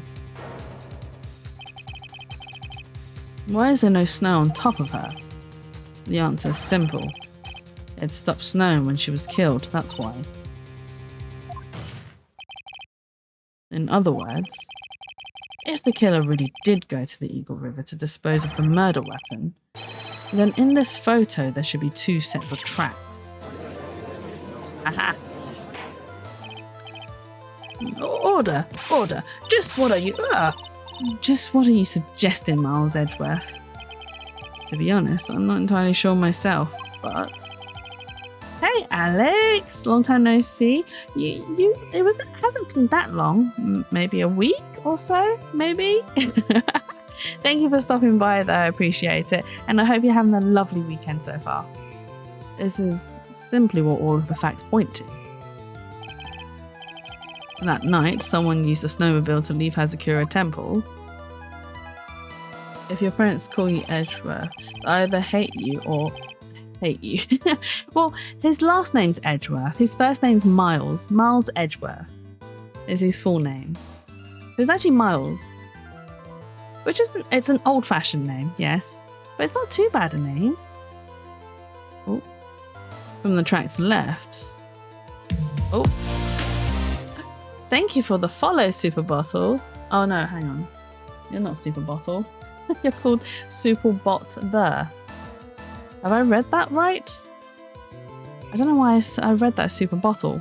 But hello, welcome in. Thank you for stopping by and thank you so much for the follow. From the tracks left, it can be understood that Jackson, think carefully about his last name. Miles, what's next? Kilometers? I'll leave now. I'm sorry. What? Think carefully about his last name? Is that supposed to be a sussy remark, Alex? Is it? Are you making sussy remarks?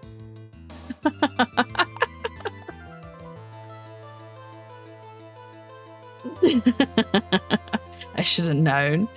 Don't know, you tell us just no, listen, I'm not the sussy one here. Okay, I'm not the one who pointed it out.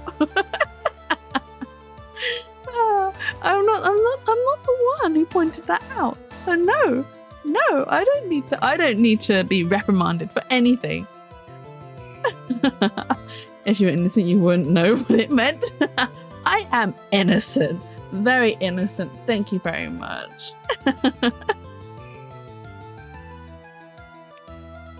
Oh, dear me. It's you guys. It's all the bad influence of chat. I was absolutely pure and innocent before I started streaming. Actually, I can blame Tyria. Tyria is the bad influence. Thank you so much. Is that your way of saying I'm just digging myself a hole here? And just digging my own grave? Yep, that's exactly what I do every stream. I dig my own grave. From the tracks left, it can be understood that they were heading for Dusky Bridge. At that time, it was still snowing. Of course it was, because those tracks were erased by the snow. I, Phoenix Wright, am roommates with Miles Edgeworth. Okay. I also have talked to Tyria occasionally, and that woman makes me look holy. See, it's not me, okay? Tyria is a bad influence. I love her to bits, but she is bad influence. If you see this, Tyria, I apologize, that killed me.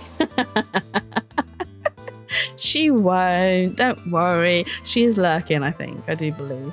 But yes, she is around. Your roommates with Miles Edgeworth. I mean, I think they'd have some roommate fun times. Let's put it that way. I got an ad for a protein bar. It's Switch telling me to get buff. Rude. She's a little scary sometimes. There she is. There's Tyria. We've summoned her with the sus. Ah. I've been spotted. Hello, Tyria. Running at once. You better run fast, Alex. Because you know what? Tyria's tall. She is tall. Her one step is like 3 steps for me.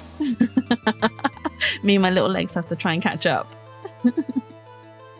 Then, when this person returned to Hazakura Temple, I think I'm going to need a lot more than a bar. I need the pure powder, the protein powder. Should I get you a tub for Christmas, Berry? I can be like, Merry Christmas, Berry. Here you go. And then you just have to wait 6 months for it to come later, because I probably won't see you until 6 months later. No, thank you. I'm not that bad. I mean, I know your rice purity score, so, you know. Oh, I need to get someone else to do the rice purity score. I will send them the link later. Not bad. I'm gay, give me the right song, and 1 hour journey is cut in half. Oh my god. I went to get food and come back to slander. Let's be serious. Can I do it? Rude. I want to join in. I'm a sweet angel. Oh my god. Chat's going crazy. All because we were slandering Tyria. I mean, Tyria, anytime someone says something to me and I don't understand, it is literally, I will text you and be like, Mummy, Tyria, someone said this to me. What does it mean? Explain, please. You want to do your test too? I will post it into a Kami server as well, because I know you're in a Kami server, right, Alex? You'll send the link. Tiro will send you the link. She will do us the honors of sending us the rice purity. Yeah, we'll send the link to our Kami server, and you can all take it. Actually, wouldn't shock me all the scores in there. That's all I'm saying. The scores in there would not shock me. Right, let's continue. Kahana. Oh, I don't think I know Kahana's score. Oh.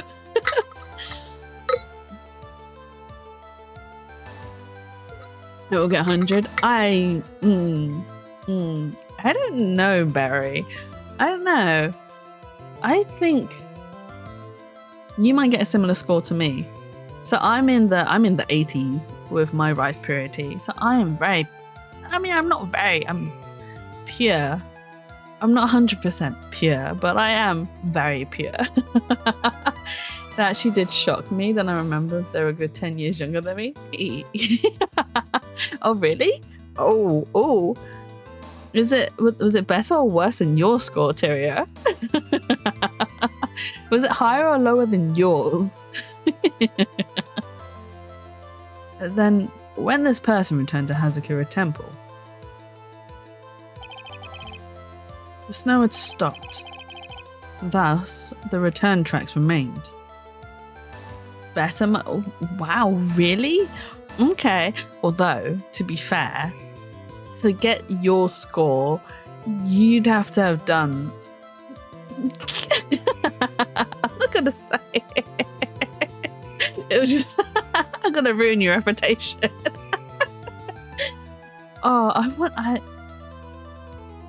You lose a lot of points if you're a sex hammer. Yeah, apparently. But, like, I'm surprised. So I got Elio to do the test, and I was really surprised by his score. It was a lot higher than I expected. Not that I would know. Yeah, not that you would know, would you? Oh dear. We have very intense music playing and we're joking about the rice purity test. Oh dear. Right. Right, let's get back into character. The snow had stopped, thus the return tracks remained. Can I say something? This all sounds a bit fishy to me. What does, sister? There is only one key for the snowmobile. Furthermore, on the night in question, we know that the defendant had it. The key was found in her room after the murder, which can only mean that night, Iris used the snowmobile to go to the inner temple. But Iris said that she never went there. I should probably press on this point some more when I get the chance. Okay, the snowmobile can't cross the suspension. Oh, wait, hang on. That's not Edgeworth reading, that's Bikini. The snowmobile can't cross the suspension bridge. So she must have left it on the Hazakura side of the bridge and crossed on foot. That sounds about right. Oh, sorry. But what's odd is when I left Iris and returned to Hazakura Temple, 40. That's not a bad score. I mean, it's almost half. Almost half. You're 50%-ish pure. Half and half. That's a good place to be. I didn't see anything near Dusky Bridge. You must have just failed to see it, sister. Maybe, but when I made it back to Hazakura Temple, it was there by the main gate. The snowmobile, I mean. I know what I saw. It was covered in snow too. But that isn't possible. Order in the court. What does this all mean? So then what was the snowmobile used for? It wasn't taken by the defendant when she went to the inner temple. If it had been, then the witness couldn't possibly have seen it by the gate. Furthermore, it wasn't used by the killer to dispose of the murder weapon. If that was the case, there should be 2 sets of tracks in this photo. All we know is this. After it stopped snowing, someone used a snowmobile to return to Hazakura Temple. I never thought a simple snowmobile could cause so much trouble. I think we've learned all we can from this witness. Yes, I have nothing more to add. I've told you everything that I know. Oh my god, same. Tyria. Tyria.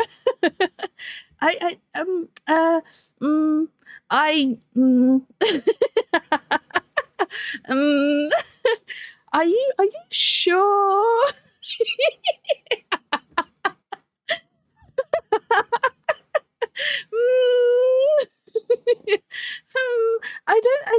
I mean, one of the numbers match, but one of them don't.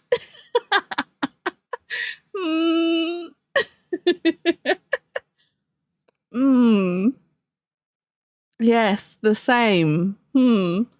Wait, so it's 45 the pure score, impure score. I don't know how this works. It just means that you've got 45 out of 100, and the lower your score, the less pure you are, because obviously the further away from 100 you are. So you're at the halfway point, Alex. So you're not impure, but you're not pure either. You're 50%. You're in the middle. Shut up. You'll never shut me up, Tyria. I am the king after all. I'll take it. Yeah, I mean, take it. It's halfway point. You're all good. I've told you everything that I know. But then, that still leave us with the same problem. If only there was someone, a witness, who could testify to having seen the snowmobile. A witness, huh? Was there no one out walking perhaps near Dusky Bridge on that night? I don't think that's likely. It was cold enough to freeze your ears off. Only an idiot would go out wandering in that. Unless they had something really important to do. That's a shame. Hold on. We do have a witness. We have a Larry Butts. Something's coming to me. An idiot may well have gone wandering out in that subarctic night. Your Honour. Actually, there just might be one individual who may be of help to us. Really? You know of someone who might have seen the snowmobile the night of the murder? I don't know for sure if he saw it or not, but there are 2 things about him that do come to mind. But which are? Tell me why Edref is kind of what? Edref, I suppose. Fruity. I mean, he is a beautiful man. I'm not gonna deny him that. He is very pretty. and he and the younger version as well is also very pretty. I mean, I do like the older version. And then I hear, I haven't seen it, but I hear that in games 5 and 6 he wears glasses. Oof. Older men in glasses? Oh, mwah. Edref? Older man Edref in glasses? Even mwah. It is, I'm doing the I'm doing the mwah, mwah, mwah. and then we have, right. I mean, right, Alex?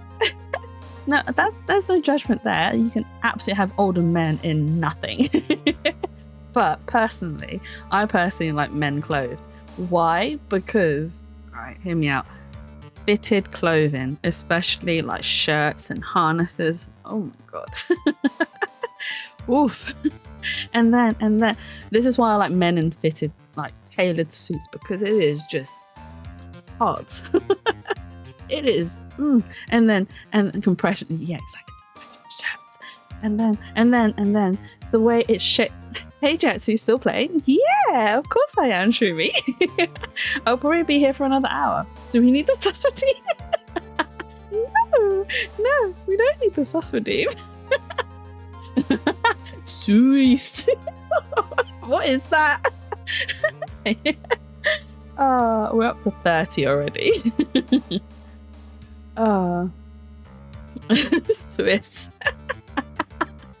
Cheerio, exactly. I'll go refresh for a second. Sweet for president.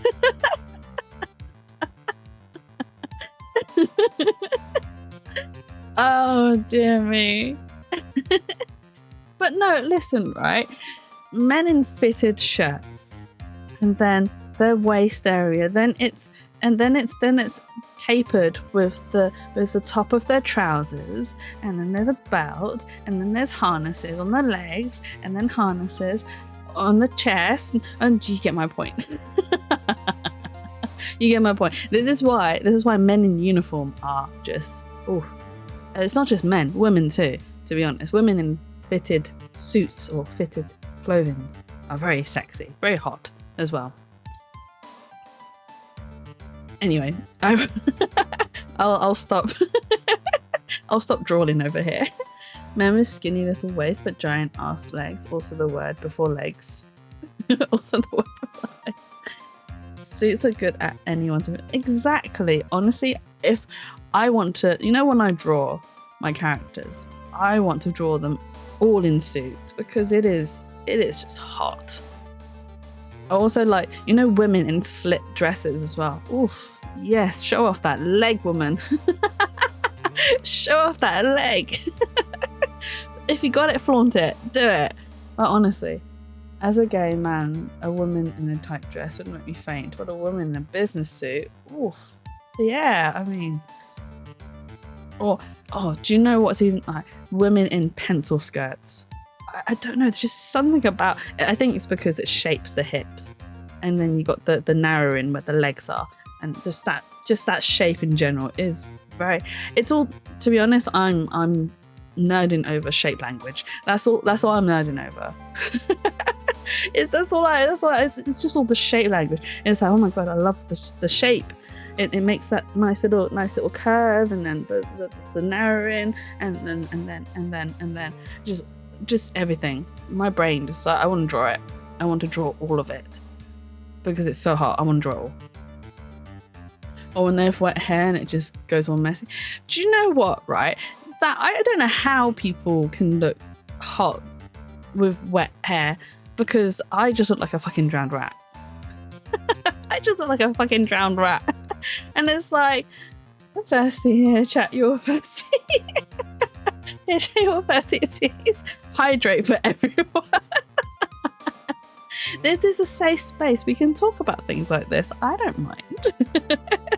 Because I'm into these things. It's fine. Thank you for the hydrate, Shroomy. That is a group hydrate. So make sure you all, yeah, exactly, for everyone. Take a sip. Ooh. Or a man with the dimples when he smiles and freckles. Oh, Alex, yes. Yeah. I know what I'm sipping. He says shipping. Oh. Oh, that is, yeah. I do like freckles. I mean, it is very cute. But let's get back to the case before we go off on another sussy tangent and then get commanded again. I'll add to the counter. I don't know why, but I have a thing for men who are a little dumb. Alex, are you a little dumb? Do you like... What? Why did I get Sasuke on? Himbos are great, to be fair. Just for good measure. Okay, fine. Did someone say Ito? Dumb, not dumb. Jatsu. No, I said, no, I didn't say, are you a little dumb? That's rude, Berry. I said, are you a little dom? Do you like dominating? And both are good. Dumb dom. God. I hit my microphone. I'm so sorry. Dum dum. No. Why is that even funny?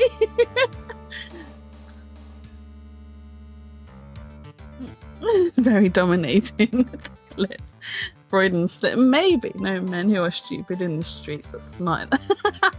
You know the rest. No. Oh no.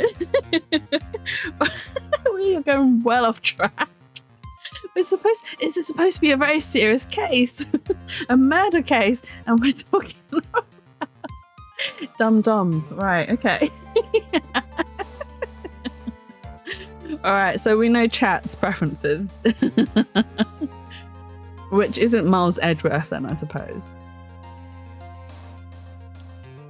First, that he saw something incredible on the night of the murder. It is Phoenix Wright.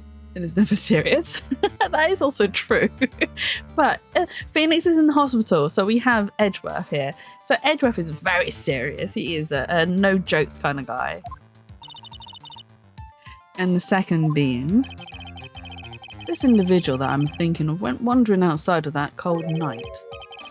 In other words, he is our kind of idiot. Poor Larry. I mean, poor Larry, but also not poor Larry. Mr. Edgeworth, who is this idiot you're talking about?